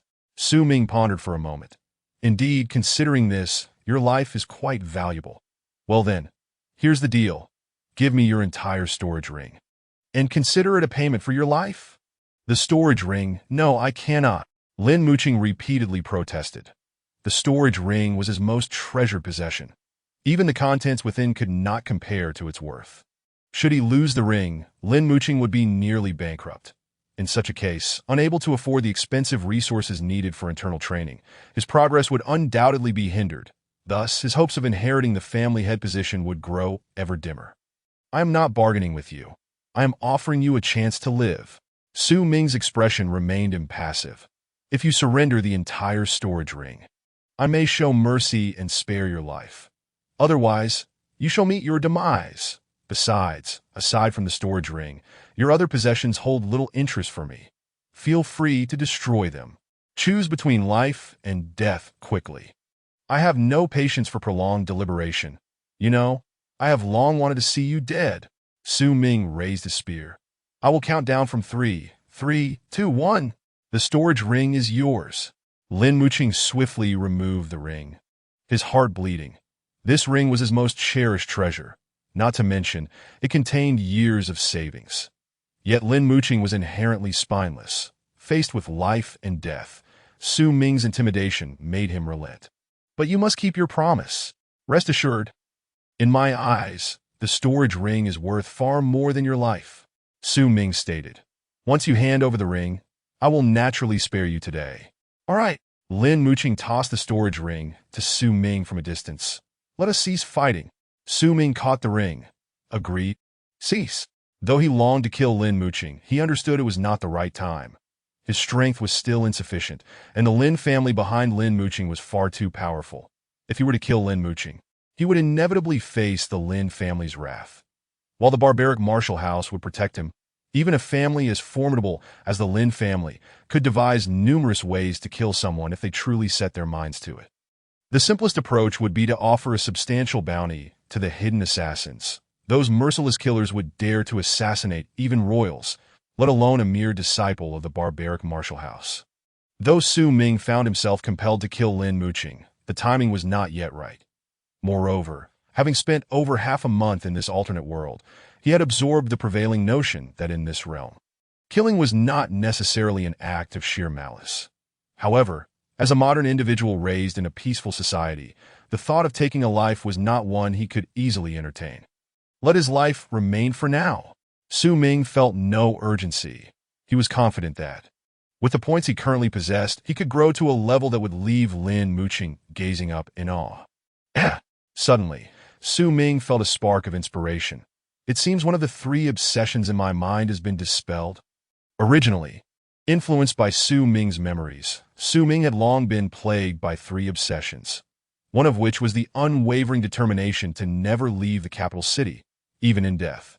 It seems I can finally leave the capital, Su Ming said, as he attempted to entertain the thought of departing, only to find that the compulsive thoughts that once echoed violently in his mind had vanished. At last, one obsession has been eradicated. Moreover, this particular obsession was the one that had held the most sway over Su Ming. The other 2, while still impactful, lacked a time constraint, allowing Su Ming the freedom to fulfill their demands at his leisure. In truth, it was only natural for Su Ming to eliminate this obsession now. The origin of the fixation, never leave the capital, stemmed from the past Su Ming's weakness, where he was bullied relentlessly and even perished for refusing to abandon the city. However, now that Su Ming had grown stronger, he was no longer a target for Lin Muqing's torment, and he had even seized Lin Muqing's storage ring. Thus, the weight upon his chest had lifted, and the obsession dissipated as if it had never existed. Having pilfered Lin Muqing's storage ring and banished one of his obsessions, Su Ming descended the arena in high spirits. Let us see what treasures lie within this storage ring, Su Ming declared, immediately refining the ring before Lin Muqing's eyes. Oh, quite impressive, a substantial accumulation. Indeed, over 100,000 taels of gold. Without hesitation, Su Ming transferred the entirety of the gold into his own storage ring, dismissing the other trivial items as unworthy of his attention. Lin Muqing's face turned a shade of green with rage. All his childhood allowances, New Year's gifts, and family rewards had been contained within that ring. Over 100,000 taels of gold represented years of toil. And now, all his hard-earned savings had been unceremoniously taken by Su Ming. Furthermore, Su Ming had the audacity to flaunt his triumph in front of him. "Hey, Xue!" Su Ming called out. "Boss." Sun Ji gazed at Su Ming with increasing admiration. His leader was truly formidable. Even a martial artist enhanced with forbidden drugs had been bested by him, surrendering his storage ring. Xiaoji, since you sincerely acknowledge me as your boss, I must ensure you enjoy the spoils as well, Su Ming proclaimed, tossing Lin Muqing's storage ring to Sun Ji. Here, reward from the boss. Sun Ji cradled the ring in his hands, trembling with excitement, unable to believe his luck. Boss, is this really for me? Of course. I already possess a storage ring. Having an extra one is of little consequence, so it's yours for now, Su Ming replied nonchalantly. Be boss. Sun Ji gazed at Su Ming with profound gratitude and reverence. His leader was truly generous to his subordinates. For such a boss, he would brave any peril without hesitation. The sight of this exchange only intensified Lin Muqing's indignation and humiliation. Humph. Su Ming, revel while you can. I wonder how long you can maintain this arrogance. Lin Muqing spat, turning on his heel and departing swiftly. Su Ming merely shrugged off his disdain with a derisive smile. Boss, Lin Muqing has left. Should I return this storage ring to you? Sun Ji, though somewhat oblivious, possessed a degree of sensitivity that he suddenly realized that Su Ming had given him the ring perhaps to provoke Lin Muqing. Now that Lin Muqing had exited, the ring should be returned. Keep it. Su Ming was well aware of Sun Ji's thoughts. I'm not so trivial as to do something merely to irritate Lin Muqing. The tall and imposing Sun Ji, now moved to tears, vowed to follow Su Ming faithfully to the end truth. Su Ming had intended to gift the storage ring to Sun Ji even before acquiring it. He had assessed Sun Ji and recognized that this brawny companion was a brother worth cultivating. Thus, for the sake of forging this bond, a mere storage ring was nothing to be reluctant about. Although the ring could be exchanged for 2 level 2 points, Su Ming was confident that by the time he could utilize such points, he would have earned even more. Perhaps by then, the ring would hold little value for him. At that moment, a message arrived from Xiaogua. The host currently meets the conditions to unlock the upgrade function for the external aid. Would you like to activate it immediately? Upgrade function. Su Ming had awaited this feature for quite some time, yet had lacked clarity on it. Now, with the conditions met, I'll activate it shortly, although eager to proceed. Su Ming refrained, aware that they were in the arena and uncertain if activating the upgrade would cause any disturbances. Xiaoji, let us head back. Soon, Su Ming returned to the residence of the savage martial manor. Xiaoji, IV had a revelation and need to enter seclusion for a breakthrough. Please guard the entrance for me. Yes, boss. Sun Ji, now utterly devoted to Su Ming, complied without question. Moreover, upon hearing that Su Ming was about to undergo another breakthrough, Sun Ji's admiration surged to new heights. The boss is remarkable, preparing for yet another seclusion. As your subordinate, I must not sully your reputation. Once you emerge, I will immediately engage in rigorous training. Upon entering the room, Su Ming eagerly summoned Xiaogua. Activate the upgrade function immediately. Activating the upgrade function requires a consumption of 100,000 taels of gold. Confirm activation? So the condition to activate the upgrade feature is having 100,000 taels of gold. Su Ming quickly comprehended. Activate it now. This 100,000 taels of gold was drawn from Lin Muqing's finances, and Su Ming felt no remorse in spending it. Lin Muqing is truly a benefactor. It must be noted that Su Ming's rapid ascent was largely attributable to Lin Muqing and his underlings. Without their financial support, Su Ming would not have amassed such points for upgrades. The upgrade function has been successfully activated. Xiao Guo's voice chimed. Currently, the upgrade function includes Artifact Shop, Invisibility, Acceleration, Double Attack, and Double Defense. More features coming soon. Chapter 24. Artifact Shop. Double Attack. Consumes points to exponentially increase attack power. The higher the increase, the more points consumed. Theoretically, with sufficient points, the attack can be infinitely enhanced. The minimum increase is 1 times the attack power, with the cost equivalent to the points consumed from 10 days of offline grinding at the current cultivation level. Double Defense. Consumes points to exponentially increase defense power. The higher the increase, the more points consumed. Theoretically, with sufficient points, the defense can be infinitely enhanced. The minimum increase is 1 times the defense power, with the cost equivalent to the points consumed from 10 days of offline grinding at the current cultivation level. Acceleration consumes points to enhance speed. The higher the increase, the more points consumed. Theoretically, with sufficient points, speed can be infinitely enhanced. The minimum increase is 0.1 times, with the cost equivalent to the points consumed from 10 days of offline grinding at the current cultivation level. Invisibility. Each use consumes points equivalent to the points consumed from 100 days of offline grinding at the current cultivation level, rendering the host immune to physical attacks that if the host actively attacks others, the invisibility state will be exited. The invisibility state can last up to 12 hours. Excellent. Truly formidable. This was Su Ming's assessment of the upgrade function. However, it seems these points are rather scarce. Currently, Su Ming possessed around 50 to 60,000 taels of gold combined. Such wealth could certainly be deemed affluent. If he were to convert all the gold into points, he might acquire over 6,000, sufficient for Su Ming to grind offline to the innate stage. However, if he were to utilize the upgrade function, his points would be stretched thin. Presently, as a practitioner at the 6th stage of external training, Su Ming required 6 points of level 1 points for a day of offline grinding. Thus, activating invisibility once would cost him 600 points. If he were to activate it 10 times, he would be utterly bankrupt. Similarly, activating the acceleration function for a 0.1 times boost was inexpensive. Only 60 points for 12 hours, a mere trifle. Yet, how much effect would a 0.1 times acceleration yield? To achieve 0.2 times, it would cost 120 points for 0. 3 times, 240 points. For 0.4 times, for 80 points. With each incremental increase of 0.1 times, the points consumed would double. Should Su Ming wish to accelerate to 1 times, it would cost over 30,000 points. And Su Ming, in total, had only around 6,000 points. Likewise, the consumption of points for double attack and double defense followed a similar pattern, escalating with each enhancement. Ultimately, Su Ming's focus turned to what intrigued him the most, the artifact shop. The artifact shop encompasses all. Here, one can purchase anything that exists within this universe. The only prerequisite is having sufficient points. Currently, due to the host cultivation limitations, the artifact shop only offers items purchasable with level 1 points. Xiao Gua elaborated. Wait, I can buy anything? Su Ming was momentarily stunned. This is akin to a gem shop in a game. Many online games feature a gem shop, where players can acquire anything with real money, while ordinary players toil endlessly to obtain a few items over the course of months. Yet Su Ming, it seemed, was the only individual in this world capable of utilizing the gem shop.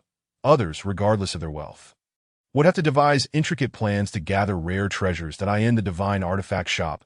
A plethora of items are meticulously categorized. Weapons, elixirs, runes, formations, books, martial arts techniques, secret skills, puppets. The mere enumeration of these major categories is quite extensive. Su Ming took a considerable amount of time to peruse them all in a cursory manner. Moreover, these are merely the items available for purchase at the level 1 hanging point. Once Su Ming's cultivation level rises, and the entire divine artifact shop is unlocked, the offerings will undoubtedly expand far beyond this. Attribute stones? What on earth are they? Su Ming's curiosity was piqued upon encountering a category labeled attribute stones. Clicking inside, he discovered a subcategory called Level 1 Attribute Stones. Su Ming surmised that there must be Level 2 and Level 3 Attribute Stones as well. But they were beyond his current access. Within the Level 1 Attribute Stones subcategory, Su Ming found 3 treasures. Level 1 Strength Stone permanently enhances strength, priced at 1,000 Level 1 hanging points. Limited to 100 uses per person. Additional uses are ineffective. Level 1 Agility Stone permanently enhances agility, priced at 1,000 Level 1 hanging points. Limited to 100 uses per person. Additional uses are ineffective. Level 1 Wisdom Stone permanently enhances wisdom, priced at 1,000 Level 1 hanging points. Limited to 100 uses per person. Additional uses are ineffective. Su Ming pondered. Permanently enhances strength, agility, and wisdom, and each one costs 1,000 hanging points. His entire fortune would only suffice to purchase 6 of them. However, Su Ming knew that such items as attribute stones were unattainable for others in this world, regardless of their wealth. Perhaps I should try one? 1,000 hanging points is a considerable sum. Yet, Given that earning hanging points is not overly arduous for him, he felt little remorse in spending it. With a mindset of experimentation, he procured a level 1 strength stone. Purchase successful, as Su Ming focused his thoughts. A stone the size of an egg, inscribed with intricate and dense patterns, materialized in his hand. Use! Following the emanating energy from the strength stone, Su Ming exerted a slight pressure, causing the stone to shatter. Waves of mysterious energy sealed within the stone surged forth through the cracks and, upon contact with Su Ming's skin, seamlessly integrated into him, that in an instant, the strength stone dissipated into nothingness, leaving no trace behind. Su Ming suddenly felt a significant surge in his strength. It was a remarkably clear sensation, akin to a frail person suddenly revitalized with vigor. Upon further reflection, Su Ming realized, my strength is likely increased by as much as 30%. A 30% increase in strength. And it is permanent. Su Ming could not help but exclaim how immensely worthwhile the investment of 1,000 hanging points was. Unlike Lin Muqing, who had once consumed forbidden drugs for a temporary enhancement of 50%, only to suffer weakness afterwards, Su Ming's 30% increase was enduring. Having already cultivated the breaking the dust, Su Ming was naturally stronger across the board than an ordinary practitioner of the sixth transformation by 50%. Now, with an additional 30% in strength, he had barely reached the threshold of early internal cultivation. Moreover, the increase in strength from the strength stone is a fixed value each time it is used. If I were to utilize 10 strength stones, my strength could quadruple. A fourfold increase would place him in the realm of mid-level internal cultivators. However, I remain too impoverished. Su Ming could not help but sigh. After using 1 strength stone, he was left with the equivalent of 5,000 hanging points worth of gold. The most cost-effective approach is to engage in offline grinding. I shall earnestly focus on leveling up for now.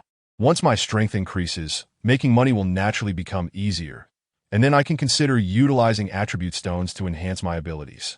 Hanging points must be spent wisely. Another major category caught Su Ming's interest. Realm. Can realms even be purchased directly? He clicked into the category labeled Realm, which contained no subcategories, but rather a single item, entry-level realm. Su Ming's eyes widened in astonishment. They can truly be purchased directly. Offline grinding could only raise Su Ming's cultivation level, but not his realm.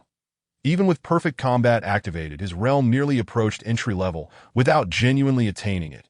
Gaining insight into the entry-level realm requires both comprehension and a stroke of luck. Sometimes, one might have a fortunate encounter with an object that sparks an epiphany, leading to a sudden understanding of the realm.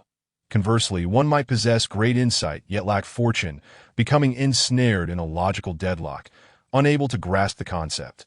Although Su Ming had made some advancement since his arrival in this foreign realm, he could not predict when he would truly comprehend the entry-level realm.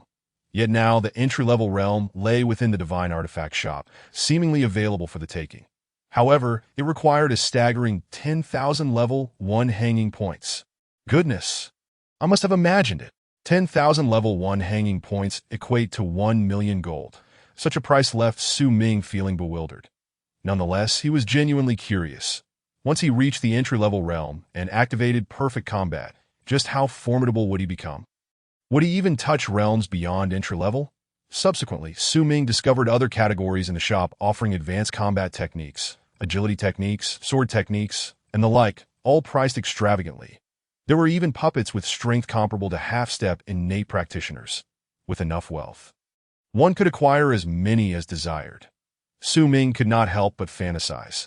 If he possessed an endless supply of gold, he could purchase 10,000 half-step innate puppets and easily dominate the Feiyin kingdom.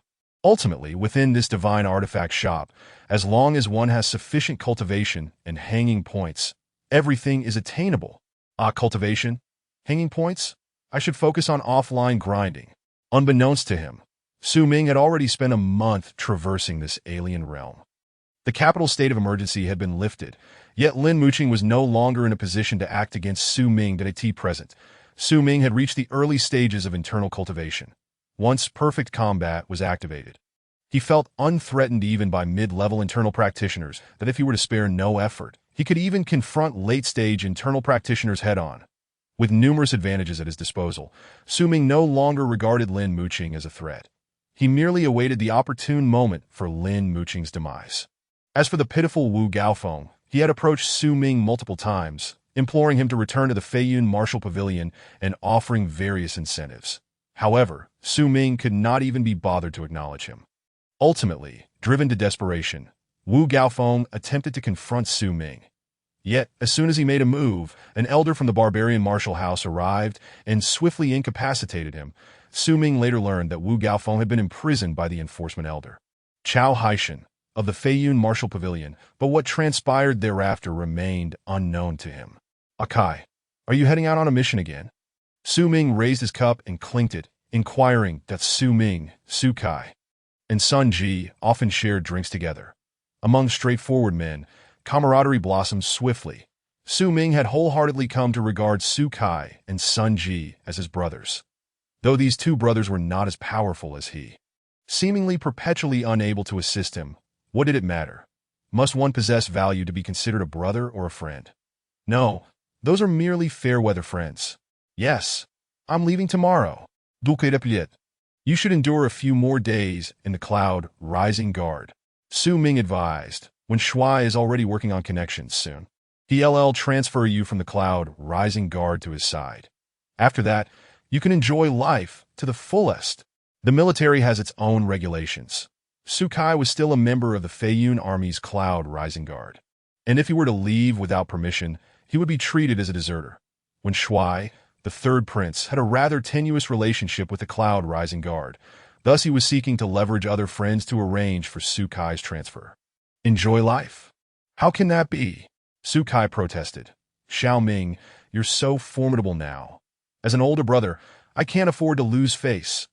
By then, I must ask when Xue to help me find a good master. I want to train diligently.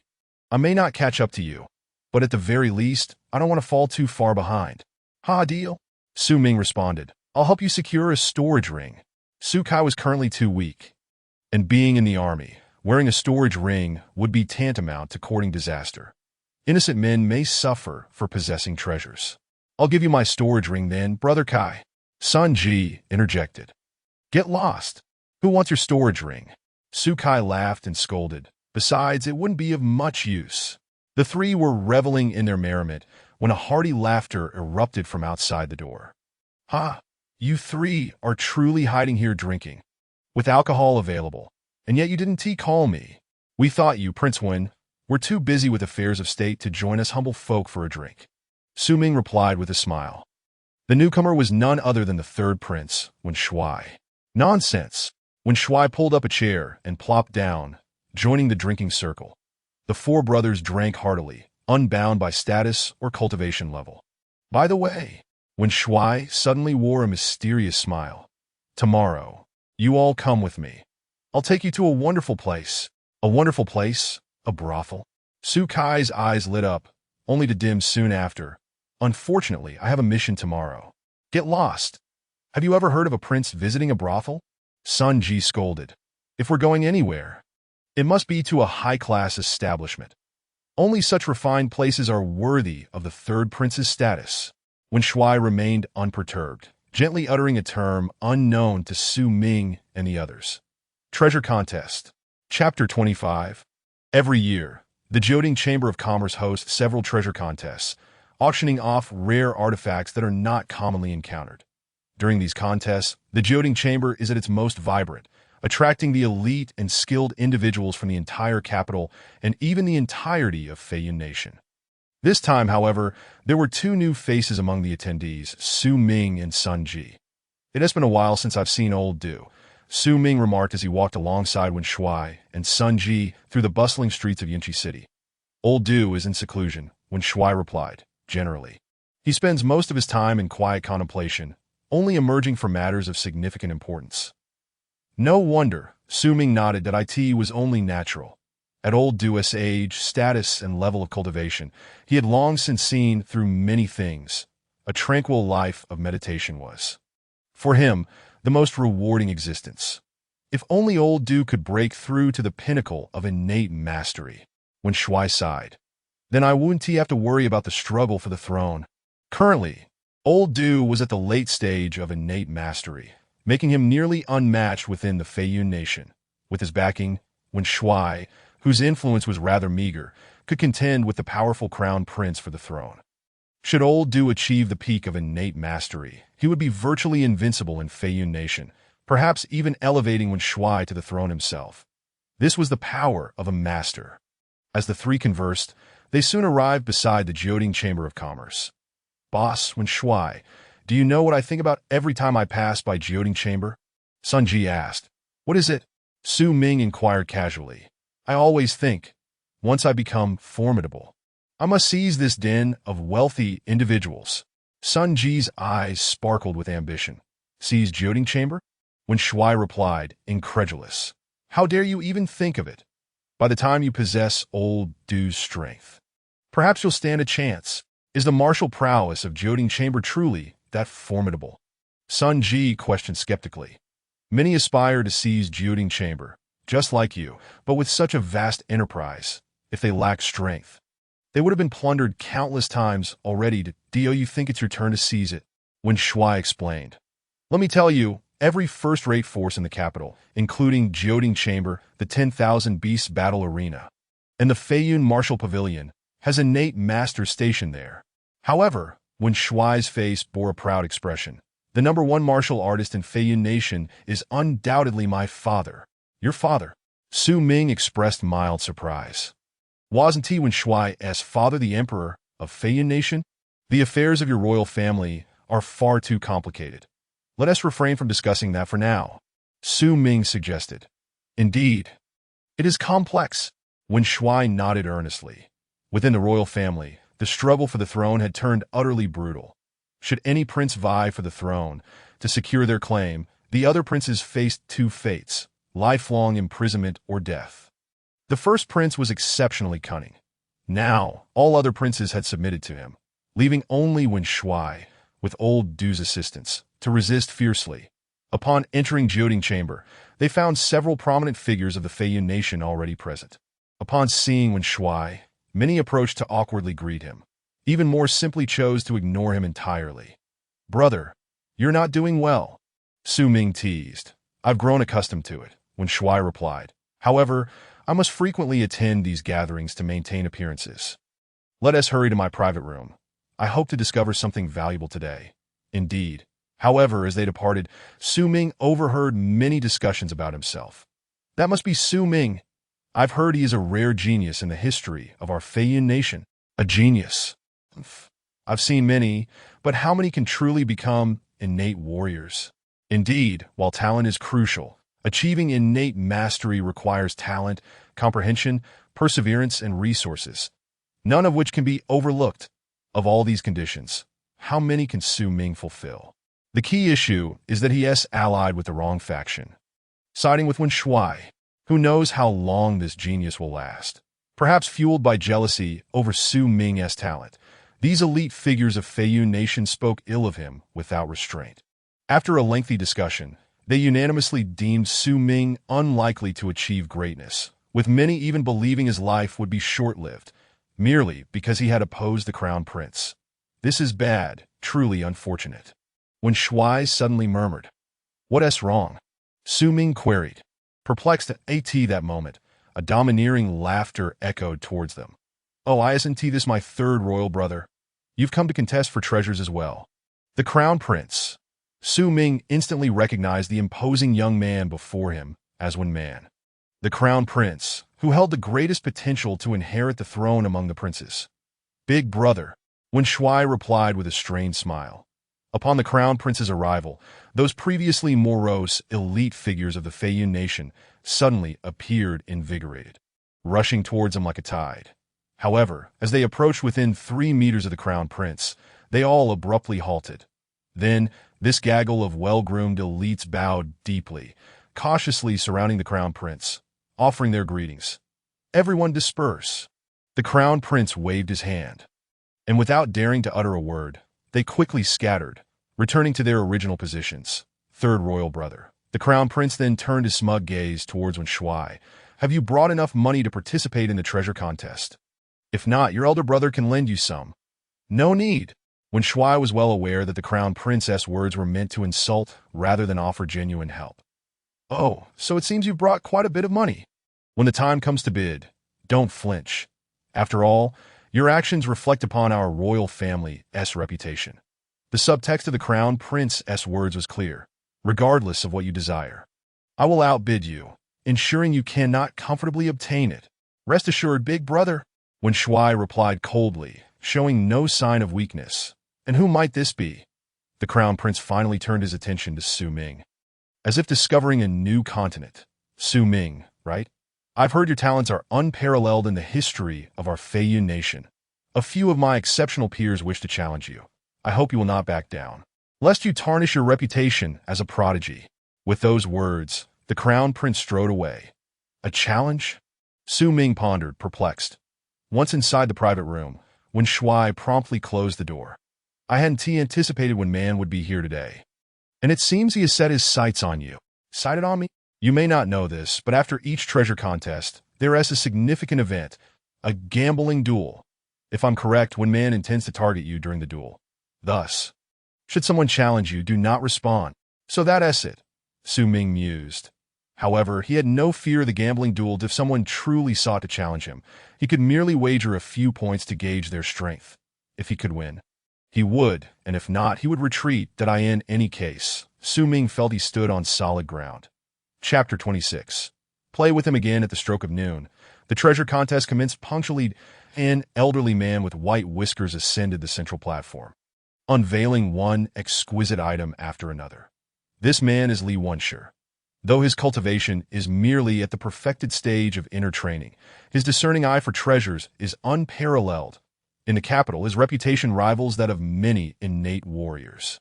When Xue explained, "The first item for auction follows our customary rules, a trio of low-grade mysterious stones. Auctioned separately." Li Wanshi revealed 3 smooth, rounded stones.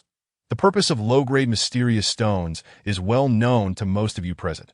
However, as there are always new faces at each treasure contest, this old man will elaborate once more. Low-grade mysterious stones contain innate mysterious energy. When used by inner training martial artists, they can rapidly enhance their cultivation, and for those at the perfected stage of inner training, there is also a significant chance to break through to innate mastery. In just a few brief sentences, Li Wanshi elucidated the preciousness of low-grade mysterious stones. Each stone has a starting price of 100,000 taels of gold. Low-grade mysterious stones, 100,000 taels of gold each. Su Ming thought to himself, incredulous at the exorbitant price. 10 of these would cost 1,000,000 taels of gold, enough for me to purchase a micro-level artifact from the artifact store. 105,000 taels, 110,000 taels. Within the public seating of the treasure contest, many martial artists and nobles began to be ID'd. That moment, the elusive Xiao Guo finally reacted. "Detected low-grade mysterious stones," I remind the host. 1 low-grade mysterious stone can be exchanged for 1.2 points in the second-level system. Can be exchanged for second-level points? Su Ming glanced at the 3 low-grade mysterious stones. "What is the matter?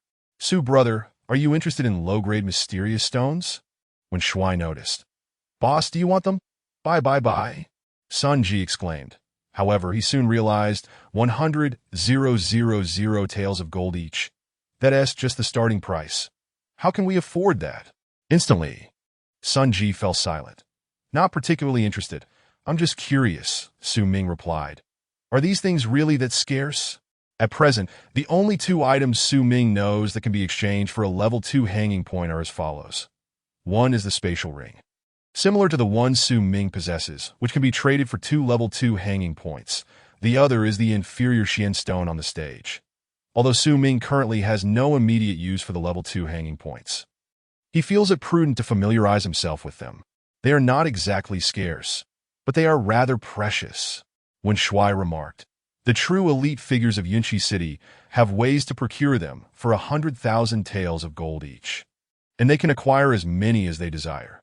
The few scattered pieces auctioned at the treasure contest are essentially sold to those who barely manage to enter the upper echelons of society, as they have no other means of purchase." Oh. Su Ming understood that as long as they are not excessively rare, it should be manageable. When he requires level 2 hanging points in the future, he should be able to find a way to obtain some. Actually, this inferior Xian stone has another use. When Xue continued, it can serve as currency. Currency.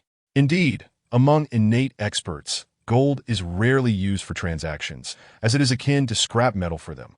Generally, they opt to use inferior Xian stones as a medium of exchange.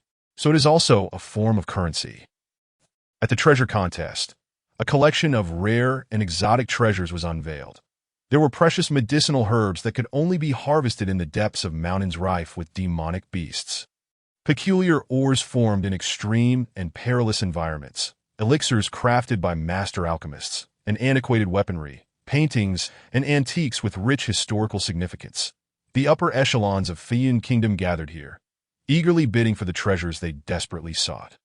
Some wealthy individuals, upon spotting something they fancied, would simply buy it if the price was acceptable. This next treasure is quite a rarity to appear at our treasure contest. Li Wunsher teased, taking his time to extract the item. The illusory sea demon worm, a creature that is both elusive and sought after in the boundless desert. Though some claim it is not a worm at all, but rather a type of grass, Li Wunsher introduced, yet Su Ming couldn't shake the feeling that this creature resembled cordyceps. This item appears in the sun-scorched desert, yet it is inherently a creature of extreme yang. As for its uses, I shan't elaborate further. Those who understand will grasp its value, while those who do not will refrain from purchasing. The base price is 50,000 taels of gold. The primary function of the illusory sea demon worm is as an auxiliary ingredient in alchemy. It is neither exceedingly precious nor entirely worthless. Since it serves merely as a supplementary ingredient, it cannot be too extravagantly valued. However, its rarity means that it is indeed a treasure that is hard to come by, and one must be fortunate to find it. Thus, when it appears, its price is unlikely to be low. Countless martial artists aspire to profit from the illusory sea demon worm. Regrettably, the majority find themselves lost in the desert instead of reaping any rewards. The illusory sea demon worm. When Xue suddenly sprang to his feet. What is it? Su Ming inquired, taken aback. Throughout the duration of the treasure contest, when Xue had remained inactive, yet now he stood up in excitement. Old Du aims to refine an elixir, attempting to break through to the pinnacle of innate mastery. He has gathered all other medicinal ingredients, but this illusory sea demon worm is what he lacks. Old Du is attempting to reach the pinnacle of innate mastery. Su Ming asked, astonished if Old Du could succeed. Then when Xue would be relieved of many disadvantages in his quest for the throne, the intimidation of a pinnacle innate master is not to be trifled with. He is merely attempting to gauge the difficulty of breaking through the bottleneck from late innate to pinnacle. The true challenge of reaching the pinnacle is still some distance away. When Xue had yet to voice one crucial detail, that Old Du's chances of achieving the pinnacle were exceedingly slim. 50,000 taels. When Xue promptly placed his bid. The third prince when Xue bids 50,000 taels. Li Wunsher stated nonchalantly, knowing that the price of such a rare item would typically far exceed the base price. Ah, finally a bid. When man had been waiting for when Xue's offer. The illusory sea demon worm. While of little use to me, I shall not allow you to acquire it easily, even for the sake of collecting. 60,000 taels. When man countered. As expected, when Xue clenched his fist, when man has made an offer. Yet, when Xue was determined to obtain the illusory sea demon worm. Though Old Du's chances of reaching the pinnacle were slim, he still needed to make the attempt. After a moment's hesitation, 70,000 taels. When Xue immediately responded, you seem rather eager. This is becoming quite interesting. When man chuckled, 80,000 you raise. And I shall raise. When man wore a face that suggested he would not let when Xue acquire it easily. 100,000 taels. Though when Xue was furious, he had no choice but to increase his bid. One illusory sea demon worm reaching 100,000 taels? Third prince, are you vexed with me? Or do you have too much money to burn? Or perhaps, do you truly need this item? The intrinsic value of the illusory sea demon worm is not particularly high. It is merely its rarity that drives up the price. However, even so, at a typical treasure contest, an illusory sea demon worm would fetch at most 70 to 80,000 taels. Anything beyond that would be deemed excessive. As your elder brother, I cannot be outdone. 110,000 taels. The first Prince Wen Man stated calmly. The other attendees, though interested in the illusory sea demon worm, hesitated to join in upon seeing the royal family bidding against each other. Moreover, the price of the illusory sea demon worm had already soared to an outrageous level. 110,000. When Xue's brow furrowed, it was not that he could not afford this sum of over 100,000 taels. But spending such an amount solely for an illusory sea demon worm felt rather unwise. However, with old Du urgently needing it for alchemy, when Xue had no choice but to proceed. 120,000 taels. When Xue declared, stealing himself, it appears I truly must part with some blood for this. When Xue knew that if he did not make a significant offer, he would likely lose out on the illusory sea demon worm. 120,000 taels? Even when man. The first prince was taken aback. For just one illusory sea demon worm, he dares to raise the bid to 120,000 taels. Is this lad attempting to play tricks on me and then withdraw? Although the first prince was wealthy, his funds were not infinite. Being affluent also meant he had many mouths to feed daily. Thus, every expenditure required careful calculation to avoid financial strain. Therefore, when the bid for the illusory sea demon worm reached 120,000, the first prince began to hesitate. That a brief silence fell over the treasure contest. Li Wensher did not rush either party, that a man as astute as he would not easily involve himself in royal disputes. And the price of the illusory sea demon worm had already exceeded his expectations, leaving him content. Now, let us see which of these two princes concedes first. Liban Shimusa. First prince. Within Wen Man's private room, a close bodyguard suddenly whispered, "Our scouts have discovered that the third prince seems to be gathering the ingredients for the Hunyuan pill." The Hunyuan pill. Wen Man's eyes narrowed.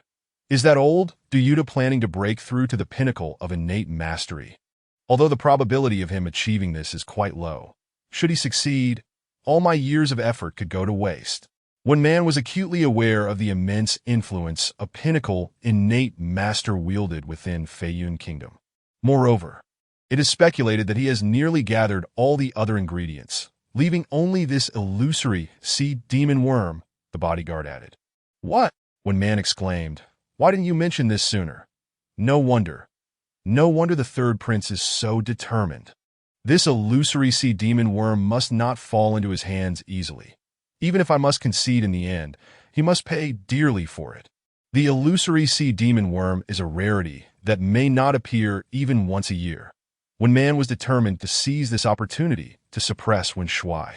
If he could prevent Wen Xue from obtaining the illusory sea demon worm, it could potentially delay old Du's alchemical success for a year, which would greatly benefit Wen Man. Of course, if the cost became too exorbitant. To a point where Wen Man deemed it unworthy of contention, he would relent. 150,000 taels. Wen Man suddenly raised the bid by 30,000, clearly intending to trap Wen Xue. 160,000 taels. Wen Xue was compelled to follow suit. The bidding for the illusory sea demon worm is becoming exceedingly intense. Su Ming observed in astonishment. He then quietly opened the medicinal materials category, delving into several subcategories, ultimately locating the illusory sea demon worm within a classification labeled Desert Oddities.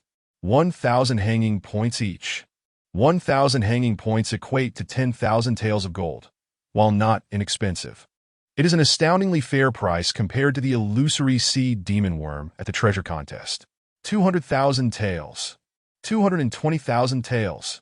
Just as Su Ming was searching for items, Wen Xue had already shouted out a staggering bid of 220,000 taels. Sweat had begun to bead on Wen Xue's forehead, revealing the toll the bidding war had taken on him. He had been led by the nose by the first prince from 50,000 to 220,000. 250,000 taels. The first prince, too, felt his heart racing. At such a high price, Wen Xue could abandon the bid at any moment. Should that occur, he would have spent over 200,000 taels just to thwart Wen Xue from obtaining the illusory sea demon worm. Yet he believed it was worth it. 250,000. Should I continue? When Xue truly hesitated. This price is exceedingly high, yet if I do not engage, who knows when I might encounter the illusory sea demon worm again. Gritting his teeth. When Xue decided to continue. Hey, when Xue? Su Ming suddenly called out. Su Ming, do not try to dissuade me. This illusory sea demon worm is of utmost importance, and I am determined to acquire it. When Xue bore an unmistakable expression of determination to persevere to the very end. You want this, don't you? I have it right here, Su Ming declared, holding in his hand a cordyceps. Oh no, it was the illusory sea demon worm. When Xue gasped, his eyes widening in disbelief. How do you have that? Su Ming pondered for a moment before producing another one. Is this thing really that rare? I had buried it at the bottom of my box and only just remembered upon seeing it. When Xue cast him a knowing glance as if to say, You little rascal, claiming you have no master? This treasure must surely have been gifted to you by your mentor. When Xue became increasingly convinced that Su Ming was indeed backed by a mysterious figure. Otherwise, how could he so casually produce such a rare gem? Had I known you had it, I wouldn't have bothered to compete, when Xue chided with a laugh. But this works out well. 250,000 taels will make him feel the pinch. And you think 250,000 taels is a trivial amount. Su Ming smiled, a mischievous grin playing on his lips as he revealed a third illusory sea demon worm. Why not? Let us have some fun with him. When Xue understood immediately and summoned his hidden guards.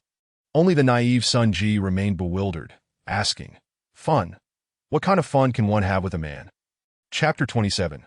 Feeding the dogs Not going to bid for 250,000 taels? The Crown Prince, having successfully secured an illusory sea demon worm, was somewhat taken aback. He had anticipated that when Xue would push the bidding to over 300,000 taels. Not bidding is just fine. Wen's mouth curled into a sardonic smile. With over 200,000 taels, I can delay Du Yuta by a few months, perhaps even half a year, in refining the celestial elixir. This deal is certainly worthwhile.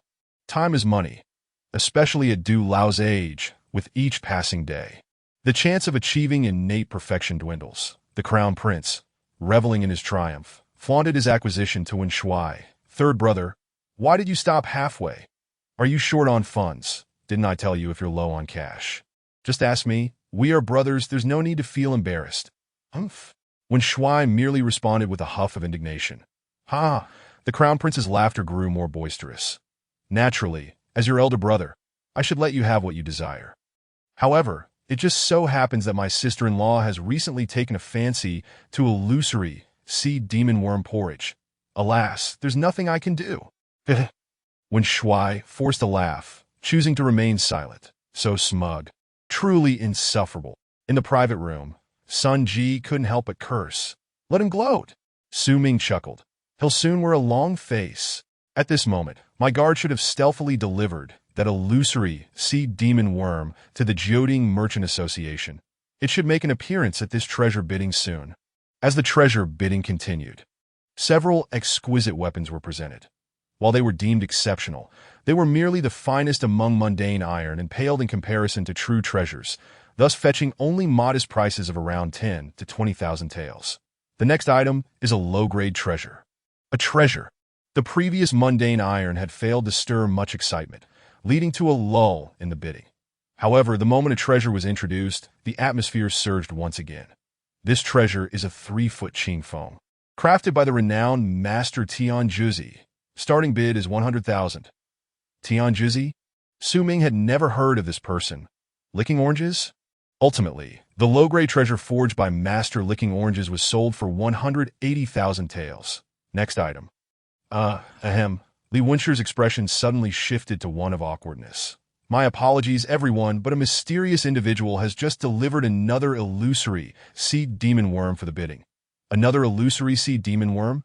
Instantly, many faces in the bidding hall shifted to expressions of astonishment. Just moments ago, the Crown Prince and the Third Prince had been fiercely contesting over one, pushing its market value from 50,000 to 250,000, and now, a second one had emerged? Many couldn't help but glance toward the Crown Prince's private room, eager to see his reaction. However, the privacy of the bidding rooms was well guarded. Those inside could see out, but not the other way around. Li Wenshi. The Crown Prince's voice turned cold. Are you toying with me? Li Wenshi hastily replied, Your Highness, I wouldn't dare. I assure you by the credibility of the Jioding Merchant Association that this illusory sea demon worm was indeed just delivered by a mysterious person. Humph. The Crown Prince scoffed, falling silent. The Jioding Merchant Association's word was as good as gold. Its reputation stood unparalleled in Feiyun Kingdom. Since Li Wenshi had vouched for it, it meant the illusory sea demon worm was indeed freshly acquired. What terrible luck! When cursed, such a rare item as the illusory sea demon worm hardly appears once a year. And now, two have surfaced on the same day. A nearby subordinate consoled him. Perhaps someone among the attendees already possessed an illusory sea demon worm. Seeing you and the third prince driving up the price, they decided to cash in. How dare they target me? If I find out who it is, they shall wish they were never born. Wen's fury was palpable. Yet, he understood that if the seller wished to remain anonymous, even he would struggle to extract information from the Jioding Merchant Association. In other words, he had already resigned himself to this silent loss. This illusory sea demon worm starts at 50,000. Li Wenshi offered no further commentary. Faced with such circumstances, he felt quite awkward. It was best to let the two wealthy patrons handle it. 50,000. When Xue immediately called out. Afterward, he added, Elder brother, I believe one illusory sea demon worm should suffice for my sister-in-law's recovery, but if she consumes too much, 100,000. Wen's frustration reached a boiling point. He had gone to great lengths to secure the illusory sea demon worm at a high price to prevent Wen Xue from obtaining it. Yet, in the blink of an eye, another had appeared. Moreover, he had no choice but to continue bidding that if he ceased, it would mean he had squandered 250,000 on a useless worm, while Wen Xue acquired a crucial one for merely 50,000. The thought drove him to the brink of madness. Since my elder brother is so generous, I cannot appear too stingy. 200,000. Wen's mind raced with a torrent of frustrations. 250,000. 260,000. 280,000. Is this really necessary? Elder brother, with money, who are you to question me? 290,000. Wen Xue added, Don't push me. This price was already dangerously high, as one could withdraw his bid at any moment. Nevertheless, Wen Xue felt compelled to provoke just a little more. 300,000. So what if I do? Wen's fury escalated as he countered with 300,000. If you push me, I'll just drop out. Ha ha, so ruthless. In the private room, as Wen Xue shouted this, Su Ming and Sun Ji erupted with laughter. Su Ming was particularly delighted. Having purchased the item for a mere 1,000 points from the artifact shop, he was now flipping it for 300,000 taels. A staggering profit. Wen Xue, summon your subordinates. Help me sell another one. Su Ming laughed. Such a golden opportunity to exploit a big spender was not to be missed. All right. After a few more rounds of bidding, Li Wenshi's expression turned awkward once again. Another mysterious individual has delivered yet another illusory sea demon worm. The Crown Prince, who had just been enjoying a fine wine, spat it out upon hearing this. Was the Jioding Merchant Association intent on ruining him today? He had already spent 55,000 on two illusory sea demon worms. Now, a third had appeared? Aren't illusory sea demon worms supposed to be rare? How come they keep showing up today? The intrinsic value of the illusory sea demon worm was not particularly high. Otherwise, it wouldn't be sold for just 1,000 points at the artifact shop. Its market price of around 50,000 taels was merely due to its rarity. Could it be that someone stumbled upon a nest of them in the great desert? Elder brother, you surely won't contest me for this one, will you? Wen Xue's tone dripped with mockery, as if to say, Fate has a way of outsmarting us. 200,000. In a fit of anger, when called out, not even waiting for Wen Xue to raise his bid. Given the day's events, he was determined not to let Wen Xue acquire the illusory sea demon worm without a fight. If you want it, raise your bid. If not, I'm taking it home to feed my dogs. Elder brother, your dogs are quite fortunate, Wen Xue replied, refraining from placing another bid. What? Wen was taken aback. You're not raising your bid? In truth, One did not truly intend to acquire this illusory sea demon worm. He believed it was worthwhile to spend 20 to 30,000 to prevent Chi Xue from purchasing it. Spending 50 or 60,000 felt excessive, and 70 or 80,000 would be a complete loss. Though the illusory sea demon worms are indeed rare, should anyone truly offer a price in the realm of 3 to 400,000, there would be no shortage of individuals willing to scour for them. When man's current bid appears to be solely an attempt to annoy Chi Xue, provoking him into expending more money. However, to everyone's astonishment, Chi Xue has chosen not to increase his bid. After a brief pause, Li Wenxu's face turned a shade of awkwardness. The next treasure, too, is an illusory sea demon worm. 50,000. When Xu called out, "Elder brother, perhaps we should acquire another to feed the dogs?" The attendees of the treasure auction collectively cast their gazes towards Wen Man's private room, eager to witness the reaction of this super gullible individual.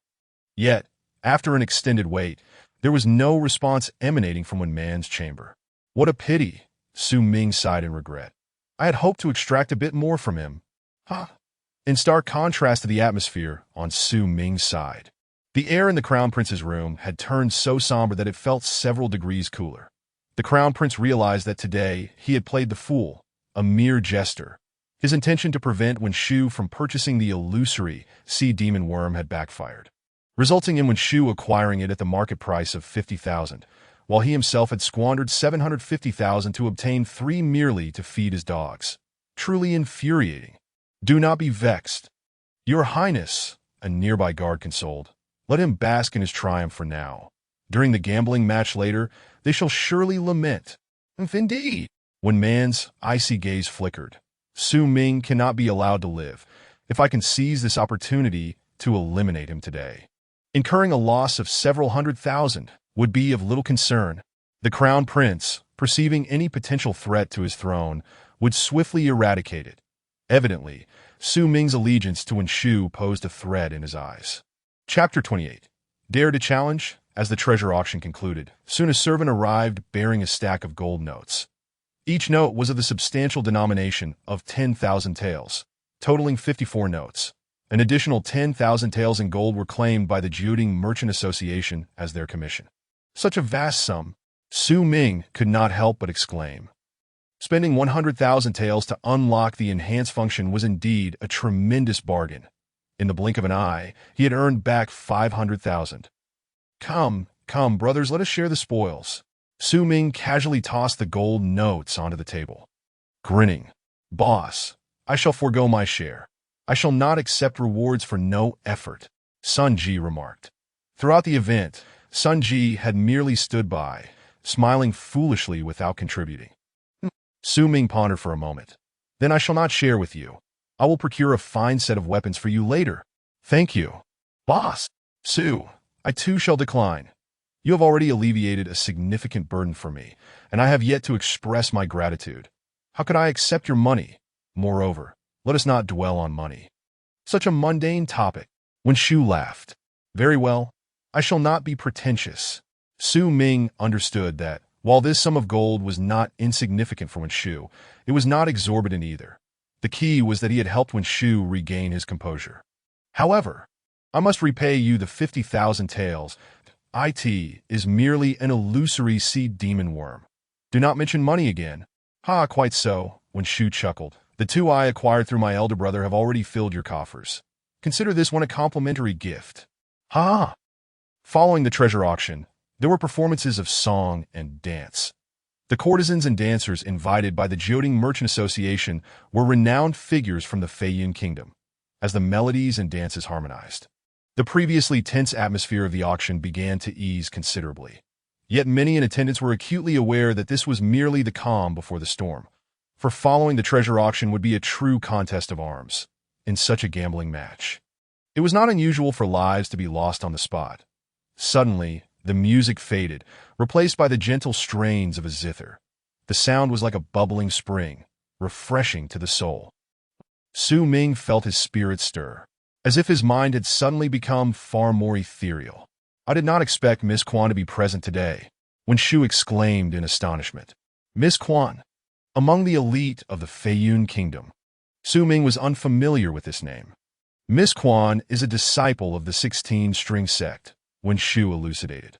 The 16-string sect has been a lineage in the Feiyun kingdom for centuries. It is said that the founder was a master who achieved innate prowess through the zither, a top expert of his time. However, several years ago, the sect was eradicated. Thus, Miss Quan, to escape her enemies, has fallen to the Jioding Merchant Association, performing to earn a living. No wonder her zither skills are so exquisite. She is indeed a descendant of the 16-string sect. Su Ming's memory flickered with impressions of the sect. Though she claims to be performing for a living, it is likely she seeks to leverage the platform of the Jioding Merchant Association to connect with the powerful, hoping to rise again one day. When Shu seemed to possess some insider knowledge, Su Ming chose not to respond. That in a world where martial prowess reigns supreme, the rules are starkly clear. If your strength surpasses others, you may roam freely. If others are stronger, even the annihilation of your sect is something you must endure in silence. I, Su Ming, shall surely ascend to the pinnacle of the Feiyun kingdom swiftly, and even venture beyond its borders. Having fortuitously traversed into this foreign realm, and with the ability to summon extraordinary power at will, Su Ming was resolute in making his mark, unwilling to remain anonymous. Unbeknownst to him, as the zither's sound gradually faded, many attendees wore expressions of wistful longing. Clearly, Miss Quan's artistry had reached a level capable of stirring the hearts of those who listened. The hour of high has arrived. The gambling match commences. A deep voice resonated throughout the venue, indicating that a master of internal cultivation was channeling their energy to announce the event. Haha, the most frenzied gambling match has finally arrived. Many had awaited this moment from morning until night, eager for the impending spectacle. Last time I lost quite a sum. This time, I must win back both principal and profit. For each gambling match, the Jioding Merchant Association would establish a betting line, offering corresponding odds. Typically, their odds were quite generous, attracting many to wager directly with them. Of course, one could also seek private bets for an added thrill. The gambling match has begun. I wonder who will be the first to step up. The array within the Jioding Merchant Association shifted, the scene of the treasure auction transforming into a platform for combat. Meanwhile, Li Wenshi had transitioned to host the gambling match. I shall. The voice was cool, yet carried an air of superiority. The speaker swiftly maneuvered through the crowd, ascending the platform. That moment, many realized that the individual upon the platform was a youth with hair cascading to his waist. Such speed! Upon seeing the youth's visage, many gasped in astonishment. Si Kong Liang Jun, Wen Shu exclaimed, a flicker of unease crossing his heart. He is actually participating in the gambling match? Who is Si Kong Liang Jun? Su Ming had never heard of this figure. He is the direct disciple of the ancient elder of the Feiyun Martial Pavilion. Wen Shu explained, he is only 15 this year, yet already possesses mid-tier internal cultivation. So impressive. Sun Ji marveled at 15. He had only reached the 6th stage of external cultivation, while others had already reached mid-tier internal cultivation. Impressive. Perhaps not so much. Su Ming Thima, casting a brief glance at Si Kong Liang Jun upon the platform. Si Kong Liang Jun does possess notable talent, but to say he is exceptionally formidable is debatable. When Shu countered, he is the legitimate heir of the Si Kong family, which has invested considerable resources into him, thus yielding his current achievements. Oh, Su Ming and Sun Ji suddenly comprehended. Those who grew up consuming heavenly materials and treasures would naturally cultivate at a different pace than those who subsisted on ordinary fare. The Si Kong family aims to elevate him to innate mastery, grooming him as the heir of the family. When Shu elaborated, it is my first time witnessing him in a gambling match. Si Kong Liang Jun stood confidently upon the platform, surveying the crowd with an air of camaraderie. I, Si Kong Liang Jun, am 15 years old. The gambling matches at the Jioding Merchant Association generally adhere to 2 rules. One may either seek an opponent of similar cultivation level or one of similar age. With Si Kong Liang Jun declaring his age upon stepping onto the platform, it was evident he sought an opponent of the same age. Those unaware of Si Kong Liang Jun's background began to murmur discontent. What nonsense! Seeking an opponent of the same age, in the entire kingdom, there are scarcely a handful of 15-year-olds who have reached mid-tier internal cultivation, and they are all his acquaintances. Is he seeking a ghost to battle?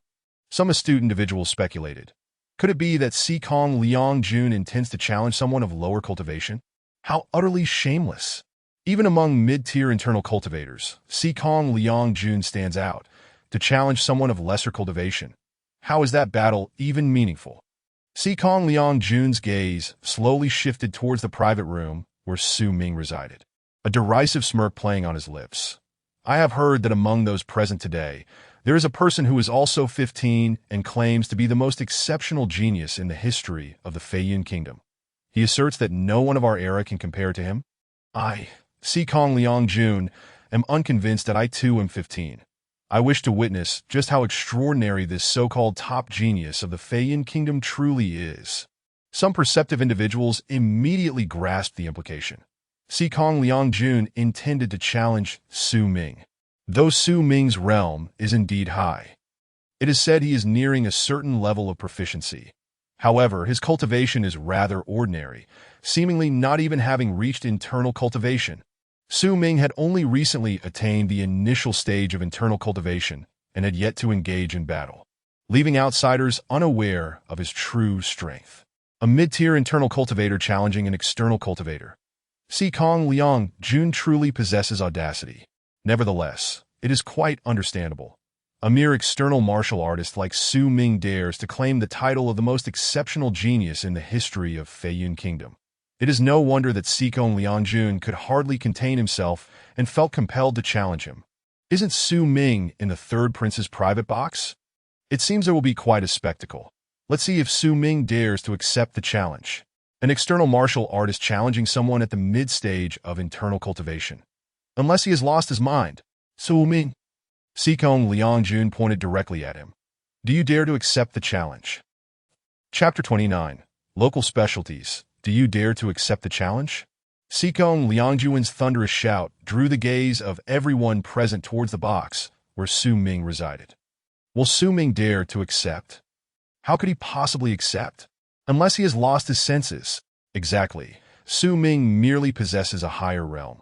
His actual strength is quite weak. If he were to step onto the stage, Confronting Lin Han would undoubtedly toy with him effortlessly. What's the use of merely having a higher realm?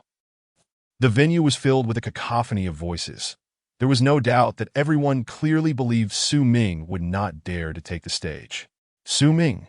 When Xue was also uncertain about Su Ming's true prowess. Everyone is waiting for your response. If you feel it is too much, then do not proceed. Although gambling battles are not meant to intentionally lead to death, it is evident that this is a trap set specifically for you. There is no need to sacrifice your dignity. Su Ming waved his hand, interrupting. A mere mid-stage internal martial artist poses no problem. A mere mid-stage internal martial artist? When Xue looked at Su Ming in astonishment. Such a confident statement indicated that Su Ming was absolutely certain of his ability to triumph over Confronting Lin Han. Then you should be cautious. When Xue chose not to elaborate further. There's no rush. Let me toy with him first. Su Ming Chuke. Then rose to call out to the outside of the box. Who are you? Confronting Lin Han felt a flush of embarrassment. He had been boasting and challenging for quite some time, introducing himself with flair. Yet after all that, he was met with Su Ming's dismissive, "Who are you? You do not even recognize me?" Confronting Lin Han demanded that he prided himself on being the embodiment of talent in the younger generation of Feiyun Kingdom. Blessed with good looks and charisma, and indeed countless infatuated maidens in Yunqi City admired him. Confronting Lin Han had assumed his reputation in Yunqi City was well known. Thus, Su Ming's "Who are you?" was exceedingly difficult for him to accept. Su Ming cleared his throat. Since I became famous, many have challenged me in the capital. Who knows who you are? Hurry up and give a brief self-introduction so I can know who you are and what your cultivation level is. So I can decide whether to grant you the opportunity to challenge me. Confronting Lin Han was about to introduce himself when the eldest prince interrupted. You are Su Ming, right? Do not put on airs. I do not believe my third brother has not informed you of who I am. Oh, the eldest prince? Su Ming replied. I remember when I encountered you at the entrance. You mentioned that there were several so-called prodigies who were not convinced by me. I presume this is one of them? Humph. When man scoffed, Brother Xikong, I am the true prodigy of Feiyun Kingdom. In the future, achieving innate mastery is a certainty. If you have any courage, step onto the stage, and you will naturally realize the disparity between you and Brother Xikong. Trying to provoke me? Su Ming replied disdainfully. My reputation in the capital is currently at its peak. Many seek to challenge me to gain fame, so I generally do not accept challenges lightly. However, it seems you are quite close to the eldest prince. Out of respect for the eldest prince, I might consider giving him an opportunity to gain some notoriety. How about this? Since you believe your little brother is quite strong, shall we place a bet? So all this fuss was just to propose a wager. The eldest prince laughed. In truth, you need not beat around the bush. If you want to bet, I am willing to accept. Regardless of the stakes, as long as you dare to wager, I will take it. The eldest prince is indeed generous. Su Ming replies. Come, let us place our bets. When man added, also, my third brother, do not just stand by. You should also place a wager. The eldest prince's intelligence network had thoroughly analyzed Su Ming's strength. When Su Ming participated in the recruitment of the Feiyun Martial Pavilion, he was undoubtedly at the fourth stage of external cultivation, and the assessment of the testing array would not be mistaken. Thus, in such a brief period of 20 days, even with the highest quality resources, it was impossible for Su Ming to reach internal cultivation. All these analyses were logical. After all, the accumulation of cultivation must be gradual, and it cannot be achieved in one leap. Meanwhile, Xikong Liangjun was a standout in the mid-stage of internal cultivation. How could he possibly lose to an external martial artist like Su Ming? The eldest prince believed he could not possibly find a chance to lose.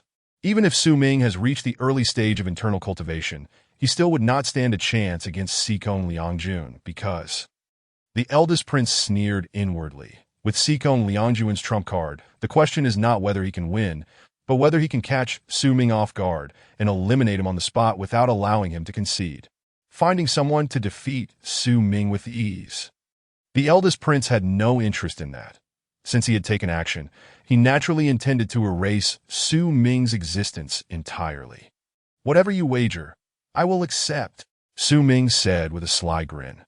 Of course, the eldest prince, unable to see Su Ming's cunning smile from across the box, replied. I wager 1 million taels of gold. When Xue declared first. Only 1 million? The eldest prince shook his head. I accept. Third brother, your stakes are rather modest, since you are betting. Why not wager a bit more? Come, let us deposit the funds at the Jiuding Merchant Association. Even in private gambling battles, it was customary to use the Jiuding Merchant Association as an intermediary, thus preventing the other party from defaulting on their debt. Su Ming, how much do you intend to wager? The eldest prince inquired again. I am merely a humble villager, not comparable to the wealthy eldest prince. Su Ming replied. I shall casually offer some local specialties as my stake. Let the Jiuding Merchant Association appraise them, and then you can send the equivalent amount of gold based on their valuation. Local specialties. The eldest prince's lips quivered. Are you jesting, betting with local specialties? Or do you believe you are destined to lose, and thus offer something of little value? Local specialties. Very well. Let me sample what you have to offer. The eldest prince accepted the terms of the wager. In his view, Su Ming was likely to be a mere dead man, so he decided to be magnanimous and allow him to linger a bit longer. As for my local specialties, I cannot say whether you will enjoy them. But I can assure you, your dog certainly will. Su Ming chuckled. Your dog will certainly enjoy it. The eldest prince's expression darkened. Do you dare insult me? Do you dare insult our royal family? Royal dignity must not be infringed upon. Eldest prince, I cannot bear such a lofty accusation, Su Ming retorted. You were the one who said your dog enjoys such things. When did I ever say what my dog enjoys? Wen man beloten anga. The eldest prince truly has a forgetful nature. Su Ming laughed. Just earlier, when you were purchasing the illusory sea demon worm, did you not mention wanting to bring it back to feed your dog? Therefore, your dog must surely enjoy this delicacy, right? Illusory sea demon worm? When man paused, then suddenly realized something. It is you. Look, eldest prince, I have another 50 illusory seed demon worms here. Consider them my wager. Su Ming opened the window of the box, holding a large handful of illusory seed demon worms, shaking them towards the eldest prince's box. Would you like to have the Jioding Merchant Association appraise them, or shall we simply value them at the base price of 50,000 taels each, totaling 250? Chapter 30. Instant defeat illusory seed demon worms. 50 of them.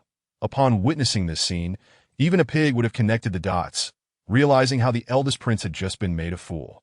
The eldest prince just extravagantly wagered 750,000 for 3 illusory seed demon worms. I am now valuing 50 at 250. Not too steep, right? Su Ming asked with a smile. Not too steep. Not too steep. The eldest prince gritted his teeth, but he felt as if all eyes in the venue were on him, as if they were mocking him for being a fool. Su Ming, you are quite clever. However, your laughter may not last long. The eldest prince coldly snorted, then produced 250 million taels of gold to deposit at the Jioding Merchant Association. Yet, as he sent out this sum, for some reason, a sudden sense of unease flashed through his mind, as if these gold coins would no longer belong to him. Impossible. Su Ming cannot possibly be a match for Xikong Liangjun. The stakes have been set. Will you not take the stage? Xikong Liangjun shouted. Su Ming's every gesture exuded confidence, which greatly displeased him, but he yearned for the duel to commence immediately so he could trample Su Ming beneath his feet, even seizing the opportunity to eliminate him altogether. A once-in-a-lifetime genius in the history of Feiyan Kingdom. Once I slay you, I shall see how everyone will evaluate you. As Xikong Liangjun pondered these thoughts, he forgot how much of his family's resources had been expended to achieve his current status. Without a vast amount of resources, his talent would hardly be remarkable. So eager to meet your demise. Su Ming deposited the 50 illusory sea demon worms at the Jioding Merchant Association and then leaped onto the stage.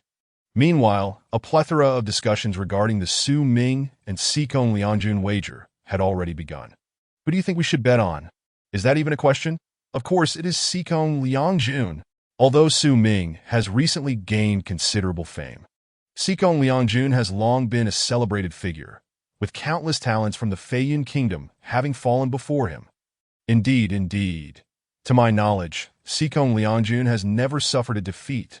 What is there to be so conflicted about? Just look at their cultivation levels to determine whom to bet on. Xikong Liangjun has long entered the mid-stage of internal training, while Su Ming is likely still at the external training level. But don't you find it strange? Strange about what? If Su Ming had no confidence whatsoever, why would he dare to step onto the stage to challenge? Moreover, he has entered into such a grand wager with the Crown Prince. That is true. Su Ming wouldn't be foolish enough to humiliate himself and hand money to the Crown Prince. Suddenly, many people were at a loss as to how to place their bets. Theoretically, betting on Xikong Liangjun should be a surefire win. Yet, Su Ming's confident demeanor was undeniably peculiar, leaving many genuinely indecisive. On the stage, Xikong Liangjun began to boast again, addressing Su Ming. You actually dare to come up here and face me. Your courage is indeed somewhat surprising. I thought you would play the coward. Noticing Su Ming's indifference, he continued to chatter. Do you think that defeating a waste like Lin Muqing makes you invincible? Today I, Xikong Liangjun, will show you what a true top genius of the Feiyan Kingdom is like. Xikong Liangjun even audaciously declared Lin Muqing to be a waste in public.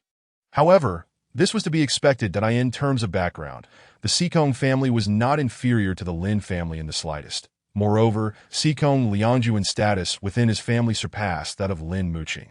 Regarding talent, Xikong Liangjun clearly outclassed Lin Muqing, that in terms of connections, Xikong Liangjun could engage with the Crown Prince as an equal, while Lin Muqing could only bow his head in submission, within the elite circles of the capital.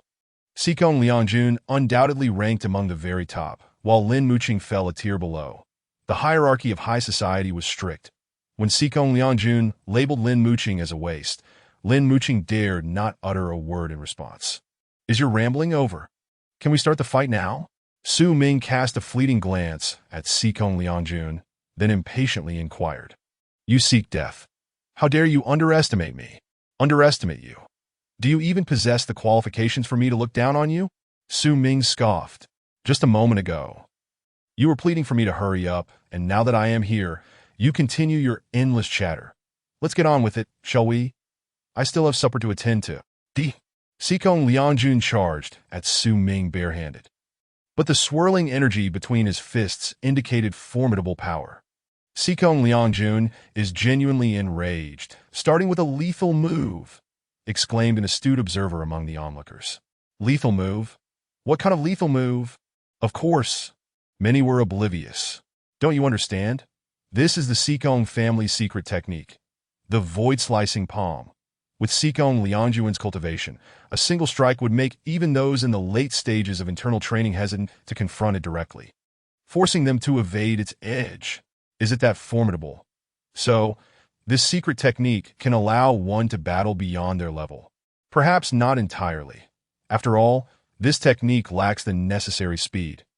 However, Su Ming's cultivation is significantly inferior to Xikong Liangjun's, so his speed is bound to be slower, making him vulnerable to this technique. Oh, good thing I listened to you and placed my bet on Xikong Liangjun. Listening to me was wise.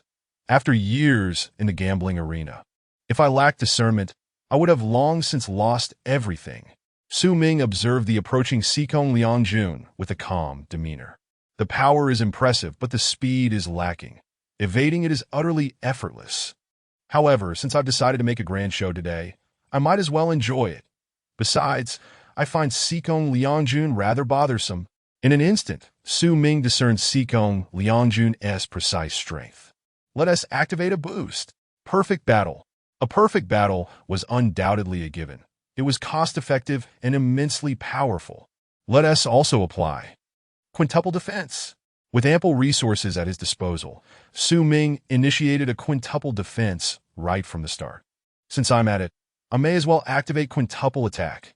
With all three enhancements in play, Su Ming overwhelmed Xikong Liangjun on an attribute level. At this moment, Su Ming's realm was leagues ahead of Xikong Liangjun.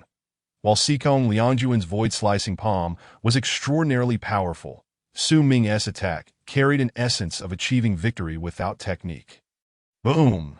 Su Ming's iron fist, like a dragon, sought to clash directly with Xikong Liangjun. A head-on clash is nothing short of seeking one's own demise. Xikong Liangjun was acutely aware of how ferocious his palm was. He could confidently assert that no one in the entire Feiyin kingdom, of the same age, would dare to confront it head-on. This kid's realm is commendable. If he intends to rely on it to contend with me, I may have to exert some effort. Yet, he has chosen to engage directly.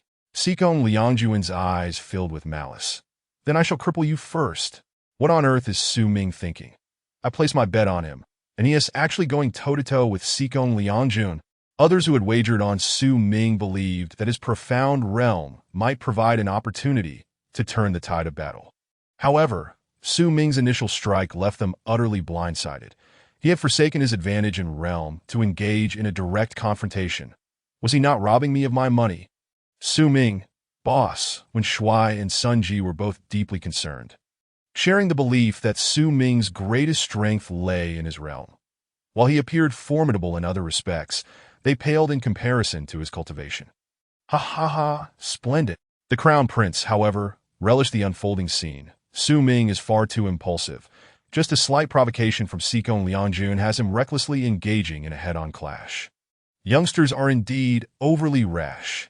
At that moment, a thought flashed through the Crown Prince's mind. Having 150 illusory sea demon worms, how should he utilize them? Such a quantity was far more than he could possibly consume.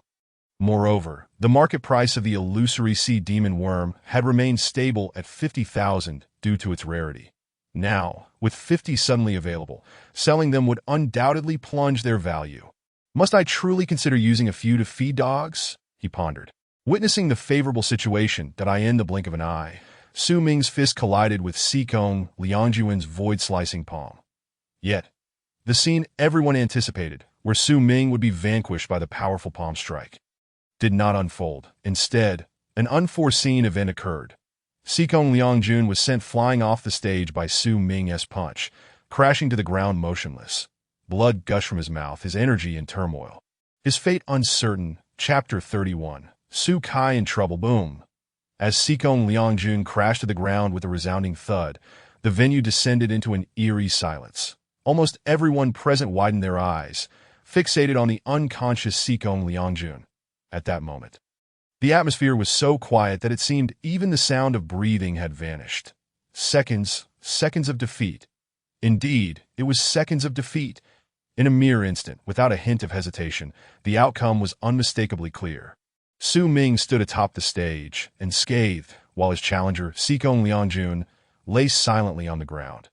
Though no one had dismissed the possibility of Su Ming emerging victorious, including the Crown Prince, when man had mentally prepared for such an outcome. However, no one, regardless of who they were, could have anticipated that Su Ming would win so decisively. It was as if Xikong Liangjun did not belong to the same tier. Oh no, not merely as if, but absolutely. So, I won, right? Su Ming flexed his wrist, seemingly lamenting. My hands are itching. Why is it that before the fight even began, I have no opponent? How terribly lonely. Of course you won. Li Wenshi was momentarily stunned before replying. The rules of the gambling battle dictated that being knocked off the stage constituted a loss, as did being unconscious, and Xikong Liangjun had fulfilled both criteria. Why aren't you rushing to see how Xikong Liangjun is faring? The Crown Prince barked at his guards. Xikong Liangjun was the heir of the Xikong family. Should anything happen to him, it would surely stir a tempest of bloodshed within the capital. However, when man feared no such turmoil, or rather, he thrived on it. The more chaos, the greater the opportunities for him to consolidate power and eliminate rivals. Yet on the surface, when man maintained a facade of great indignation. Su Ming, how dare you take advantage of the situation and strike ruthlessly? You had better hope that Xikong Liangjun comes to no harm. Otherwise, prepare to face the wrath of both me and the Xikong family. Strike ruthlessly. Su Ming scoffed. In a gambling battle, life and death are determined by fate. If he is outmatched, who else can he blame? In truth, Su Ming's thoughts were more focused on the effects of the enhancements. Quintuple attack, quintuple defense, truly formidable. Su Ming had already reached the early stage of internal training and had consumed a power stone. Once he activated the quintuple attack, his strength rivaled that of an ordinary mid-stage internal practitioner, if not surpassing it. If it were merely the quintuple attack, it wouldn't be so alarming. But with the quintuple defense in play, Su Ming's body became as resilient as steel. In essence, while it appeared that Su Ming and Xikong Liangjun were exchanging blows, the reality was that Xikong Liangjun's flesh and blood were pitted against Su Ming, whose body was 10 times harder than steel. Moreover, it was a piece of steel with a significantly higher cultivation level. Before losing consciousness, Xikong Liangjun's sole thought was, what the hell kind of fist is this? So incredibly hard. And then, he knew nothing more. Several subordinates of the Grand Prince cautiously carried Xikong Liangjun aside and meticulously examined him multiple times before finally reporting. There are no major issues. He has merely sustained some shock. A few months of rest will suffice. The Grand Prince responded expressionlessly. In truth, his inner thoughts were, what a pity, how unfortunate that he did not die. If only he had perished, how splendid that would have been. Alas, such a shame. Su Ming, basking in the adoration from all directions, calmly returned to the private room. Inside, Wen Shuai felt as though he suddenly no longer recognized Su Ming. Brother Su Ming, I have called you brother. Pray tell, how much strength are you still concealing? Is this truly all of your power?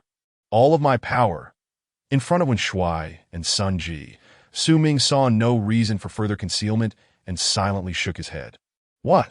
This is not all of your strength. When Shuai suddenly recalled that Elder Du had mentioned underestimating Su Ming, that it was evident now that the underestimation was far more than just a slight misjudgment. Boss, Sun Ji.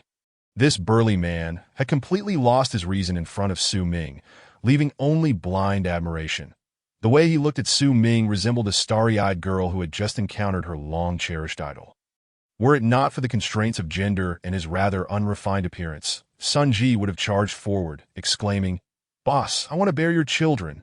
Could you too refrain from gazing at me with such perverse looks? Su Ming scolded. You're making me feel quite uncomfortable. No, boss, mere glances are entirely insufficient to convey my admiration for you. Sun Ji unexpectedly threw himself to the ground, clutching Su Ming's leg. I must accompany it with words. Ah, boss, my admiration for you flows like an unending river. At that moment, a martial artist from the Nine Tripod Merchant Association pushed open the door and entered. Upon witnessing the bizarre scene in the private room, he was instantly taken aback. A third prince, young Master Su. This is your winnings from the gambling match. Please accept that, I shall not disturb you further. Please continue. He hastily dropped a pile of gold notes, along with the 50 Mirage Sea magic worms Su Ming had originally wagered, and fled the room. Upon closing the door, he could not help but think, if the young ladies in the capital were to learn that Su Ming harbored such peculiar tastes and preferences, they would surely be heartbroken. Su Ming, of course, noticed the oddity in the gaze of the Nine Tripod Merchant martial artist, yet before he could offer an explanation, the man had already fled. Now, Su Ming truly felt that he could not wash away the stain even if he jumped into the Yellow River. Get lost! Su Ming kicked Sun Ji away. Sun Ji, unfazed, shamelessly crawled over to the pile of gold notes and grinned. Boss, allow me to count your money. This gambling match had yielded astonishing profits for Su Ming.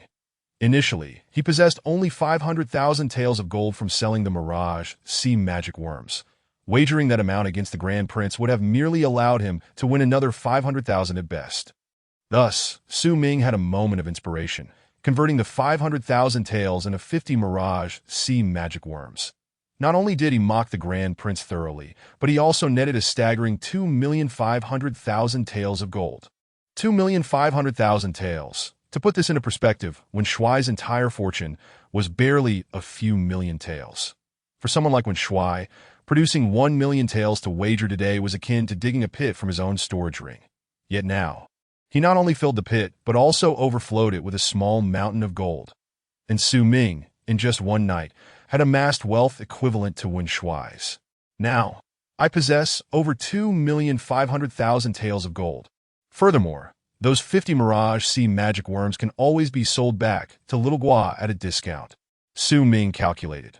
Such a sum is sufficient for me to directly purchase the micro-level realm. And after exhausting all primary power stones, I would still have plenty left. Of course, having come into such unexpected fortune, Su Ming knew he must spend it wisely rather than recklessly squander it. Just as Su Ming and his companions were lost in the joy of their gambling gains, Wen Shuai suddenly received a message, and his expression immediately turned grave. What is wrong, Wen Shuai?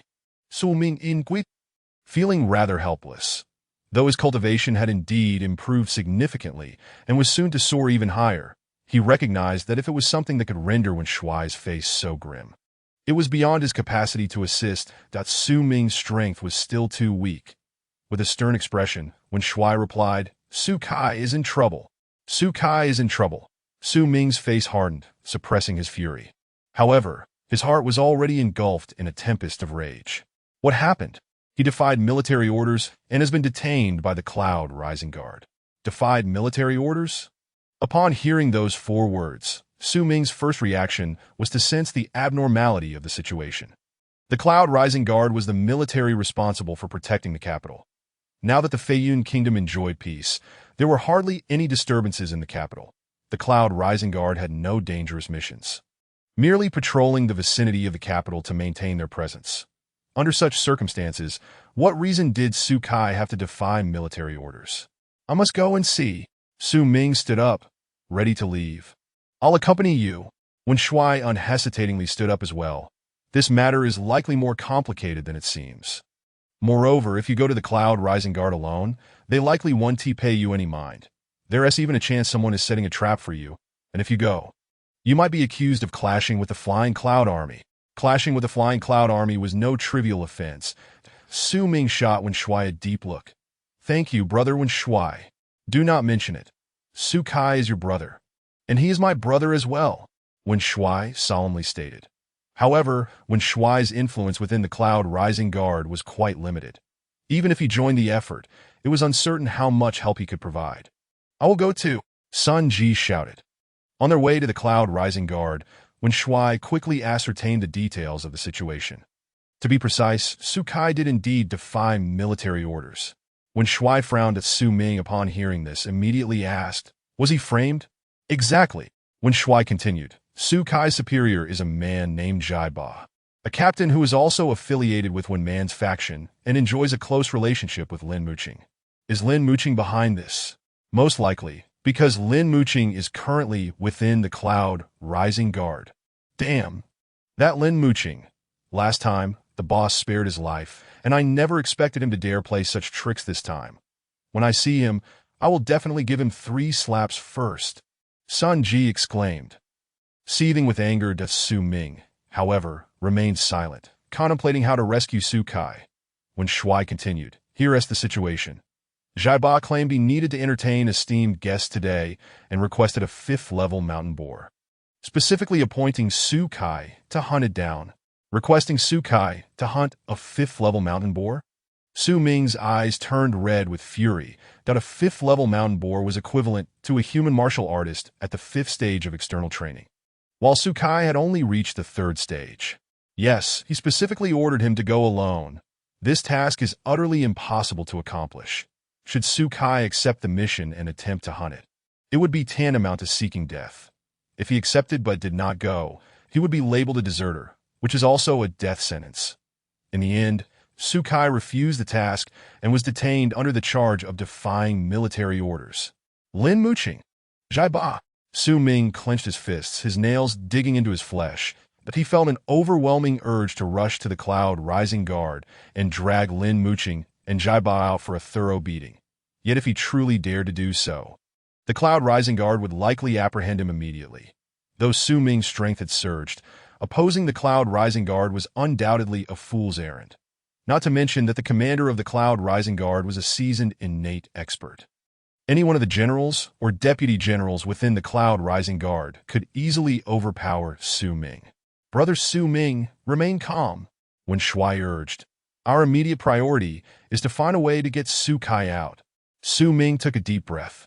"I understand. Since arriving in this world, Su Ming had only a few companions he genuinely recognized, and Su Kai was undoubtedly one of them. Now, due to Su Ming's feud with Lin Muqing, Su Kai had been unjustly charged with defying military orders, which weighed heavily on Su Ming's heart. Strength. I need strength. If Su Ming's power was strong enough to sweep across the entire Feiyun kingdom, Lin Muqing would never dare to pull such tricks that I end this world where strength reigns supreme. Encountering such a situation, Su Ming harbored not only hatred for Lin Muqing, but also a deep-seated loathing for his own inadequacy.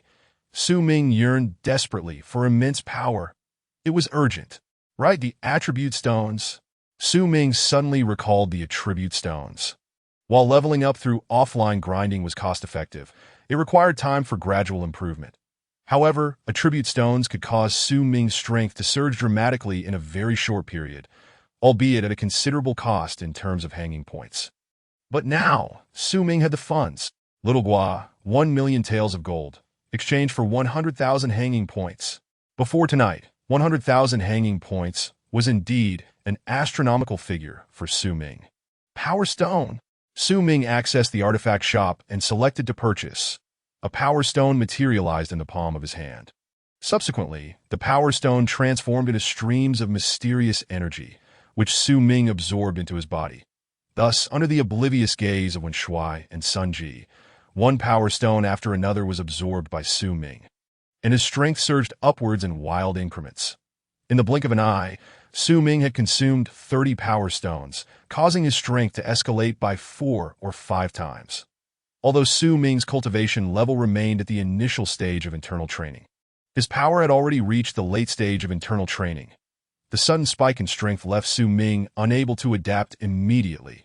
Compounded by his overwhelming fury, he inadvertently left a footprint on the hard ground beneath him. Su Ming, boss! Such a commotion certainly did not escape the notice of Wen Shuai and Sun Ji, leaving them both secretly astonished. The ground in Yinchi City was notoriously solid. Typically, external martial artists would struggle to leave any mark without the aid of tools. Yet Su Ming, in a fit of anger, had left a footprint merely by walking. What immense strength he must possess! Both Wen Shuai and Sun Ji realized that their previous estimates of Su Ming's power had been grossly underestimated. "I'm fine," Su Ming declared. However, a greater portion of his attention was drawn to the warning from Xiaoguo. Host's power attribute exceeds the current limit of mental control. Host power attribute too high. Power attribute too high. After several warnings, Su Ming began to grasp the situation.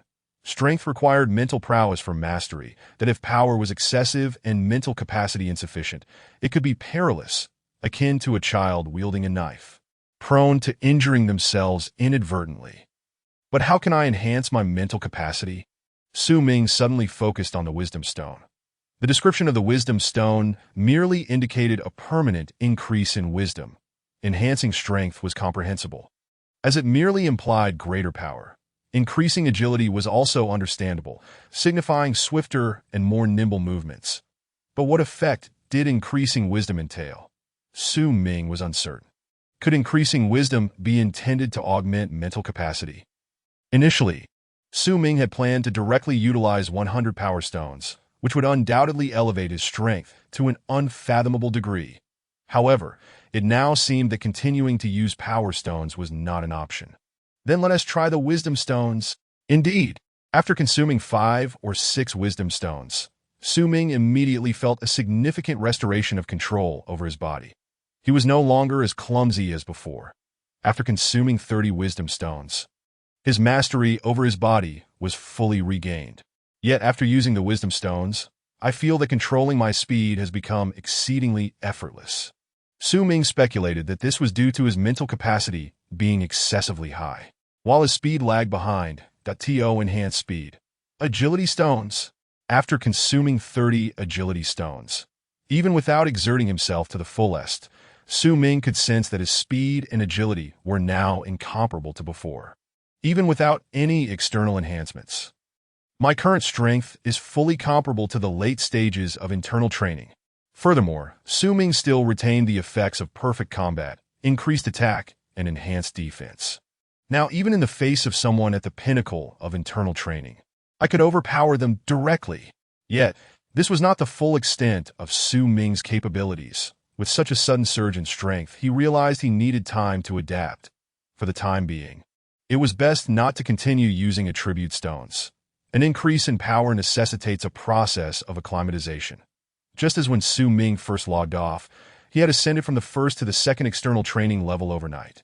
Struggling to adapt and damaging numerous items in the process, strength begets confidence that at this moment, Su Ming's conviction in rescuing Su Kai had grown significantly.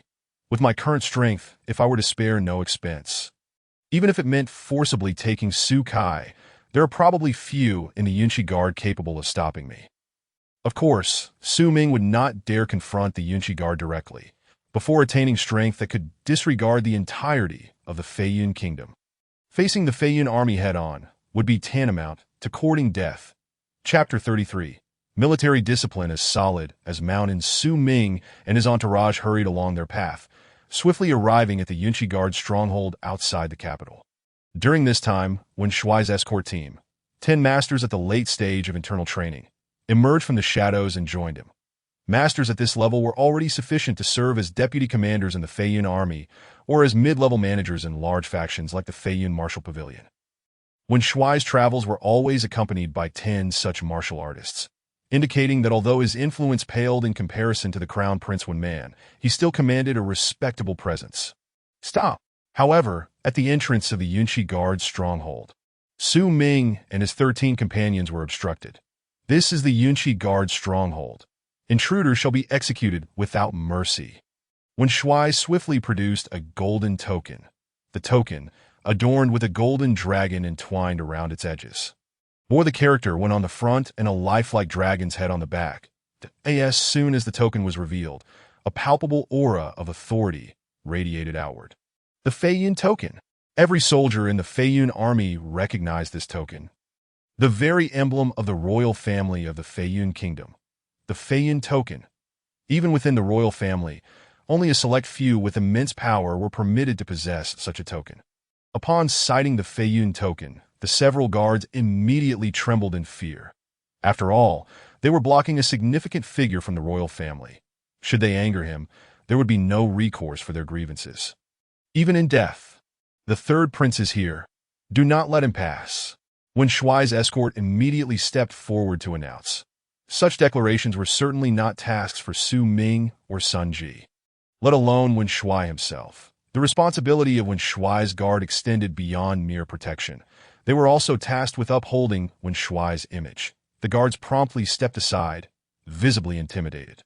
Someone, take us to a captain named Zhai Ba. Wen Shuai strode into the stronghold without turning his head, stating this command.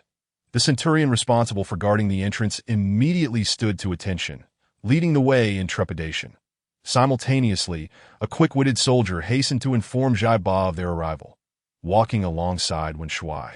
Su Ming could not help but reflect. It is fortunate to have Wen Shuai accompany me.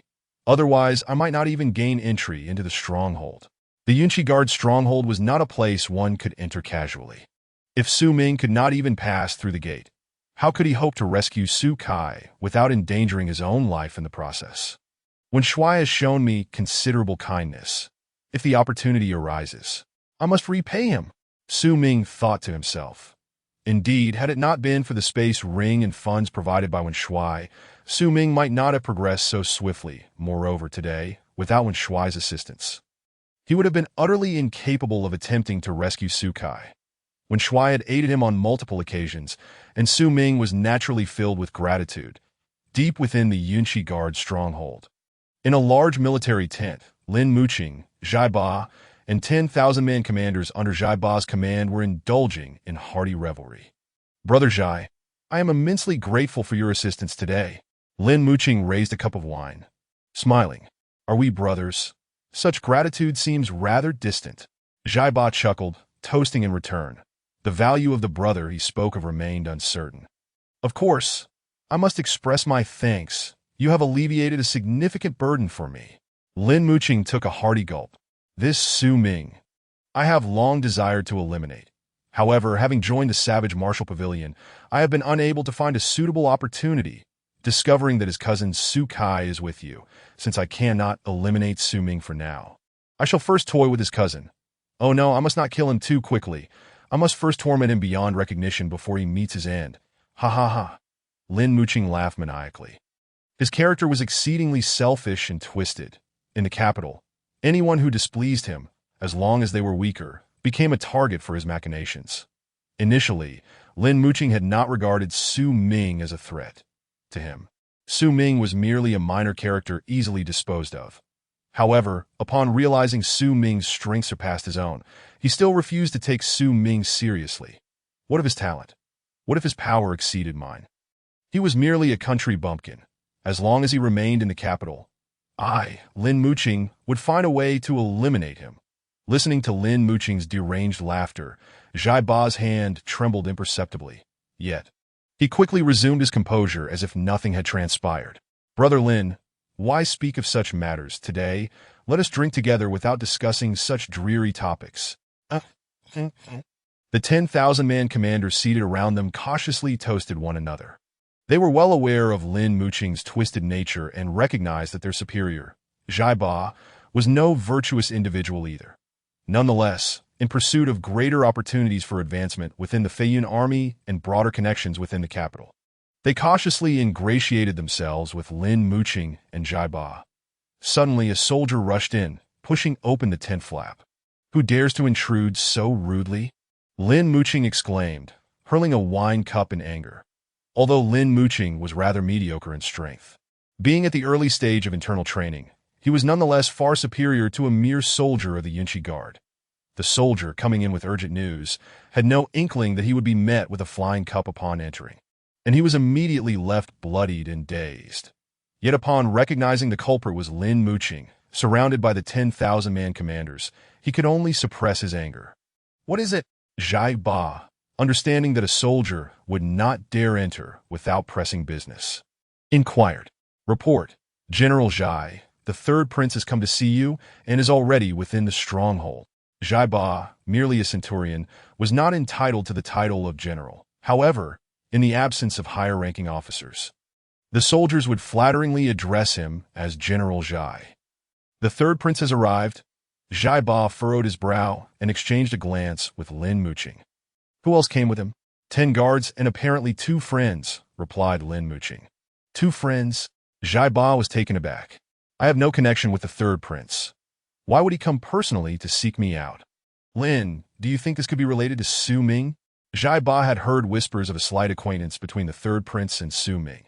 However, his information was rather inaccurate. Had he known that Wen Shuai and Su Ming shared not only a casual rapport, but also a significant relationship with Su Kai, he would never have dared to assist Lin Muqing in framing Su Kai. I don't know. Lin Muqing had not anticipated that the third prince would personally seek out Zhai Ba. But it seems that he really has come for Su Ming. The soldier who came to deliver the message was a coward, having been battered by Lin Muqing. Yet he still provided further information. By the way, there is someone by the third prince's side who appears to be Su Ming.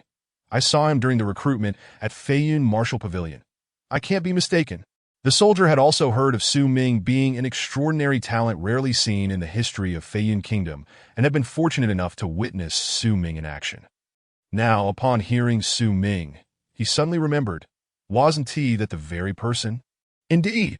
Zhai Ba and Lin Muqing exchanged another glance, astonished that the third prince would actually stand up for him.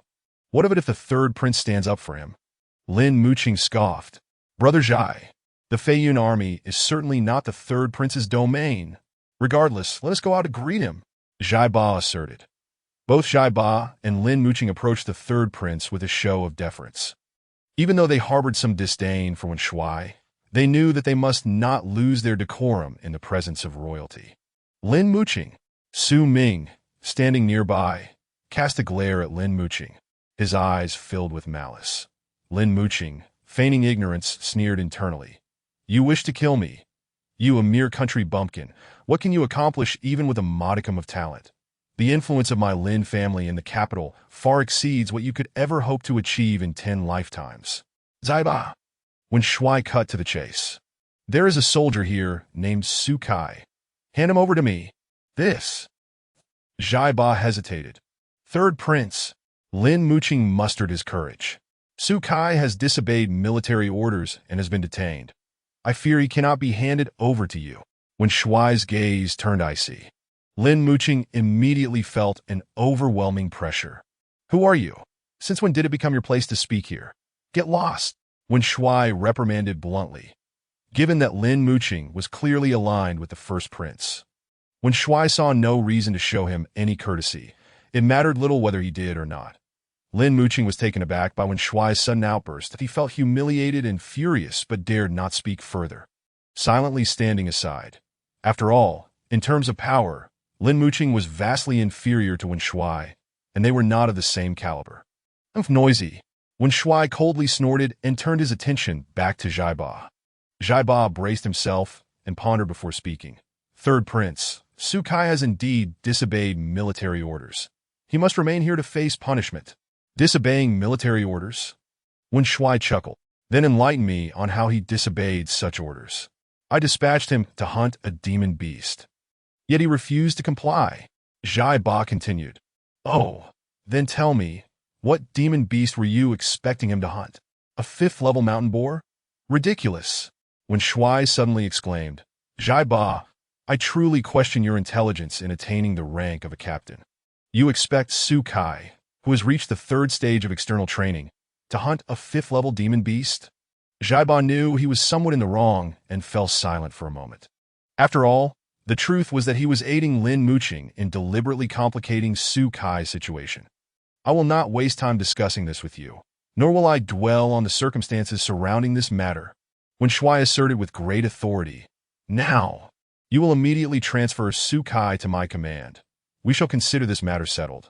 Rest assured, I am not one to hold grudges. Settled. In an instant, Zhai Ba's thoughts began to wrestle fiercely. Truth be told, he bore no grudge against Su Kai. His complicity in the entrapment was purely to save face for Lin Muqing. However, could Lin Muqing's face compare to Wen Shuai's? While Wen Shuai had considerable influence, Zhai Ba could not easily afford to curry his favor. He was a staunch supporter of the first prince. Just as Zhai Ba found himself wavering, both he and Lin Muqing felt their communication talismans tremble simultaneously. They had both received a message from the first prince. When the message contained only 4 words. Military discipline is paramount. Chapter 34. Release him immediately.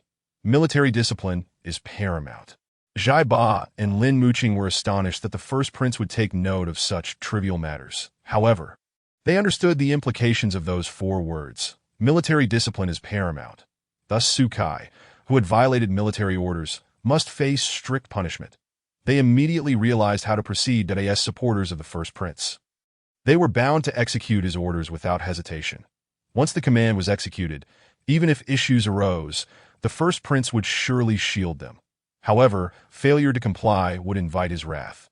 With this in mind, Chi Xue straightened his posture, staring at Chi Xue as he exclaimed, "Third prince, are you attempting to interfere with military affairs?"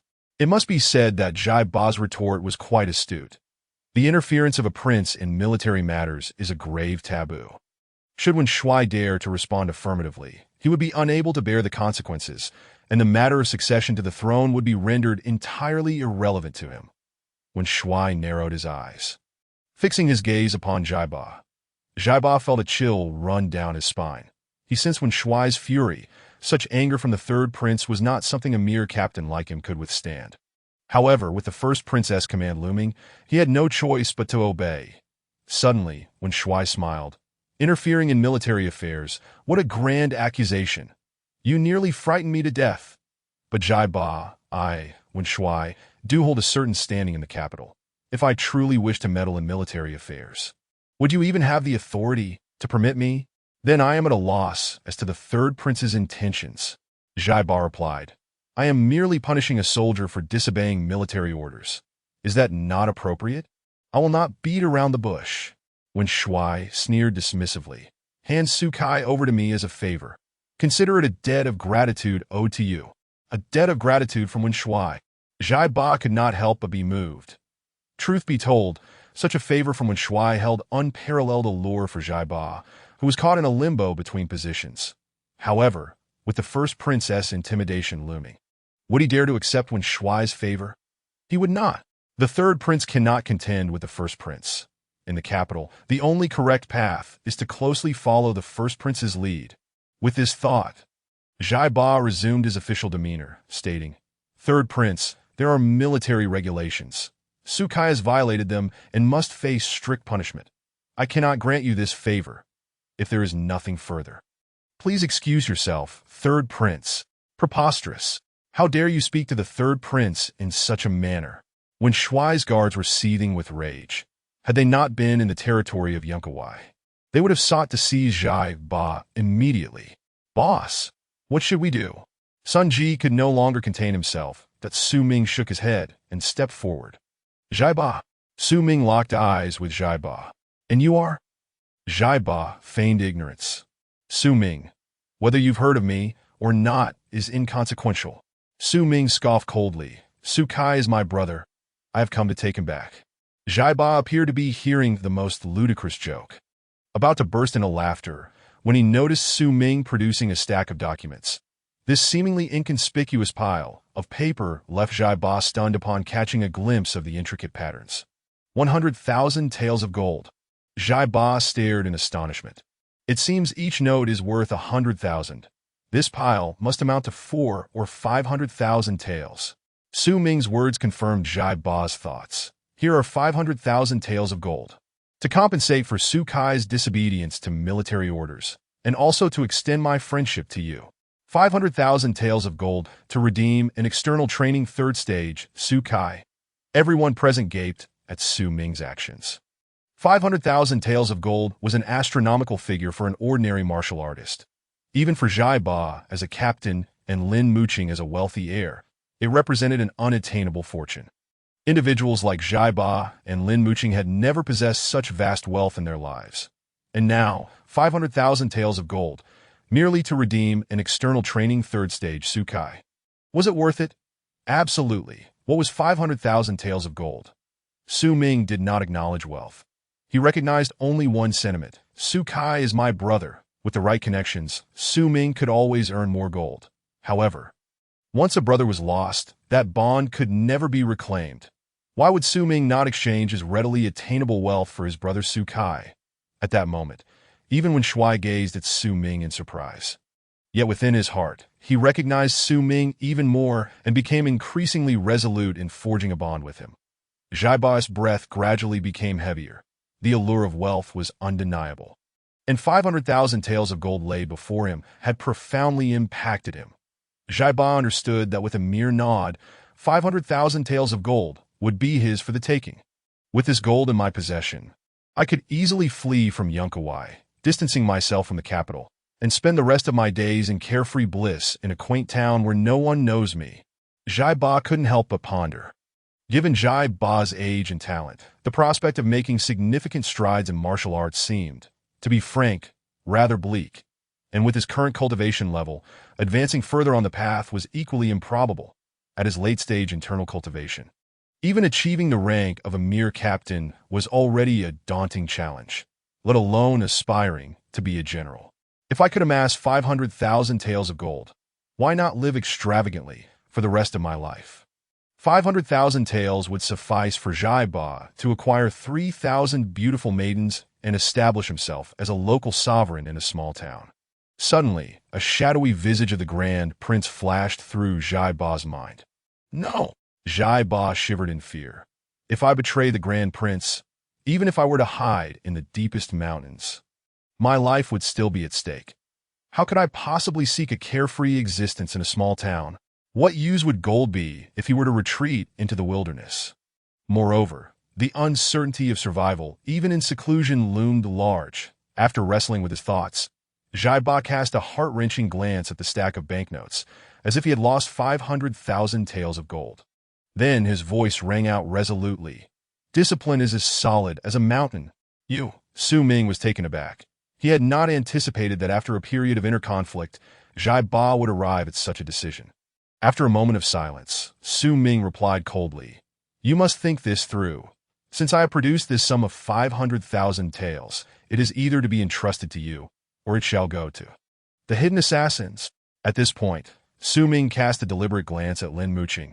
I believe this money would suffice to purchase 2 lives. The 2 lives he referred to were, of course, Zhai Ba and Lin Muqing. You dare to threaten me?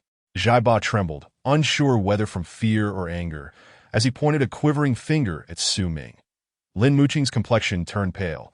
If Su Ming were to indeed offer such a substantial reward to the hidden assassins for him, he would have no choice but to hide within the Lin family, living in perpetual fear for his life. The Hidden Assassins, a notorious organization capable of instilling dread in the upper echelons of Feiyun Kingdom, left but a scant few survivors from their missions. Have you made up your mind? Su Ming extended his hand, holding the 500,000 taels of gold.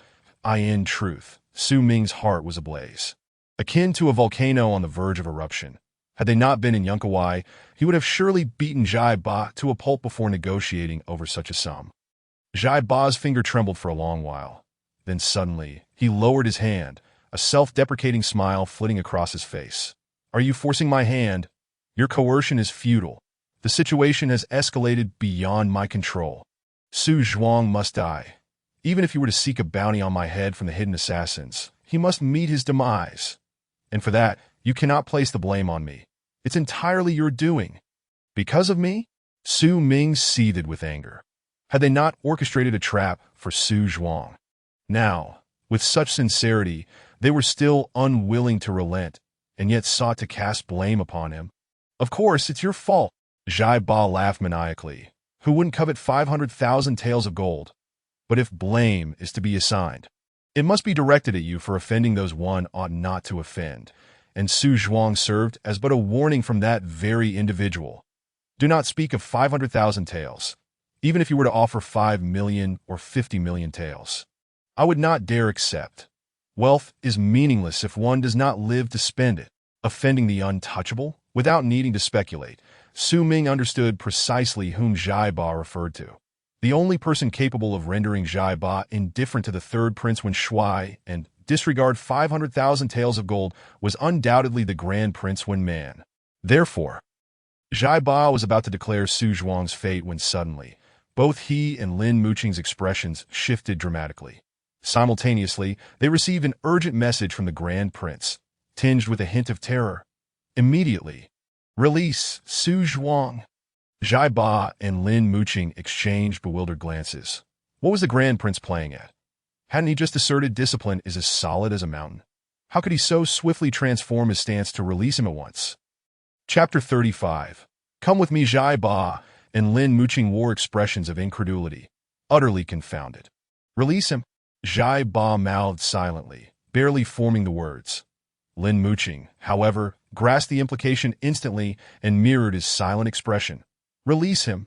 The command from above had shifted without warning, leaving Zhai Ba, as the subordinate, in an awkward position that he turned to Wen Shuai.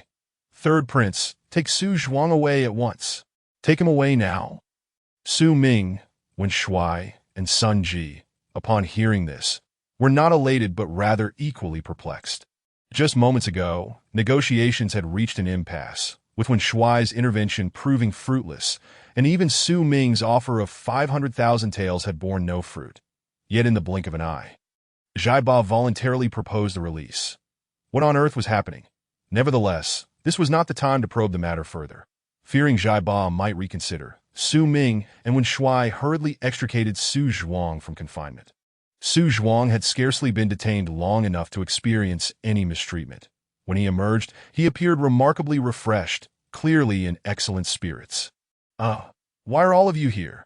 Su Zhuang inquired, a hint of embarrassment in his voice. Let us discuss this later, Su Ming replied, casting a meaningful glance at Lin Muqing. This Lin Muqing, I had no intention of pursuing matters further, yet he insists on playing underhanded tricks. In that case, a glimmer of coldness flashed in Su Ming's eyes. Since Lin Muqing had resorted to such devious tactics once, he would likely do so again. Su Ming's own strength was steadily increasing, rendering him unafraid of such petty schemes. However, individuals like Su Zhuang and Sun Ji, who were close to him, remained vulnerable to such threats. It seems I must find an opportunity. Su Ming understood well that this world favored those who acted decisively. Lin Muqing's expression was not particularly favorable. I initially intended to leverage this opportunity to eliminate Su Zhuang and send a warning to Su Ming. Yet, inexplicably, the Grand Prince had a change of heart and suddenly ordered his release. Never mind, Su Zhuang is but a minor character. Letting him go is of little consequence. Yet Su Ming, Lin Muqing subtly directed his gaze towards Su Ming. Your days are numbered. Although Lin Muqing had gained no advantage in confronting Su Ming, within his family, he had been thriving remarkably. Lin Muqing was all but assured of becoming the heir to the Lin family, now wielding considerable family resources. Su Ming, Lin Muqing scoffed inwardly. No matter how gifted you are, with a bounty of several 100,000 taels, there will always be those willing to kill you. Upon departing the Yunkawai encampment and returning to the capital, Su Ming, Wen Shuai, and the others remained thoroughly puzzled. Why had Zhai Ba and Lin Muqing suddenly released Su Zhuang? During our conversation, it seemed Zhai Ba indicated that when man forbade him from releasing Su Zhuang, Wen Shuai remarked. Yet shortly thereafter, it appeared both Zhai Ba and Lin Muqing received some urgent command, prompting them to release him immediately. Su Ming pondered. That command could only have originated from the Grand Prince. But why, after initially forbidding them from releasing him, did he suddenly order their release? This was precisely the conundrum Su Ming and the others could not fathom. I suspect Wen Man may have encountered some significant external pressure, Wen Shuai suggested.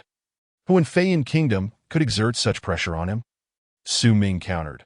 And why would such a powerful individual choose to intervene on my behalf? That is indeed a perplexing point. Just as the group debated without arriving at any conclusions, Su Ming suddenly received a message. Come see me. A simple forward command from Gu Hanmo. What is it? Wen Shuai inquired. It's from the master of the Gu family. The master of the Gu family? Wen Shuai quickly grasped the significance. Could it be that the master is the one aiding you? The master of the Gu family holds an extraordinary position. Even my father must show him respect. If he truly intervenes on your behalf, Wen Man would not dare to disregard him. Is it truly her? Su Ming had already investigated Gu Hanmo and was aware that she was a woman, whereas Wen Shuai remained oblivious.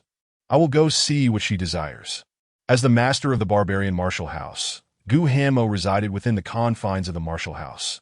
Her private residence was seldom visited even by the elders of the martial house, yet Su Ming had frequented it several times. This time, however, as he caught sight of Gu Hanmo's silhouette from a distance, he discerned that her aura had transformed dramatically from before. It felt as though she had become one with a painting, and the natural surroundings beside her formed the backdrop of that artwork. What an ethereal sensation! At that moment, Gu Hanmo suddenly turned, as if stepping out from the painting itself. "You've arrived?" Gu Hanmo maintained her usual carefree demeanor, casually gesturing to a nearby tea table. "Have a seat." Su Ming seated himself without hesitation. He understood that Gu Hanmo regarded him as a friend. Despite her formidable strength and mysterious background, she bore no air of condescension towards him. "Has everything been resolved?" As soon as he sat down, Gu Hanmo inquired without preamble. Su Ming was taken aback, then smiled. "Master of the Gu family, it seems you were indeed the one who lent a hand." Gu Hanmo prepared 2 cups of tea and inquired, "Do you know why I am inclined to assist you?" Su Ming unceremoniously grabbed 1 cup and took a sip. Responding, "I do not," Gu Hanmo remarked. "If you are unaware, it is merely a consequence of your limited perspective." "Oh, how so?" Su Ming, having developed a certain camaraderie with Gu Hanmo, spoke with a casual tone. "I merely wish to convey that Feiyun Kingdom is but a small locale. A mere speck on the map," Gu Hanmo stated with measured calmness. "This minuscule place is destined to be inadequate for you. You are meant for a far grander expanse. Therefore, everything that transpires within this diminutive realm is trivial and inconsequential to you." Su Ming listened intently. "Do you not think that squandering precious cultivation time over such trifles is a waste of your innate talent?" Gu Hanmo inquired. "Waste of talent?" Su Ming thought to himself. "What talent do I possess? Without any external assistance, I am uncertain if I would even reach the 2nd stage of external training." However, Su Ming found it impossible to articulate this to Gu Hanmo. "So, your intention in helping me is to prevent me from squandering my valuable cultivation time?" Su Ming raised an eyebrow. "Indeed," Gu Hanmo affirmed. "From now on, devote more of your efforts to cultivation. Should you encounter any mundane troubles that are difficult to resolve, do not hesitate to let me know." Thank you." Su Ming was taken aback by Gu Hanmo's substantial commitment. "Focus on your cultivation," Gu Hanmo reiterated. "Remember, Feiyun Kingdom is merely a speck on the map." Subsequently, the two engaged in casual conversation. "By the way, I may be leaving Feiyun Kingdom soon," Gu Hanmo suddenly announced. "Leaving Feiyun Kingdom?" "Yes, I am returning to the barbarian sect," Gu Hanmo explained. "My reasons for coming to Feiyun Kingdom were twofold. Firstly, to seek a breakthrough in my realm through external training. Secondly, to scout for talented martial artists for our barbarian sect. And now, both objectives have been accomplished. Remaining in Feiyun Kingdom holds no further significance." "Both objectives have been accomplished." Su Ming expressed surprise and confusion. "Indeed, just in the past few days, I have finally broken through the constraints of the subtle realm and stepped into the unity of heaven and man," Gu Hanmo declared with satisfaction. At her youthful age, reaching such a realm was indeed a source of pride. "As for the talent I sought, it is none other than you. Prepare yourself and take care of any matters you need to address in Feiyun Kingdom. Then come with me to the barbarian sect." Su Ming pondered before asking, "Could you first enlighten me on what exactly the barbarian sect is?" Chapter 36. The Subtle Realm, the Barbarian Sect. At the mention of these 3 words, Gu Hanmo's face radiated pride. The barbarian sect is the ruler of the surrounding hundreds of thousands of miles. Feiyun Kingdom is merely an ordinary subordinate force among the hundreds of factions under the aegis of our barbarian sect. The ruler of hundreds of thousands of miles? Feiyun Kingdom is merely a subordinate force? There are over 100 subordinate forces like Feiyun Kingdom. Su Ming was momentarily taken aback. Yet he finally comprehended why Gu Hanmo spoke of Feiyun Kingdom with such disdain, dismissively referring to it as a speck on the map. For the barbarian sect, which governed such vast territories, Feiyun Kingdom indeed appeared as nothing more than a trivial speck. Simultaneously, Su Ming could not help but contemplate Gu Hanmo's formidable identity. She was the sole daughter of the sect leader of the barbarian sect, even though Feiyun Kingdom boasts numerous experts. If Gu Hanmo truly wished to obliterate it, it would likely be merely a matter of a single command. Su Ming surmised at this moment. Su Ming began to grasp why Gu Hanmo advised him against wasting time on trivial matters. The differing heights from which they viewed the world led to different perspectives. From Gu Hanmo's vantage point, it was natural to regard Su Ming's time as far more valuable than engaging in petty disputes with the Crown Prince or Lin Muqing. After parting ways with Gu Hanmo, Su Ming returned directly to his residence. He was not compelled to dive into intense cultivation simply because of Gu Hanmo's words. He understood clearly that his talent was mediocre. His only advantage lay in the ability to exploit external assistance. Listening to Gu Hanmo, she has already entered the unity of heaven and man. What exactly is this unity of heaven and man realm? Su Ming had only heard of it, but was not entirely clear on its specifics. However, it must surely be significantly more powerful than the subtle realm. Even with external assistance, my realm merely approaches the subtle realm.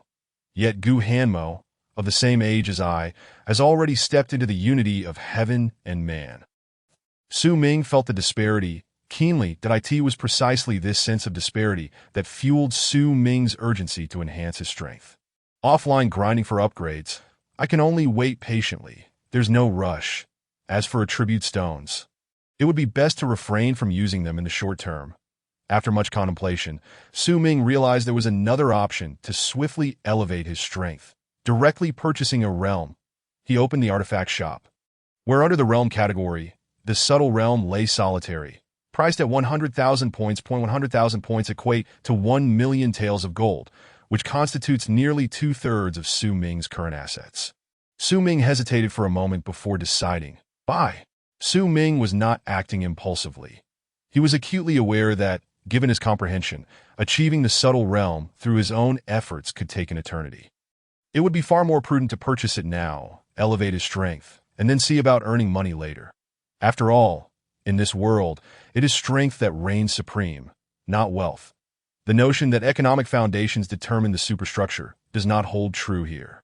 Moreover, Su Ming was eager to discover what his power would be if he inherently possessed the subtle realm before activating perfect combat. Purchase made. As 100,000 points were spent, a translucent, ginseng-shaped treasure adorned with strange characters materialized in Su Ming's hands. By using this, I can attain the subtle realm. Su Ming examined the exquisite treasure, and with a thought, it transformed into strands of peculiar energy, flowing into his body, akin to the effect of an attribute stone. Su Ming felt his mind rapidly clear and his vision sharpen. It was as though a long-sighted individual had suddenly donned a pair of glasses. His senses, sight, sound, and touch, became extraordinarily acute. Not only did he perceive the world around him with great clarity, but he also gained meticulous control over his own power. Previously, even while employing perfect combat, Su Ming could identify minute flaws in his combat. Now, even without perfect combat, his strikes would be flawless at that moment. The effects of perfect combat still lingered. What might the experience be like? Combining the subtle realm with perfect combat. Su Ming pondered, occasionally striking the air, occasionally shifting his footwork. It seems the resistance of the air has completely dissipated. Moreover, everything within the natural world feels as though there is no resistance. Rather, there exists a subtle sensation of power being bestowed upon me. I understand now. Su Ming suddenly realized, when I activate perfect combat without any realm, my level approaches the subtle realm. Yet when I activate perfect combat within the subtle realm, my level approaches the unity of heaven and man. Su Ming was certain that he was merely close to the unity of heaven and man, not truly there yet. For if he were to genuinely attain the unity of heaven and man, he would merge with the natural world, and his every action would be imbued with the power of nature. At that point, the realm would transcend mere exquisite moves, becoming tangible strength. Those at higher realms receive powers from their realms that often surpass their physical strength. Although spending 100,000 points to elevate my realm may not provide as immediate a boost to my strength as purchasing attribute stones, the potential of the realm will undoubtedly grow as I become stronger. Su Ming glanced back at the artifact shop. At this moment, in the realm category, in addition to the subtle realm, there was now a new offering, Unity of Heaven and Man realm. However, for the time being, Su Ming could not discern the price for the Unity of Heaven and Man realm. He could only see the note stating, purchase conditions, must have reached innate level and comprehended the subtle realm. The subtle realm, Su Ming had indeed comprehended, albeit through purchase. However, reaching the innate level would require some time, necessitating a gradual offline grind. Of course, to obtain the Unity of Heaven and Man realm, he would also need another commodity, points. An amount Su Ming could not quantify, but undoubtedly substantial. Time passed swiftly, and 5 days elapsed. Unlike the other disciples in the martial house, Su Ming never attended the lessons taught by the masters there. For him, attending or not made little difference. As long as he had sufficient points, his cultivation would ascend relentlessly. As for personal cultivation comprehension, that was far too slow. In comparison to offline grinding, it felt as though there was little distinction between practicing or not. If practicing made no difference, then why bother? It was better to relax. In Su Ming's words, this was called balancing work and leisure. Offline grinding was the work, while indulging in food and entertainment was the leisure. Why does it feel like I came to this otherworldly realm for a vacation? Su Ming held the book in his hands, and suddenly a wave of emotion surged within him. That moment, Sun Ji pushed the door open and exclaimed, "Boss, let us go collect the resources." Collect resources? What resources? Su Ming lazily lifted his eyelids. Today is the day the martial house distributes resources. Distributing resources? Then you can bring them for me. Su Ming was too lethargic to even consider moving. That's not possible. You must collect them in person. Oh, I see. Su Ming set the book aside and stretched languidly. Since I have nothing else to do, I might as well make the trip to collect the resources. The resources distributed by the martial house may not amount to much, but even the smallest morsel is still sustenance. And the prospect of acquiring something for free brought Su Ming a sense of delight. After all, since that fateful gambling battle, he hadn't earned a single coin. Sun Ji couldn't help but glance at the page that had just opened. Wang Mozi's words utterly infuriated Du Yuta's merely 13 years of age. Although Du Yuta's cultivation was still weak, he displayed no fear. He unleashed the basic palm techniques learned at the martial house, striking towards. Sun Ji read aloud, The Legend of Du Yuta. Chapter 37, Rankings. That by the time Su Ming arrived, hundreds had already gathered in the martial house square. There were elders, masters, and disciples alike. Su Ming, Su brother Sun Ji. Despite being newcomers to the martial house this year, Su Ming and Sun Ji had already earned a notable reputation. Sun Ji, endowed with innate strength, had experienced significant breakthroughs since joining, causing even the more seasoned disciples to regard him with caution. As for Su Ming, although he seldom made appearances and rarely attended classes, he was undoubtedly the top newcomer among this year's recruits. Even Sun Ji, who had subdued all the new disciples, behaved like a docile cat in Su Ming's presence. Thus, despite Su Ming's limited visibility, his standing within the martial house was indisputable, particularly after his astounding victory over Sikong Liangjun in the gambling battle organized by the Jiuding Chamber of Commerce. Su Ming's notoriety in Yunqi City soared. Whispers circulated in the martial house that Su Ming's south prowess might well place him as the strongest among all disciples. Is that Su Ming? Among the gathered disciples, two stood apart from the crowd, their expressions marked by an air of arrogant superiority, exuding an unexplainable confidence. 1. A sword-wielding youth with a mole at the corner of his mouth disdainfully questioned his companion. I don't see anything particularly remarkable about him. Indeed, I see nothing extraordinary, the flamboyant male disciple beside him concurred. Yet many in the martial house believe his strength rivals ours. All he has accomplished is a swift defeat of Sikong Liangjun. Sikong Liangjun? Just a child, the flamboyant disciple scoffed. Both disciples, upon entering the martial house, were among the most talented in their cohort. They had engaged in fierce competition for 5 or 6 years without a clear victor. However, prior to Su Ming's arrival, they were acknowledged as the top 2 among the hundreds of disciples. Yet since Su Ming's emergence, opinions about his strength varied widely. Some claimed he had the potential to challenge the strongest disciple. while others dismissed him as merely mediocre compared to those with 4 or 5 years of experience. Confronting Lin Han is indeed just a child, the sword-wielding youth reiterated. This Su Ming is merely a child as well. Who would have thought we would be compared to a child? It's been far too long since we've made our mark. People are starting to doubt our abilities. Patience will soon have a splendid opportunity to showcase our strength. When the time comes, we shall make a resounding impression, and our names will echo throughout Feiyan country. I know. The flamboyant youth cast a glance at Su Ming. I have no intention of competing with a child. My goal is to be accepted into the Barbarian sect. The Barbarian sect, a dominant force spanning tens of thousands of miles, was a coveted sanctuary for countless talented martial artists. The Barbarian sect, the sword-wielding youth's face was filled with yearning. Each year, only one disciple is accepted into the Barbarian sect. Last year, we both lost to an older disciple, so this year, it is our turn. It is indeed our time. However, I shall not allow you to have it, the flamboyant disciple declared. Let the best man win, the sword-wielding youth replied, both brimming with determination. Yet neither of them realized that the coveted spot in the Barbarian sect had already been secured for Su Ming this year. Their rivalry would ultimately bear no fruit. At this moment, Su Ming had blended into the throng, grasping the rules governing the resource distribution. The Barbarian Martial House allocated cultivation resources to the disciples every 6 months. However, the quantity each disciple received varied. Those with greater strength were awarded more resources, while the weaker ones received less. The determination of strength was based on the disciples' performances over the past 6 months, since it was a resource distribution day.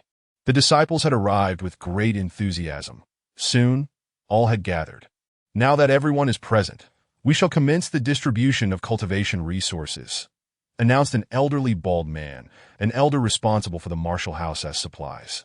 The disciples below held their breath, silently praying, "Please call my name last. Please call my name last." For the earlier one's name was called, the less they would receive. First up, the bald elder glanced at the list before raising his head. Wang Xiao. Among the disciples, a short, stout newcomer's face fell. Just as I expected, the weakest disciples were undoubtedly this year's newcomers. However, the disparity among the weakest was minimal. After much deliberation, the Martial House had determined who was the weakest. Wang Xiao, I told you I was slightly stronger, didn't I? You can't deny it now, right? One of the weakest disciples, who had a good rapport with Wang Xiao, grinned upon hearing Wang Xiao's name called last. Just wait. I'll publicly challenge you later. Once I defeat you, the next time, it will be you in last place. Wang Xiao responded lethargically, his face downcast as he approached to collect 1,000 taels of gold. Next up, Chun Huan. After calling out to the 300th disciple, they finally reached Sun Ji's name. Evidently, the Martial House held him in high regard, ranking him even above many senior disciples. 774th. Zhao Yicheng. Distribution of cultivation resources. 78,300 taels of gold. With 777 disciples in total. Zhao Yicheng being the 774th called indicated that the Martial House assessed his strength as 4th. Meanwhile, Su Ming's name had yet to be called. I can't believe it. The white-haired youth Zhao Yicheng, having secured the 4th rank, felt no joy. He had consistently placed 3rd in previous distributions. Zhao Yicheng shot a glance at Su Ming, simmering with frustration. The Martial House thinks I am weaker than him? Yet Zhao Yicheng dared not voice his discontent, obediently stepping forward to claim his resources. However, he was seething internally. I will definitely challenge Su Ming later. His dissatisfaction was not solitary, that the names were called up to the top 20 without Su Ming's mention. Many senior disciples began to feel disgruntled. Among the top 50 in the Barbarian Martial House, none lacked late-stage internal training cultivation that if they faced Confronting Lin Han, they too could easily win in an instant. This brat, the flamboyant male disciple, had cast numerous sidelong glances at Su Ming. The Martial House actually ranks him 3rd? The bald elder continued, 775. Tian Dali. Distribution of resources. 80,000 taels of gold. The flamboyant disciple suddenly froze. Tian Dali me? Indeed, The flamboyant disciple was named Tian Dali, a name that starkly contrasted with his appearance. How is this possible? The sword-wielding youth beside him was equally bewildered. The flamboyant disciple, Tian Dali, and the sword-wielding youth had always been closely matched in strength. Since the older disciples had departed, the martial house had alternately ranked them as first. Regardless, they had perpetually occupied the top two spots. Yet now, the flamboyant disciple Tian Dali had plummeted to third place, implying that Su Ming was at least second, if not potentially first. I refuse to accept this, Tian Dali shouted. The bald elder's expression remained unperturbed. If you refuse to accept it, you may forfeit your allocation of resources. As the elder responsible for supplies, the bald elder typically maintained an air of aloofness. His position did not permit him to be overly accommodating. Tian Dali ultimately dared not protest further. He was well aware of the bald elder's notoriously difficult temperament. If he spoke too much, he might genuinely be denied his resources. Fine, 80,000 it is. The second-ranked disciple's resources were 90,000 taels of gold, while the first-ranked received 100,000 taels. That in truth, the difference of 1 or 2,000 taels was not what bothered Tian Dali. Rather, it was the martial house's judgment that he was weaker than Su Ming that left him feeling deeply humiliated. The 776th. The young swordsman tensed up suddenly. Yu Jian, the ruthless martial arts academy, had cruelly placed him in second place.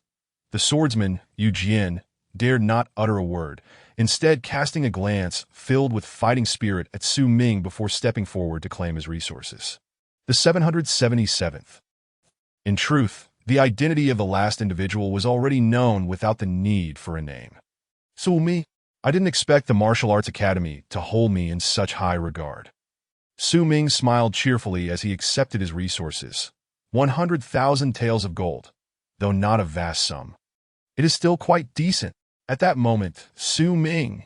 Two voices rang out almost simultaneously. That Su Ming turned to see the young swordsman Yu Jian and the flamboyant youth Tian Dali. I contest the Martial Arts Academy's ranking, Yu Jian said coldly. Dare you choose one of us for a spar? If you can win, we shall be convinced. Instantly, all eyes in the room turned to Su Ming, eager to witness his reaction.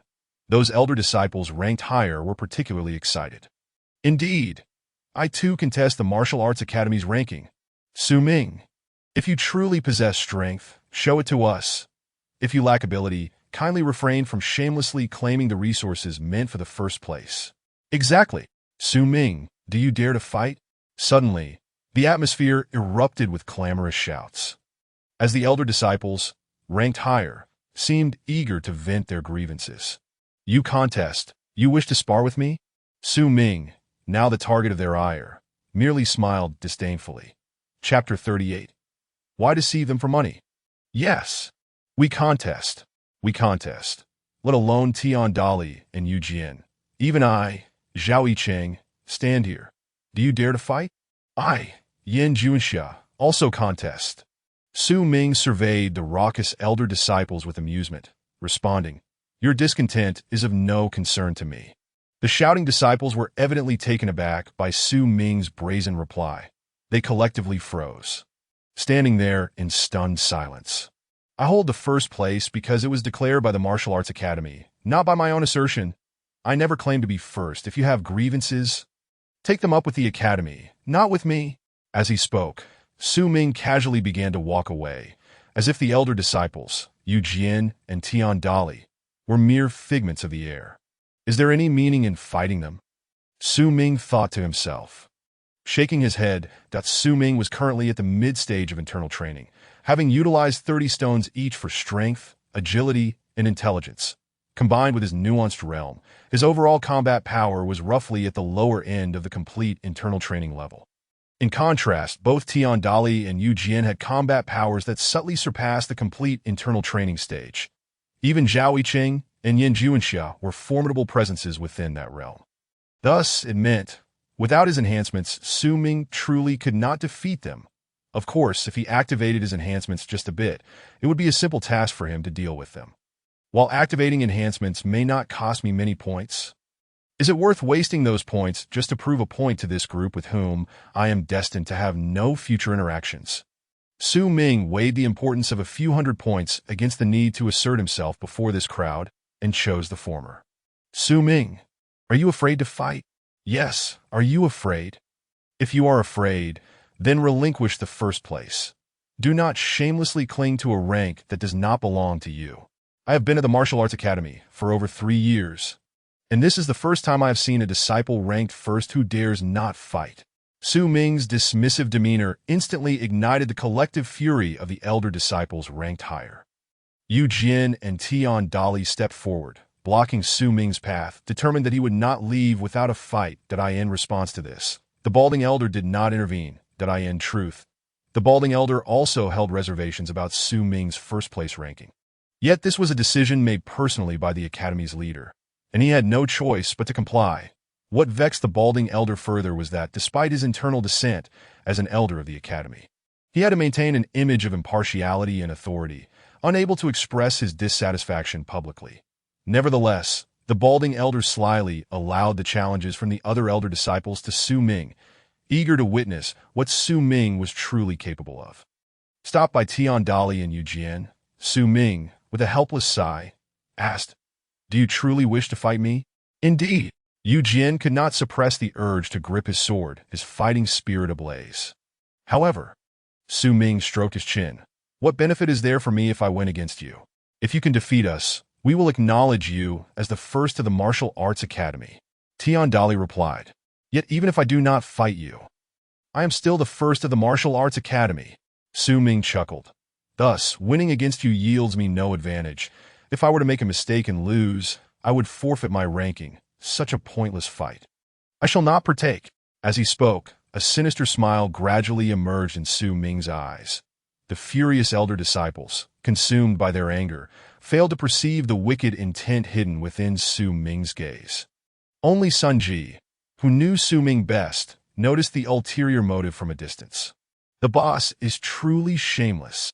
Sun Ji began to mourn for the group of provokers. "They say a rabbit does not eat the grass near its nest. How can the boss spare even his fellow disciples? But perhaps this is for the best." Sun Ji's smile also gradually turned malevolent. "If the boss feasts, I shall sip the soup. Once the boss strikes it rich, he will surely share a bit of the broth with me. Just like last time, when Su Ming made a fortune exceeding 2 million in a gambling match. He had tossed a few thousand taels to Sun Ji and even procured for him a top-quality hammer, an artifact bought from the Divine Weapon Shop, though not on par with treasured artifacts. It was undoubtedly of the finest quality among ordinary iron. "Then what would it take for you to agree to a match?" Yu Jin asked, uttering the very words Su Ming longed to hear. "Ahem." Su Ming cleared his throat, adopting an air of feigned propriety.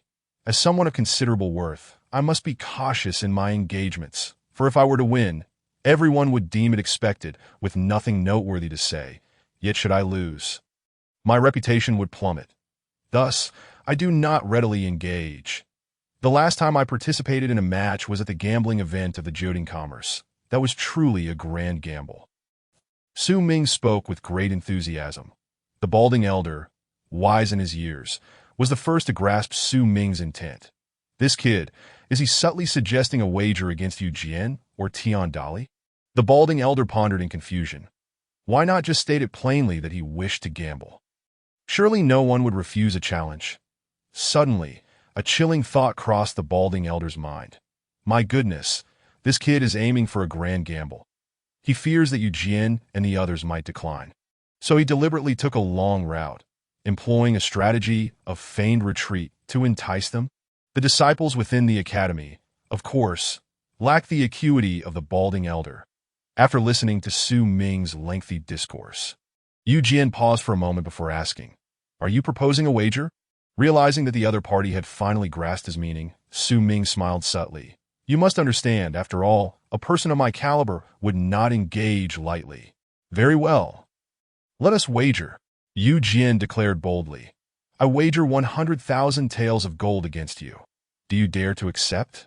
100,000? Brother Yu, I believe there is something you have not yet comprehended. 100,000 is not a matter of whether I dare to accept, but rather, To put it this way, during the last gambling match at the Judan Commerce, I won over 2 million taels. As he spoke, Su Ming cast a knowing glance at Yu Jian, conveying the message. You understand what I mean, right? Over 2 million taels. Yu Jian and the others now comprehended Su Ming's implications, staring at him as though he were a madman. Did this fellow find money excessive, wishing to give some away? Or did he possess such confidence that he believed he was bound to win? I do not possess that much money, Yu Jian replied. Then how much do you have? Su Ming's sly intentions were now fully unveiled. I only have over 20,000 taels, and that includes the resources I just received. Yu Jian was not from a wealthy family, so he naturally did not have much money on hand.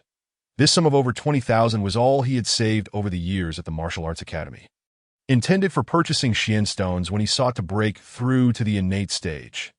Xian stones contained innate Xian Qi for a martial artist at the complete internal training level. Using them could provide a chance for a breakthrough to the innate stage. Yu Jian was waiting until everything was prepared before seeking to acquire 2 low-grade Xian stones to attempt the breakthrough.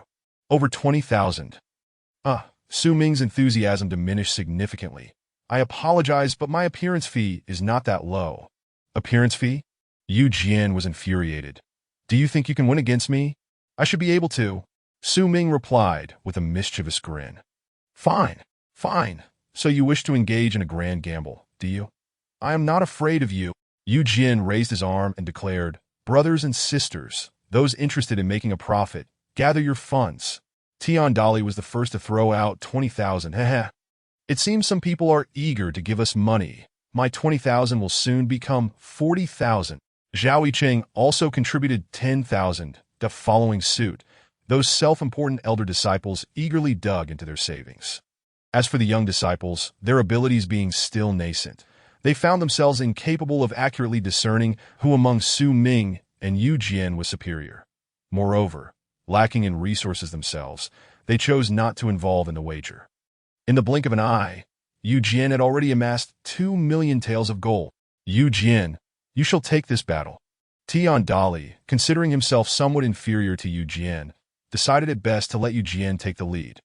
Given their nearly equal strengths, which often resulted in victories for both during their sparring sessions, dependent solely on the day's performance, with the stakes involving a staggering sum of 2 million taels. Tian Dali resolved to let Yu Jian take the helm. 2 million taels of gold. I am prepared to duel you, if that is agreeable, Yu Jian stated. Wasn't it said that I could choose either of you? Su Ming Zhuge. Noticing Tian Dali seemed on the verge of exploding due to his words that he quickly added, But you shall do, it matters not to me. My wager is already placed. What of yours? Yu Jian inquired. My wager. Su Ming suddenly recalled that his own gold had dwindled to a mere few 100,000 taels. However, maintaining his composure, he produced a large handful of illusory, demonic worms from his storage ring. 50 illusory, demonic worms. Valued at 2 million taels of gold, if not more, correct? Damn. Yu Jian's lips twitched. Was this fellow raising illusory, demonic worms at home? Fine, let us wager on that. Su Ming handed the illusory demonic worms to the bald elder. I kindly ask the elder to witness our agreement.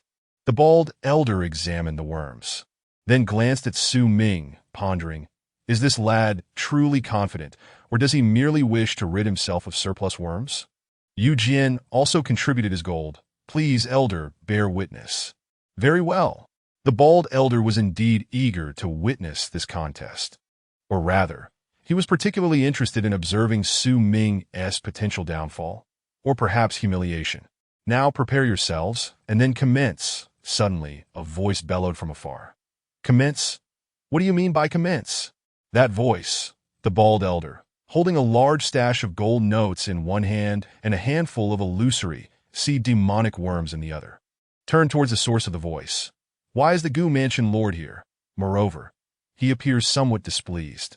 Gu Hamo approached with a seemingly leisurely stride, yet his speed was astonishing. Gu Mansion Lord! Gu Mansion Lord! Both the bald elder and the martial arts masters hurried to greet him. However, Gu Hamo strode directly towards Su Ming, wearing an expression that hinted at reproach. It is said that a rabbit does not consume grass near its burrow. Why deceive them for their money? Chapter 39. The bounty deceived them for their money? Yu Jian, Tian Dali, and the other senior disciples, along with the bald elder and martial arts masters, were left dumbfounded by the mansion lord's statement. After a moment, they regained their composure. Yu Jian's expression turned sour. Gu mansion lord. Do you mean to imply that I am no match for Su Ming? Gu Hamo's words were undeniably hurtful. The other senior disciples shot disapproving glances at Gu Hamo. Gu mansion lord, you claim Su Ming is formidable? Yet we feel nothing of the sort. Indeed, Gu mansion lord, let Su Ming step forth for a duel. Should we lose, we would accept it wholeheartedly. Yes, a duel is a must. Meanwhile, Su Ming's focus was elsewhere. Wait a moment. Gu mansion lord, when did I deceive them for their money? It was they who insisted on wagering against me. I was merely caught in the tide. They insisted on a duel? Gu Hanmo chuckled lightly. They merely sought a battle. But the wager was your addition, was it not? Haha, Su Ming chuckled awkwardly. The Gu Hanmo disregarded Su Ming's words, instead addressing the gathered disciples with a reprimand. Are you all so hot-headed as to risk your entire fortunes in a wager? Should you win, all is well, but if you lose, for the next 6 months, you will be penniless, with nothing to procure cultivation resources. Gu mansion lord, we will not lose. I shall not lose. Yu Jian's gaze was resolute. Gu Hanmo scoffed. Su Ming also believes he will not lose, and he dares to deliberately entice you into a larger wager. What do you think his confidence level is? We will not lose. Even if we do lose, we will accept it wholeheartedly. Many senior disciples remained obstinately steadfast. Accept it wholeheartedly? Humph. Gu Hanmo snorted disdainfully. Your current ages are precisely when your cultivation progresses most rapidly. At this juncture, if you squander your funds due to a lost wager, leaving you unable to purchase resources for half a year, you will miss out on a crucial period.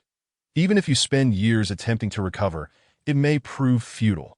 Seeing the skepticism on the faces of the crowd, Gu Hanmo continued his admonition.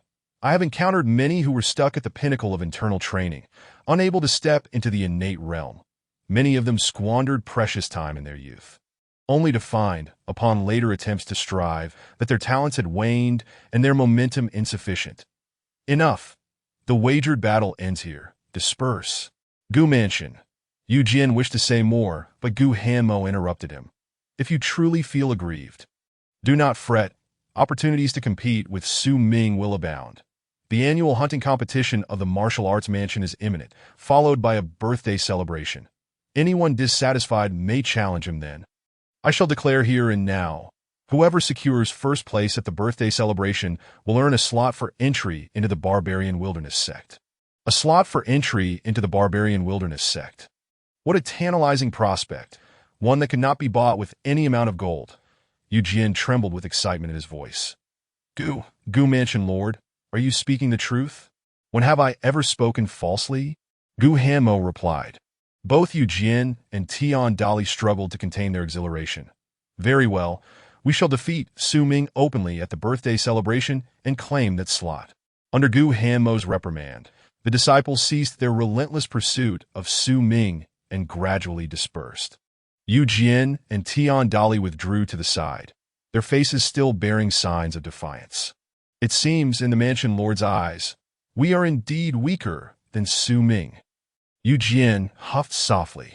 Perhaps the slot for this year's entry into the Barbarian Wilderness Sect has already been earmarked for Su Ming. Tian Dali added. Humph. Then at the birthday celebration, let the mansion lord witness our true strength. When I trounce Su Ming, we shall see what the mansion lord has to say.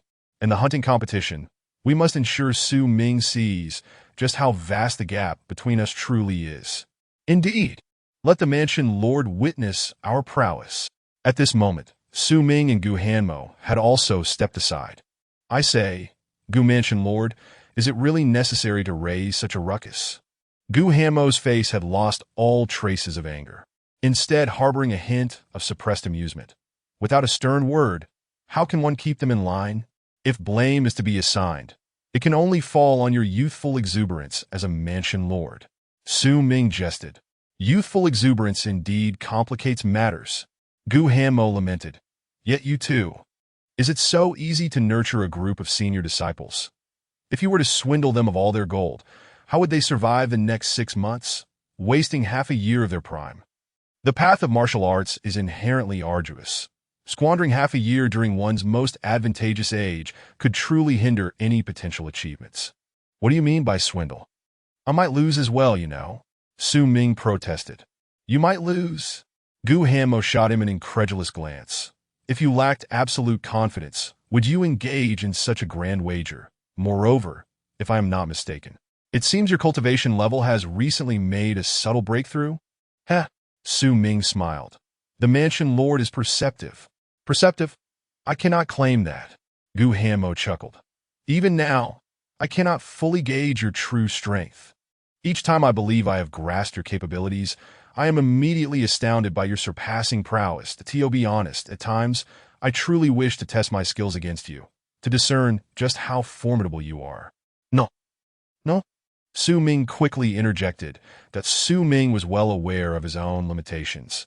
Engaging in a contest with you would merely be self-inflicted torment. Enough. I won't dally further, Gu Hanmo declared. For the upcoming hunting competition, ensure you secure a commendable rank. Do not bring shame upon me. What rank should I aim for? First, as time swiftly passed, the day of the hunting competition drew near. Boss! Sun Ji rushed over. Panting that Su Ming, as per usual, had little interest in attending the martial arts mansion's meetings. Thus Sun Ji was sent to gather information regarding the competition and relay it back. Why the rush? Why the rush? Su Ming remarked. Calm down. I cannot calm down. Everyone else has already rushed out, leaving just the two of us. Sun Ji insisted. How long does this hunting competition last? 10 days. 10 days? Why the fuss? But the earlier we set out, the more beasts we can hunt, right? It's not worth fretting over such little time. First, explain the rules to me. All right, Sun Ji began to explain resignedly. The hunting competition serves as a comprehensive assessment of the disciples' practical combat abilities, teamwork, and survival skills in the wild, typically divided into 2 main segments. The first being the search for the hunting grounds, and the second being the actual hunting of the demonic beasts therein. The martial arts house will inform us of the general direction of the hunting area, after which we must navigate through the vast expanse of the demon beast mountains to locate it. Typically, those who are swift can find the hunting area within 2 to 3 days. Those who are slower or less fortunate may take 6 or 7 days, but they will inevitably succeed. Surrounding the hunting area, the elders and masters of the martial arts house will impose restrictions to prevent any unauthorized individuals from entering. Within the hunting area, there will be a portion of demon beasts that bear imprinted runes.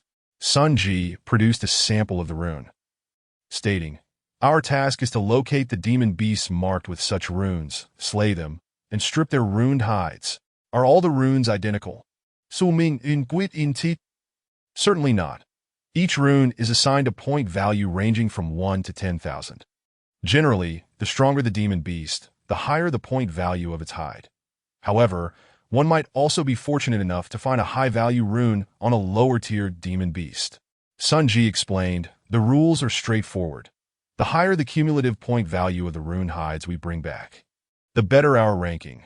Moreover, to prevent cheating, each rune is inscribed with a secret mark that is virtually impossible to decipher in a short time. I understand, Su Ming affirmed. Then let us set off promptly. No, Su Ming shook his head. You go ahead. I shall not accompany you. Boss! You aren't coming with me? Sun Ji exclaimed. I was hoping to cling to your coattails for some points. I have no issue with sharing points. Once I reach the hunting area, I will use a communication talisman to contact you. Su Ming replied. However, it would be wiser for you not to accompany me on the journey to the hunting area. Why? Sun Ji asked, puzzled that Su Ming furrowed his brow. Just now, when Xue sent me a message saying that I've been marked for a bounty by the assassin organization, and I should be cautious when I venture out. Chapter 40, codenamed by Xue the Assassin Organization, is the most enigmatic and formidable killer group in the Feiyun Kingdom. Over the years, even members of the royal family have met their demise at their hands. Yet, the assassin organization not only endures but grows increasingly powerful. Within the assassin organization, there are only two reasons for a failed assassination. First, the price offered by the employer is insufficient. Second, the target is already deceased. The organization even advertises, as long as you can afford the price, they will eliminate anyone, even the emperor of the Feiyun kingdom. Boss, you've been marked for a bounty by the assassins? Sun Ji expressed his concern. In that case, you should refrain from participating in this hunting competition. It is far too perilous. It is not dangerous for me, Su Ming asserted. I possess a life-saving trump card. Even innate masters would find it challenging to kill me. Really? Absolutely. I am completely confident. Su Ming indeed had ample confidence in his ability to survive. Should he encounter an opponent far too powerful to contend with, he could simply activate his invisibility and escape. It would be nearly impossible for anyone to locate him. Boss, don't overestimate your capabilities. It's merely a reward from a hunting competition. I know you are not in need of such trifles. Sun Ji, still worried. Rest assured, I am no fool. I would never gamble with my own life. Su Ming replied. However, if I were to bring you into the Demon Beast Mountains, it would only increase the danger. I understand. Sun Ji realized that given his own strength, should the boss encounter a formidable adversary, he would not only be unable to assist, but would also become a burden. I will go to the hunting area alone. If you decide to go as well, please exercise extreme caution. You are quite chatty. Su Ming felt a warmth in his heart. I understand. Then, boss, you go ahead. Wait until you have ventured far before I set off. Su Ming instood. Once I arrive at the hunting area, I will contact you using a communication talisman. All right. Sun Ji, being a straightforward fellow, offered one last reminder for Su Ming to be careful before departing. Yet Su Ming did not rush to leave. He had deliberately refrained from attending the martial arts house meeting and had instructed Sun Ji to relay the details of the hunting competition, all in an effort to buy time. Knowing that an assassin was after him, even with his confidence in his survival, he would not be foolish enough to walk directly into danger. Would he? He needed to wait, to bide his time until an opportune moment to stealthily slip out of the city. That if he could avoid the assassin altogether, that would be even better. Who could be the one placing a bounty on my head? Su Ming pondered, already forming a clear suspicion in his mind. The number of individuals he had offended in Yunshi City was limited. In fact, the total count of those he had angered in this world was but a handful. The only two who might harbor such a grudge as to seek his death through the assassin organization were Lin Muqing and Wen Man. However, Su Ming quickly discounted Wen Man according to Wen Xue. If Wen Man truly wished to eliminate him, there would be no need to waste money on the assassin organization. Wen Man had numerous skilled subordinates at his disposal, making it easy to kill Su Ming without issue. Thus, his suspicion quickly narrowed down to one person, Lin Muqing. Lin Muqing had just been confirmed as the heir of the Lin family and undoubtedly possessed considerable resources, given his own lack of formidable martial prowess. It was very plausible that he would resort to placing a bounty with the assassins. After much contemplation, Su Ming could think of no one else but Lin Muqing. A bounty on my head? To be honest, Su Ming was not afraid of being targeted. With his invisibility ability, as long as he did not encounter a super master capable of killing him in an instant, he could choose to fight or flee at will.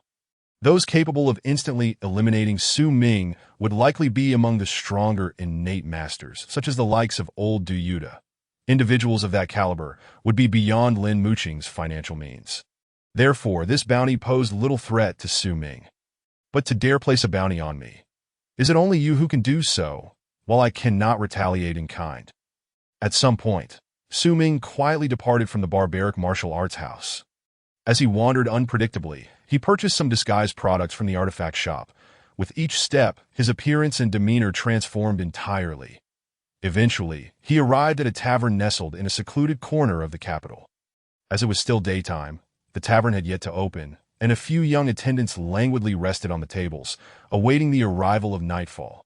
Upon Su Ming's entrance, one of the attendants lazily called out, "We don't serve alcohol during the day.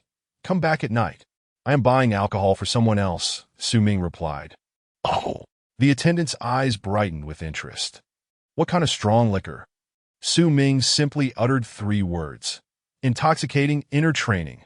This phrase translated to, "I wish to eliminate an inner training martial artist." Follow me. The attendant scrutinized Su Ming several times before responding.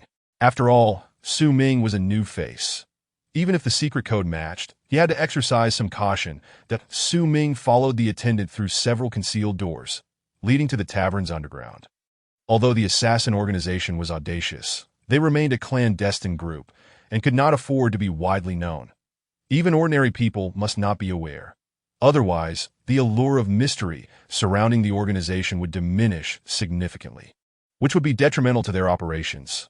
Upon entering the dimly lit basement, Su Ming found no one present. The attendant casually tossed Su Ming onto a table, set down a cup of wine, and then departed without further ado. Su Ming discreetly examined the cup, ensuring there was nothing amiss before drinking with composure. He was not drinking for pleasure, but rather for the benefit of the unseen eyes lurking in the shadows. Soon, a captivating woman draped in black veils emerged from the darkness. Her eyes were sharp as a wolf's, and a gruesome scar marred her right cheek. "Whose life are you buying?" the alluring woman inquired. Flipping open a ledger. "Lin family, Lin Muqing," Su Ming stated. Lin Muqing, the heir of the Lin family and a direct disciple of the Feiyun Martial Pavilion's elders. Correct. The woman appeared to have an encyclopedic knowledge of notable figures in the capital. Correct. What is the price? Su Ming felt as if he were haggling over produce at a market. The base price is 2 million taels of gold. I can help you post the bounty, the enchanting woman replied. However, I cannot guarantee the success of the assassination. That depends on whether anyone accepts the job, that if no one completes the task within a year, you may come to reclaim your commission. 2 million taels? For Lin Muqing, an early-stage inner-training martial artist, is that too high? Though Lin Muqing's cultivation is low, his background is formidable.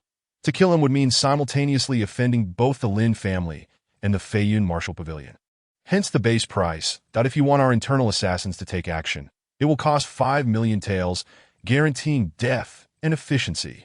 Su Ming pondered for a moment before asking, I wish to sell some illusory seed demon worms. In significant quantity. What price can your organization offer? The assassin organization not only specialized in killing, but also engaged in some black market dealings. Illusory sea demon worms. The alluring woman seemed to instantly deduce Su Ming's identity, but maintained her composure. 31,000 per worm. Su Ming retrieved 50 illusory sea demon worms that he had kept as a wager, and then procured another 20 from the artifact shop. 70 illusory sea demon worms. Assist me in placing a bounty of 210,000 on Lin Muqing. Deal. As Su Ming rose to leave, he suddenly recalled something and asked, Can you check how much my bounty is? The enchanting woman remained expressionless. Su Ming of the Barbaric Martial Arts House. Base price is 120,000. Guaranteed kill is 350,000. My bounty isn't even higher than Lin Muqing's, Su Ming muttered to himself. I wonder what kind of package Lin Muqing purchased to deal with me. Base price, guaranteed kill. Regarding the so-called guaranteed kill, Su Ming remained skeptical. After all, the assassin organization's information might not be entirely accurate. Should he encounter a target with well-concealed abilities, it was entirely possible to abort the assassination mission, having completed his business. Su Ming departed from the tavern. A bounty on me? Then let me give you a taste of what it feels like to be under a bounty. Su Ming scoffed lightly. Lin Muqing, I hope that by the time I return from the hunting competition, you will already be dead. Otherwise, I shall take it upon myself to complete my task and eliminate you. However, just as Su Ming was departing from the tavern, the enchanting woman who had just encountered him transmitted a message, codenamed Chi Xue. Assassination target Su Ming has appeared, suspected to be leaving the city imminently, suitable for mission execution. Chapter 41. Assassination. What is this? Su Ming paused slightly, quickly channeling his mental energy to probe into the source of the golden light. Enveloped within the golden radiance was a diminutive golden mouse. Its tiny eyes radiated a terrifying, killing intent that Su Ming's face instantly contorted in horror. A demon clan? In the realm of humanity, any beast of spiritual realm or above would be swiftly eradicated. This golden mouse, hurtling towards him with alarming speed, evidently possessed formidable strength. Thus, there could only be one explanation: a demon clan infiltrator. A demon clan infiltrator, daring to expose themselves? Once revealed within the human territories, a demon clan infiltrator was as good as dead. Could it be that this infiltrator sought suicide? Suicide was, of course, implausible. Thus, the only explanation was, it had come to assassinate Su Ming. Humph. You wish to assassinate me? Su Ming feared nothing more than assassination. For, if it truly came to a fight he could not win, he could always resort to absolute invisibility. Little Guo, assist me engaging its strength. Su Ming adhered to a principle in combat. If he could overpower, he would strike with all his might, but if he could not, he would refrain from engaging. The results of the probe were quickly relayed. Demon Beast Golden Devouring Mouse, 6-step Dao Respect. This Golden Devouring Mouse typically disguised itself at the level of Dao Jun, lurking within the human realm, engaging in petty schemes. However, its true strength was 6-step Dao Respect. A 6-step Dao Respect infiltrator was among the elite of all Demon Clan infiltrators. Moreover, for the Demon Clan, a 6-step Dao Respect residing within the human realm was worth as much as a low-tier Dao Master. In other words, in order to assassinate Su Ming, the Demon Clan had effectively sacrificed a low-tier Dao Master. A 6-step Dao Respect. Is it? Su Ming contemplated. Not an insurmountable existence. Then, let the battle commence. Whoosh! Su Ming did not flee. Instead, he charged headlong into the fray. The Golden Devouring Mouse's tiny eyes flared with elation. You're not fleeing, but rather delivering yourself, right to me? Encountering such a foolish assassination target, the Golden Devouring Mouse was indeed quite pleased. The intel was accurate. Su Ming is truly quite arrogant. Boom! The Golden Devouring Mouse unleashed its full power. The terrifying might of a 6-step Dao Respect surged forth, affecting all beings within a vast radius. Instantly, the creatures in the surrounding 10,000 miles felt as if a heavy stone had settled upon them, making even breathing a strenuous task. What is happening? What is going on? The mortals of this realm were thrown into a state of panic. The powerful internal martial artists and some innate warriors leapt to higher ground to ascertain the cause of the commotion. Yet, Su Ming and the Golden Devouring Mouse soared high above the clouds. The battle at their level was beyond the comprehension of mere mortal warriors. Meanwhile, atop the Temple of Inquisition, the inquiring heaven mirror suddenly sensed something, emanating streams of radiant light. The mirror spun, aligning itself towards a specific direction. Soon after, the figure of the Golden Devouring Mouse appeared upon its surface. Oh, I've hooked a big fish at the level of 6-step Dao Respect. Zhang Wuwei chuckled, then tore through the fabric of space, vanishing into the spatial rift. Generally, powers of the Dao Master level travel through spatial rifts for swifter movement. However, no matter how fast, it was evident they could not surpass the encounter between Su Ming and the Golden Devouring Mouse. After all, the distance between them was merely 10,000 miles, a distance so trivial for beings of the Dao Respect level.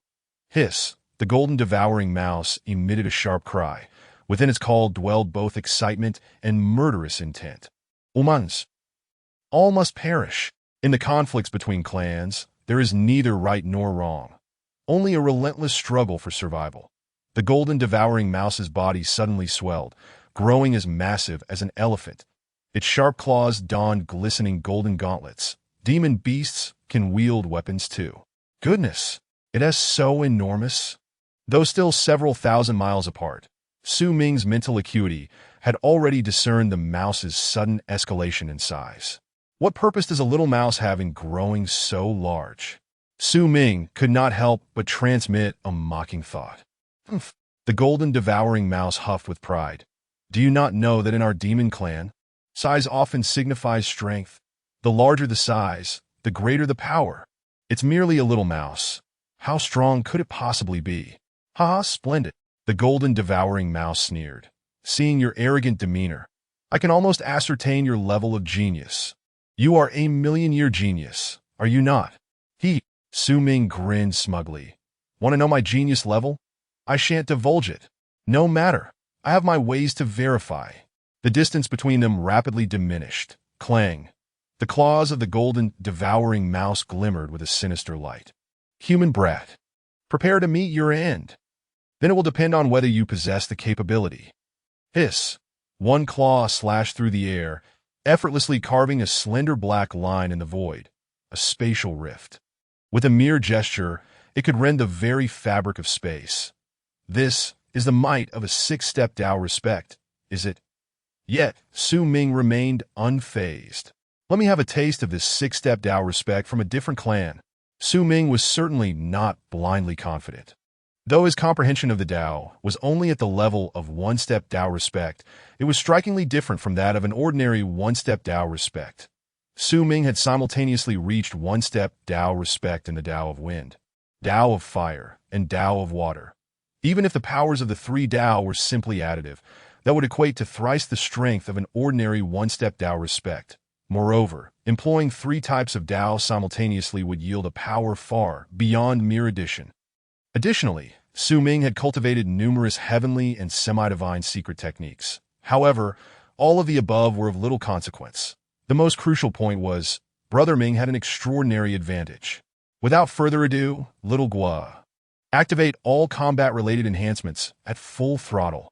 In an instant, Su Ming's power surged 100-fold, sufficient to confront a six-step Tao respect head-on. Feign weakness first, then suddenly unleash a counterattack, catching it off guard. Su Ming Ponde. At this moment, both combatants had already clashed. The claws of the golden devouring mouse swung forth. Rip! The space was effortlessly torn open, a gaping maw of darkness resembling a bloodthirsty abyss. However, the true terror did not lie in the ravenous spatial rift, but rather in the claws that had torn it asunder. Su Ming's face contorted in genuine horror. His spear was raised in a desperate counterattack against the claws. Boom! In the face of the terrifying collision, Su Ming was sent flying, both man and spear. Ignorant and arrogant human brat, perish! The golden devouring mouse pursued relentlessly. Yet at that moment, a glimmer of determination flashed deep within Su Ming's eyes. Chapter 42. The Spring Heart. The hunting grounds lay several hundred miles deep within the Demon Beast Mountains.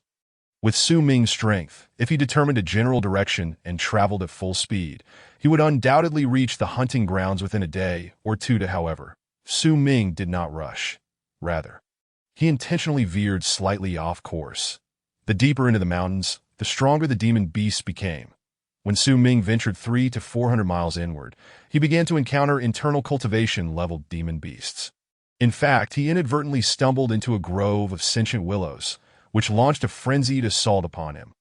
Dozens of willows, most comparable to sixth-turn external cultivators, with a few matching the early stages of internal cultivation, and the Willow King itself akin to a mid-stage internal cultivator. Under such an onslaught, even a late-stage internal cultivator would likely meet their demise unprepared. Nevertheless, relying on his overwhelming power and subtle mastery, Su Ming effortlessly battled his way out of the grove, completely unscathed. I have a nagging feeling that someone is tailing me, yet I cannot pinpoint who. Su Ming's keen awareness, having reached an exquisite level, made him sensitive to such matters. Suddenly, he heard the sound of a zither, resembling the gentle trickle of spring water. The elegant melodies were soothing to the soul, evoking a sense of familiarity, yet simultaneously igniting a sense of alarm within Su Ming. Why was there zither music emanating from several hundred miles deep within the Demon Beast Mountains? And how fortuitously had he chanced upon it? Moreover, the music was exceptionally skilled, seemingly resonating from all directions, leaving Su Ming unable to discern its source.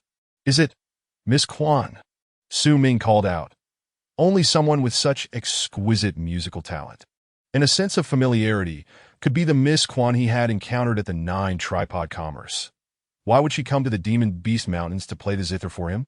Su Ming certainly sensed that something was amiss. Upon uttering this question, he had already adopted a defensive stance, activating his perfect combat enhancements.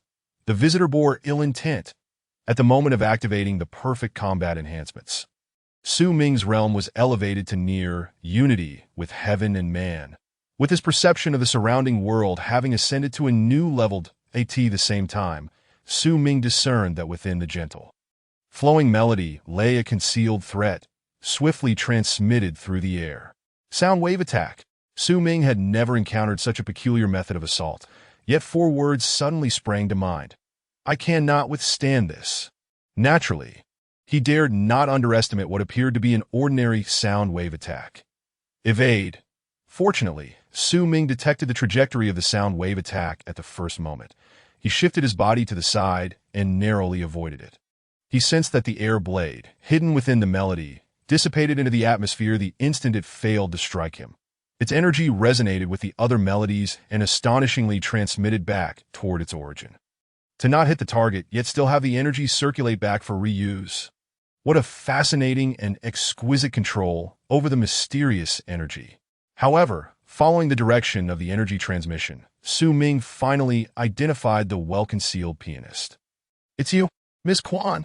Upon the first glance, Su Ming recognized her. Moreover, he was certain that Miss Quan's mastery had reached an extraordinary level. Otherwise, even with her adeptness at concealment, it would be impossible for Su Ming to have only discovered her now. Quite impressive. Yet Miss Quan continued to play, coldly stating, as if she regarded Su Ming as inconsequential. The enchanting melody swirled around Su Ming's ears, yet he felt a pervasive sense of impending doom. "What do you mean by this, Miss Quan?" Although he had an external aid at hand, he dared not let his guard down in such a precarious moment. This Miss Quan, despite merely being a practitioner of internal cultivation, exerted immense pressure upon Su Ming. Truth be told, among the numerous internal cultivators he had encountered, none had ever instilled such a profound sense of anxiety. Her realm is high, her attacks are uncanny. Such an opponent is indeed formidable. Su Ming warily scrutinized Miss Quan. However, no matter how challenging the adversary, it merely requires a bit more resource expenditure. Should he provoke Su Ming, he would not hesitate to unleash a 7- or 8-fold increase in offense and defense, daring even innate warriors to face him head-on. Yet, with my current level of cultivation, the resource cost for activating my aid has escalated significantly. Su Ming's cultivation had now advanced to the late stages of internal practice. At this stage, offline cultivation required 50 resource points per day, equating to 500 taels of gold, and to double his attack or defense, a minimum of 500 resource points was necessary. 500 resource points was certainly not a trivial amount for Su Ming now. However, when the need arose to escalate to 7 or 8 times the attack, one activation would require tens of thousands of resource points. Converting all his remaining gold would yield merely 40 to 50,000 resource points. Thus, Su Ming had to contemplate not only the outcome of this battle, but also how to conserve resource points. After all, earning money was no easy feat. This time, he could afford to unleash a 7- or 8-fold increase in offense and defense. But what about the next time he encountered danger? "There's no real significance. I come only for the sake of wealth," Miss Quan remarked, her fingers dancing over the piano, her demeanor as light as a feather. Yet the latent menace interwoven within the melody prevented Su Ming from enjoying the music as he had during his previous encounter at the Juding Chamber of Commerce. "I, Quan Xin, kill without exception, always leaving my victims with clarity. Code named by Xue, I am tasked with an assassination mission. Rest in peace." As she spoke, Miss Quan exuded an air of confidence that commanded life and death.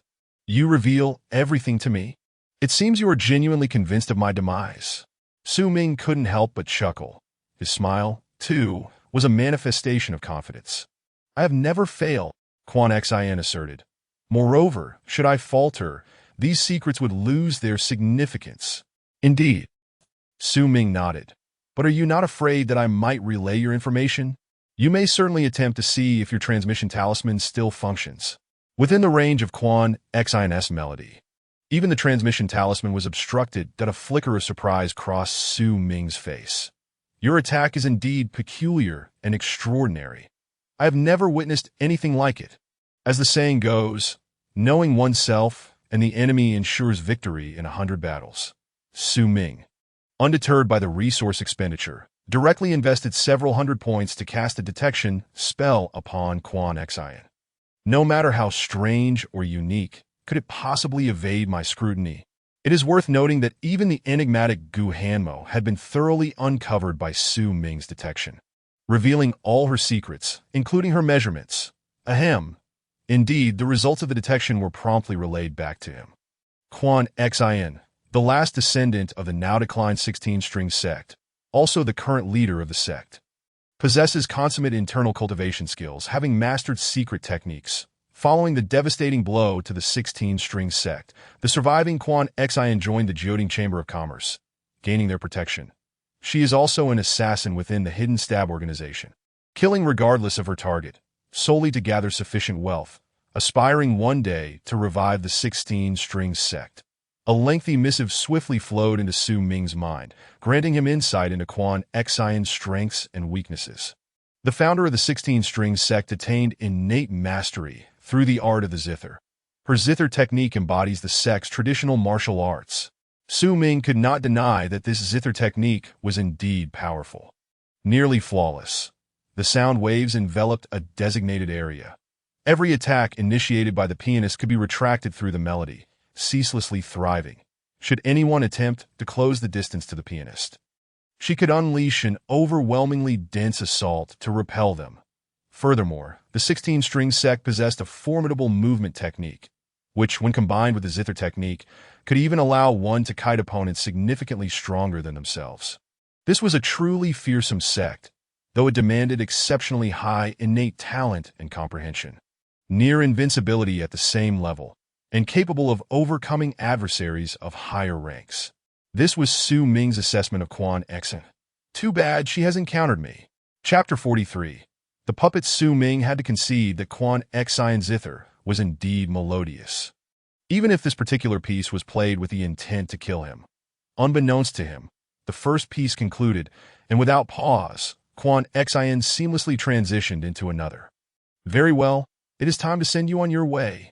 Her tone was so detached it seemed she was not about to commit murder.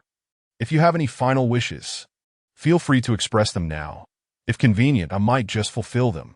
Do you truly believe I am doomed? Su Ming teased with a smile that in truth, he possessed numerous methods to counter Quan Xian. The most straightforward approach would be to activate a 5- or 6-fold increase in both offense and defense, overpowering her with absolute strength.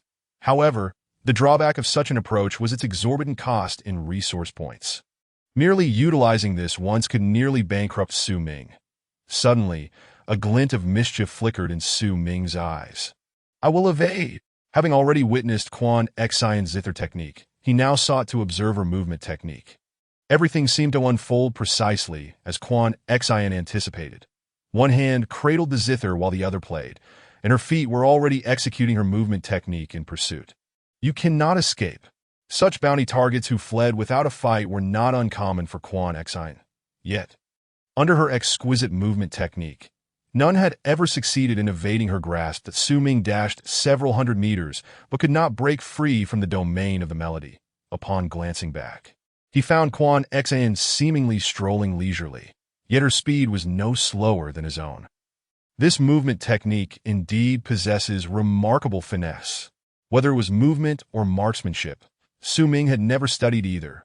However, he did not require formal training. Upon activating his cost-effective perfect combat, he instantly gained extraordinary movement and marksmanship skills. Suddenly, a deadly intent cleaved through the air, materializing abruptly behind Su Ming.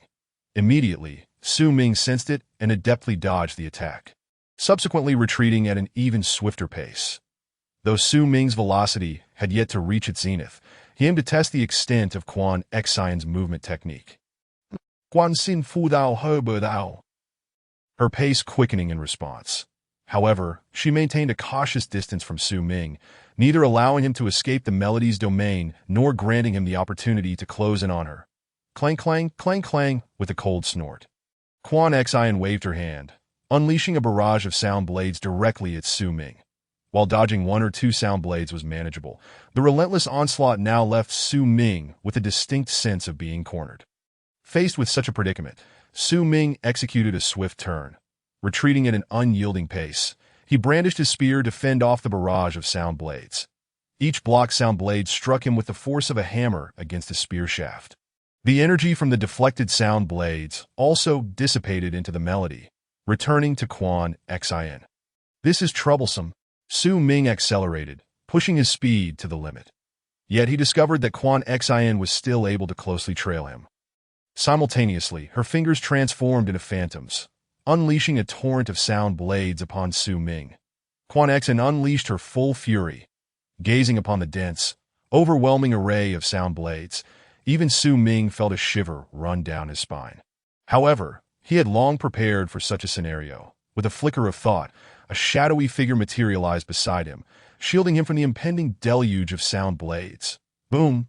Boom! Boom! The cascade of sound blades rained down upon the shadowy figure, sending it hurtling through the air, while Su Ming seized the opportunity to evade to the side. Quan Xen stared at the suddenly appeared shadowy figure, intrigued by its nature. It appears to be humanoid. Could it be that he threw out some armor to serve as a shield? Before she could ascertain the details, she was startled to see the shadowy figure, having been blasted away, rise once more. That it was moving. The tremor in Xuanxin's hands caused the instrument to quiver. In that moment, she finally discerned that the pitch-black figure, though undeniably mechanical, was indeed capable of movement. What is this? Before Xuanxin could fully comprehend the situation, the shadow lunged directly at her with astonishing speed, rivaling her own. What on earth is this creature? In a frenzy, Xuanxin frantically plucked the strings of her instrument, unleashing a flurry of sound blades that split into two streams, aimed at both the ominous figure and Su Ming. Capturing the mastermind first, she understood that since Su Ming had unleashed this dark entity, it was imperative to subdue him first.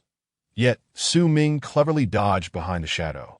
Although Xuanxin's sound blades could slightly alter their trajectory, executing a sharp 90-degree turn was impossible with Su Ming's evasive maneuver. She found herself completely thwarted. If I were to reach the innate realm, would you think you could evade me so easily? Xuanxin seethed inwardly. However, you hide behind this peculiar thing, and when I eventually shatter it, it will come crashing down upon you as well. Yet once again, Xuanxin's assumptions proved misguided. Boom! This time, the dark figure was prepared, withstanding the full force of the sound blades, merely taking a few steps back before pressing onward. Xuanxin's eyes widened in disbelief. What on earth is this? She finally discerned the true form of the shadow, a humanoid monstrosity entirely composed of black metal. However, before she could ponder further, the figure advanced rapidly. Reluctantly, Xuanxin resorted to her music once more, striving to force it back. Yet she was acutely aware that this was not a sustainable solution, for if the sound blades failed to hit their target and dissipated, most of the energy would return to her. Conversely, if they struck their target, a significant amount of energy would be expended. Employing this method to repel the figure would soon exhaust her resources. I am utterly powerless against this thing. Xuanxin lamented. Su Ming, I concede defeat. Please tell me what this creature truly is so I may understand my loss. Nonetheless, her fingers continued to dance frantically across the strings, preventing the shadow from closing in. This is a puppet my master bestowed upon me for self-defense. Su Ming fabricated a response. Puppet. Xuanxin was familiar with the art of puppetry, yet this technique was far rarer than her own musical prowess, at least in the vicinity of Feiyin Kingdom. She had not heard of any expert skilled in the art of puppetry. Indeed, it possesses strength comparable to that of a semi-innate puppet, and its body is more resilient than the finest of weapons. I shall see if you possess the means to counter it. Su Ming chuckled. Although the puppet's attacking methods were clumsy, it bore three significant advantages: immense strength, remarkable resilience, and an unwavering endurance, unless some binding technique were employed. The mere presence of a puppet on the battlefield was a source of considerable frustration. Against an opponent like Xuanxin, proficient in musical techniques, a puppet could potentially deplete her essence entirely. I concede, Xuanxin admitted helplessly. Concede? Su Ming laughed. Tell me, Miss Quan, where in the world does one find such a bargain? You wish to kill me, and now that you realize you cannot, you simply concede. I am willing to offer 1,000,000 taels of gold if you let me go, but I believe your life is worth far more than that. Su Ming, showing no mercy, continued to command the puppet to attack Xuanxin. The puppet, albeit simple-minded, would charge at whomever Su Ming instructed, delivering left and right punches. Yet this seemingly foolish assault proved to be remarkably straightforward and effective. Xuanxin found herself completely at a loss for a counter-strategy. Name your price, Xuanxin shouted, all the while fending off the puppet's advance. 10,000,000 taels, Su Ming declared. As a disciple of the 16-string sect, I find it hard to believe you cannot procure such a sum. Y dopesis considerable with. But I could never carry it with me, Chuanxin replied. That is the foundation of the 16-string sect, and I would naturally keep it in a secure location, should I meet an untimely demise. Those resources will be inherited by another disciple, so do not harbor any illusions. Then how much do you have on you? Su Ming felt as though he were akin to a highwayman. Oh no, how could that be? Clearly, it was Chuanxin who sought to kill him first. Since he was stronger, was it wrong to turn the tables? Let me see. Chuanxin feigned rummaging through her spatial ring, and suddenly, her eyes sparkled with brilliance as she scattered a handful of gold notes into the air. Take this. Simultaneously, Chuanxin unleashed an explosive burst of speed, retreating swiftly. She even utilized the melodies to create a path, allowing her to navigate the forest with ease.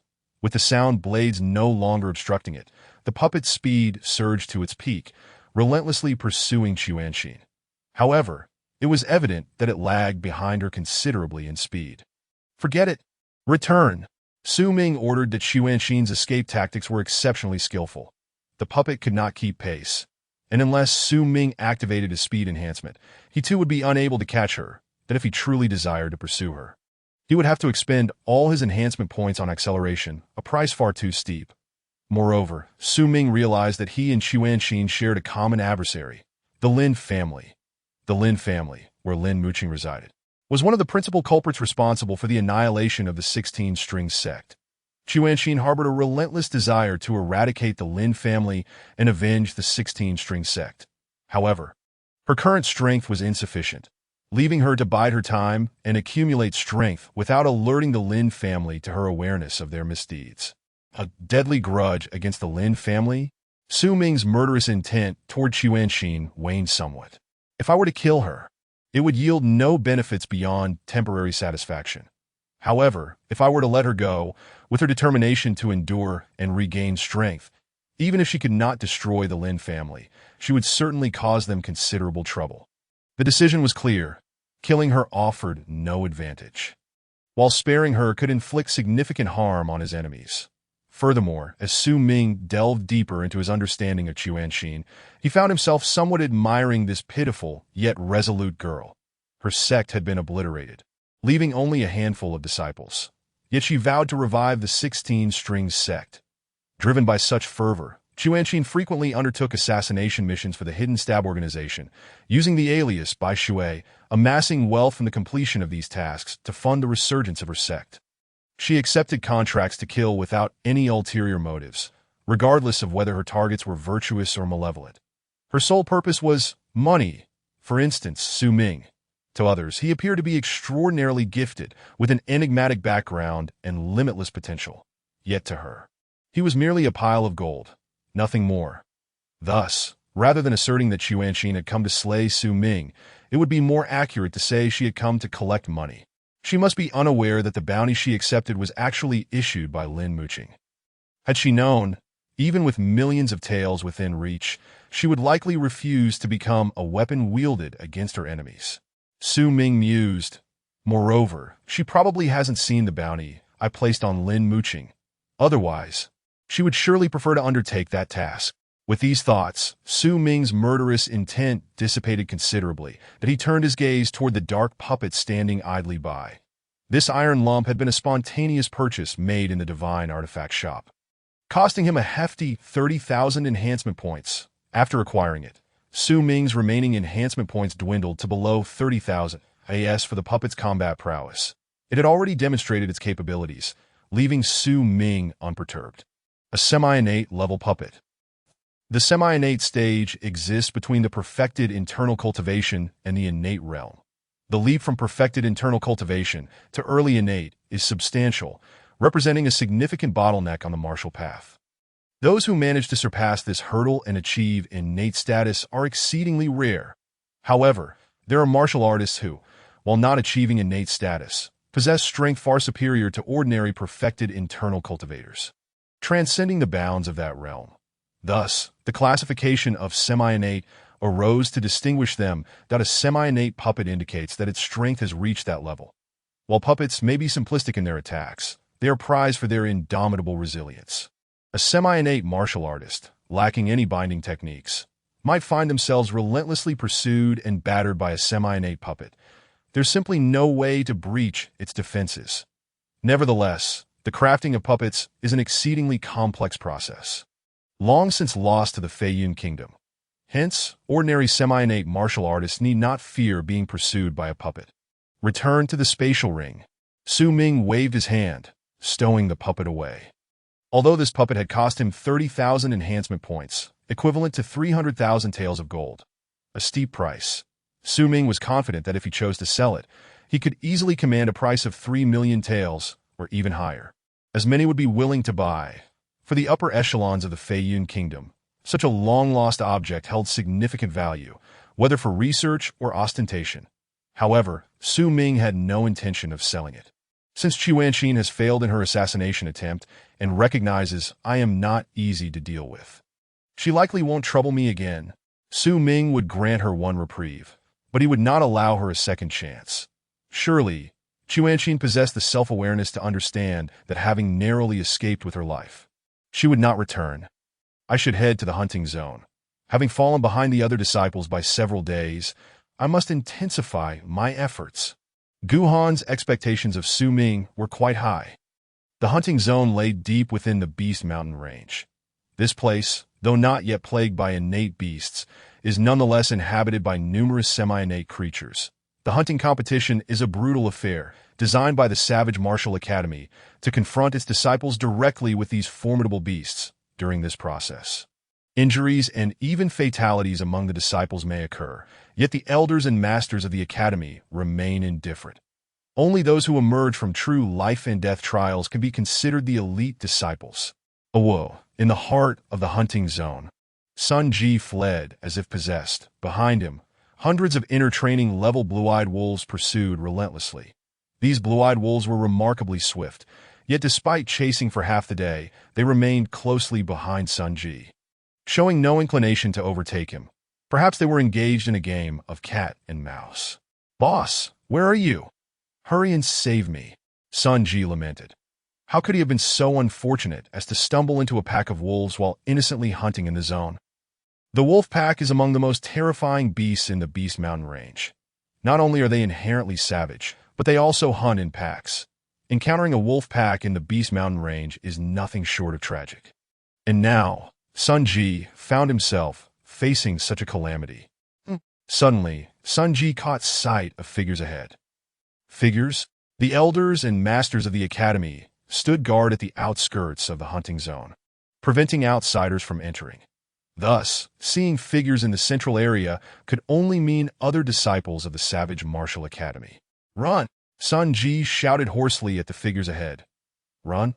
However, he noticed that the 10 or so figures remained motionless, merely casting a detached glance back at him before showing no further reaction. "Run! There is a pack of wolves behind me." Sun Ji urged anxiously that if he were to lead the wolves to harm a dozen of his fellow disciples, he could scarcely bear the guilt. Suddenly, Sun Ji spotted two hopeful figures among the crowd. Yu Jian, Tiandali, wonderful, they were also present. He might survive. "Yu Jian, Tiandali, please save me," Sun Ji cried out, his excitement seemingly granting him renewed vigor as he ran faster. Yet, Yu Jian and Tiandali merely returned Sun Ji a sympathetic glance. Another one. Welcome to the Wolf King's banquet. Chapter 45, full speed ahead with the threat of killers eliminated. Su Ming swiftly penetrated the depths of the Beast Mountain range, heading towards the hunting zone at this moment. In a state of perfect combat readiness, Su Ming's realm approached the unity of heaven and man. As he sprinted at high speed, the air offered no resistance. Many beasts had yet to react when Su Ming had already darted past them. That'd be why the time they realized what had happened, Su Ming had already whooshed away into the dense forest. "Boss, where are you? Hurry and save me." Suddenly, a transmission sounded. "Sun Ji," Su Ming quickly responded. "Speak, what is going on?" "I'm being chased by hundreds of inner training level blue-eyed wolves." "Where are you?" "I'm coming right away." Boom! Su Ming immediately unleashed his speed, racing towards the hunting zone, the Beast Mountain Range. Such reckless sprinting was undoubtedly a taboo. The noise could easily attract the attack of beasts. However, Su Ming could not afford to care. He had to rescue his brother Sun Ji. "Quickly tell me where you are." After waiting for a while with no response, Su Ming anxiously transmitted again. "Boss, don't worry about me, don't come." At this moment, deep in the hunting zone, Sun Ji had just been cornered at the Wolf King's banquet. Sun Ji? Sun Ji? Su Ming's eyes turned red with urgency. "Damn it. Tell me where you are. Quickly tell me." Yet, no matter how Su Ming transmitted or shouted, Sun Ji remained unresponsive. "Boss, you don't need to worry about me. I've encountered the Wolf King on patrol. If you come, you'll only bring disaster upon yourself. Don't come." "Damn!" Su Ming swore anxiously. "You better tell me where you are. Right away." "Boss, thank you." Although Sun Ji was robust, he was not foolish. He sensed Su Ming's willingness to risk his life to save him. "Despite the peril, I, Sun Ji, have come to the Savage Martial Academy and met a boss like you. It's worth it. Just don't come over now. When you grow stronger in the future, come back and wipe out the blue-eyed wolf pack to avenge me." "Shut up." Su Ming was exasperated. Suddenly, a spark of inspiration struck him. "Xiaogua, quickly help me locate Sun Ji." The scouting function had many applications. Gathering information on an individual was just its most basic capability. "Your friend Sun Ji is currently located at." Xiaogua swiftly presented a map in Su Ming's mind. "Got it." Fearing that even with full effort he might arrive too late, Su Ming wasted no time. "Activate all speed enhancements." Instantly, over 30,000 of Su Ming's remaining enhancement points were consumed. Leaving him with only a couple of 30,000 points increased his speed by 0.7 times. Do not underestimate this 0.7 times. An increase in speed is far more difficult to achieve than an increase in strength. Su Ming's speed was already remarkable. With an additional 0.7 times, even some innate martial artists would be outpaced by him. "Sun Ji, hold on." Su Ming transmitted one last time before dedicating himself entirely to his sprint. The sooner he arrived, the greater the hope for Sun Ji's survival. Deep within the hunting zone, at the Wolf King's banquet, a dozen disciples of the Savage Martial Academy formed a circle, backs turned, preparing to fend off the encroaching wolf pack. Even the strongest among them, Yu Jian and Tian Dali, understood that their prospects were grim. The surrounding wolves numbered in the thousands, layered thickly around them, rendering any escape impossible. "If only I had charged through when surrounded by those hundreds of blue-eyed wolves, even if it meant injury," Tian Dali lamented. His fear of injury had now led them into a true deadlock. "Humph. I should have disregarded you and made my own escape." Yu Jian had insisted on the attempt to break free, yet Tian Dali had refused to listen. "It's too late to say that now. We can only hope the Academy elders and masters come to our rescue." Tian Dali sighed. However, he was well aware that once one entered the hunting zone, the elders and masters of the Academy would no longer concern themselves with life or death. This was no mere game, but a genuine bloody trial. Surviving the slaughter was the path of the strong. If one perished, it simply indicated their weakness. What did Elder Jia say? Other disciples inquired eagerly. Yu Jian had already informed Elder Jia Sanduo, responsible for the hunting competition, of their predicament, and the disciples' hope rested on Elder Jia's immediate arrival for rescue. No reply yet. Yu Jian's response chilled the hearts of the disciples. No reply meant that Elder Jia was unlikely to break the rules for their sake and would not come to their aid. "May we find our own fortune." Despair flickered across the faces of the disciples.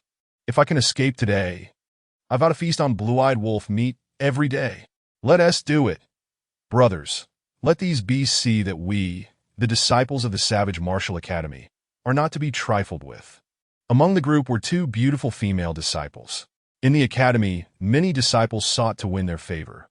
Yet now, even as they turned pale with fear, they had no choice but to ready their weapons for battle alongside the others.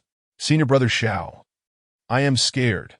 The petite female disciple by Rome trembled, inching closer to Senior Brother Xiao, seeking some semblance of safety. "Scared?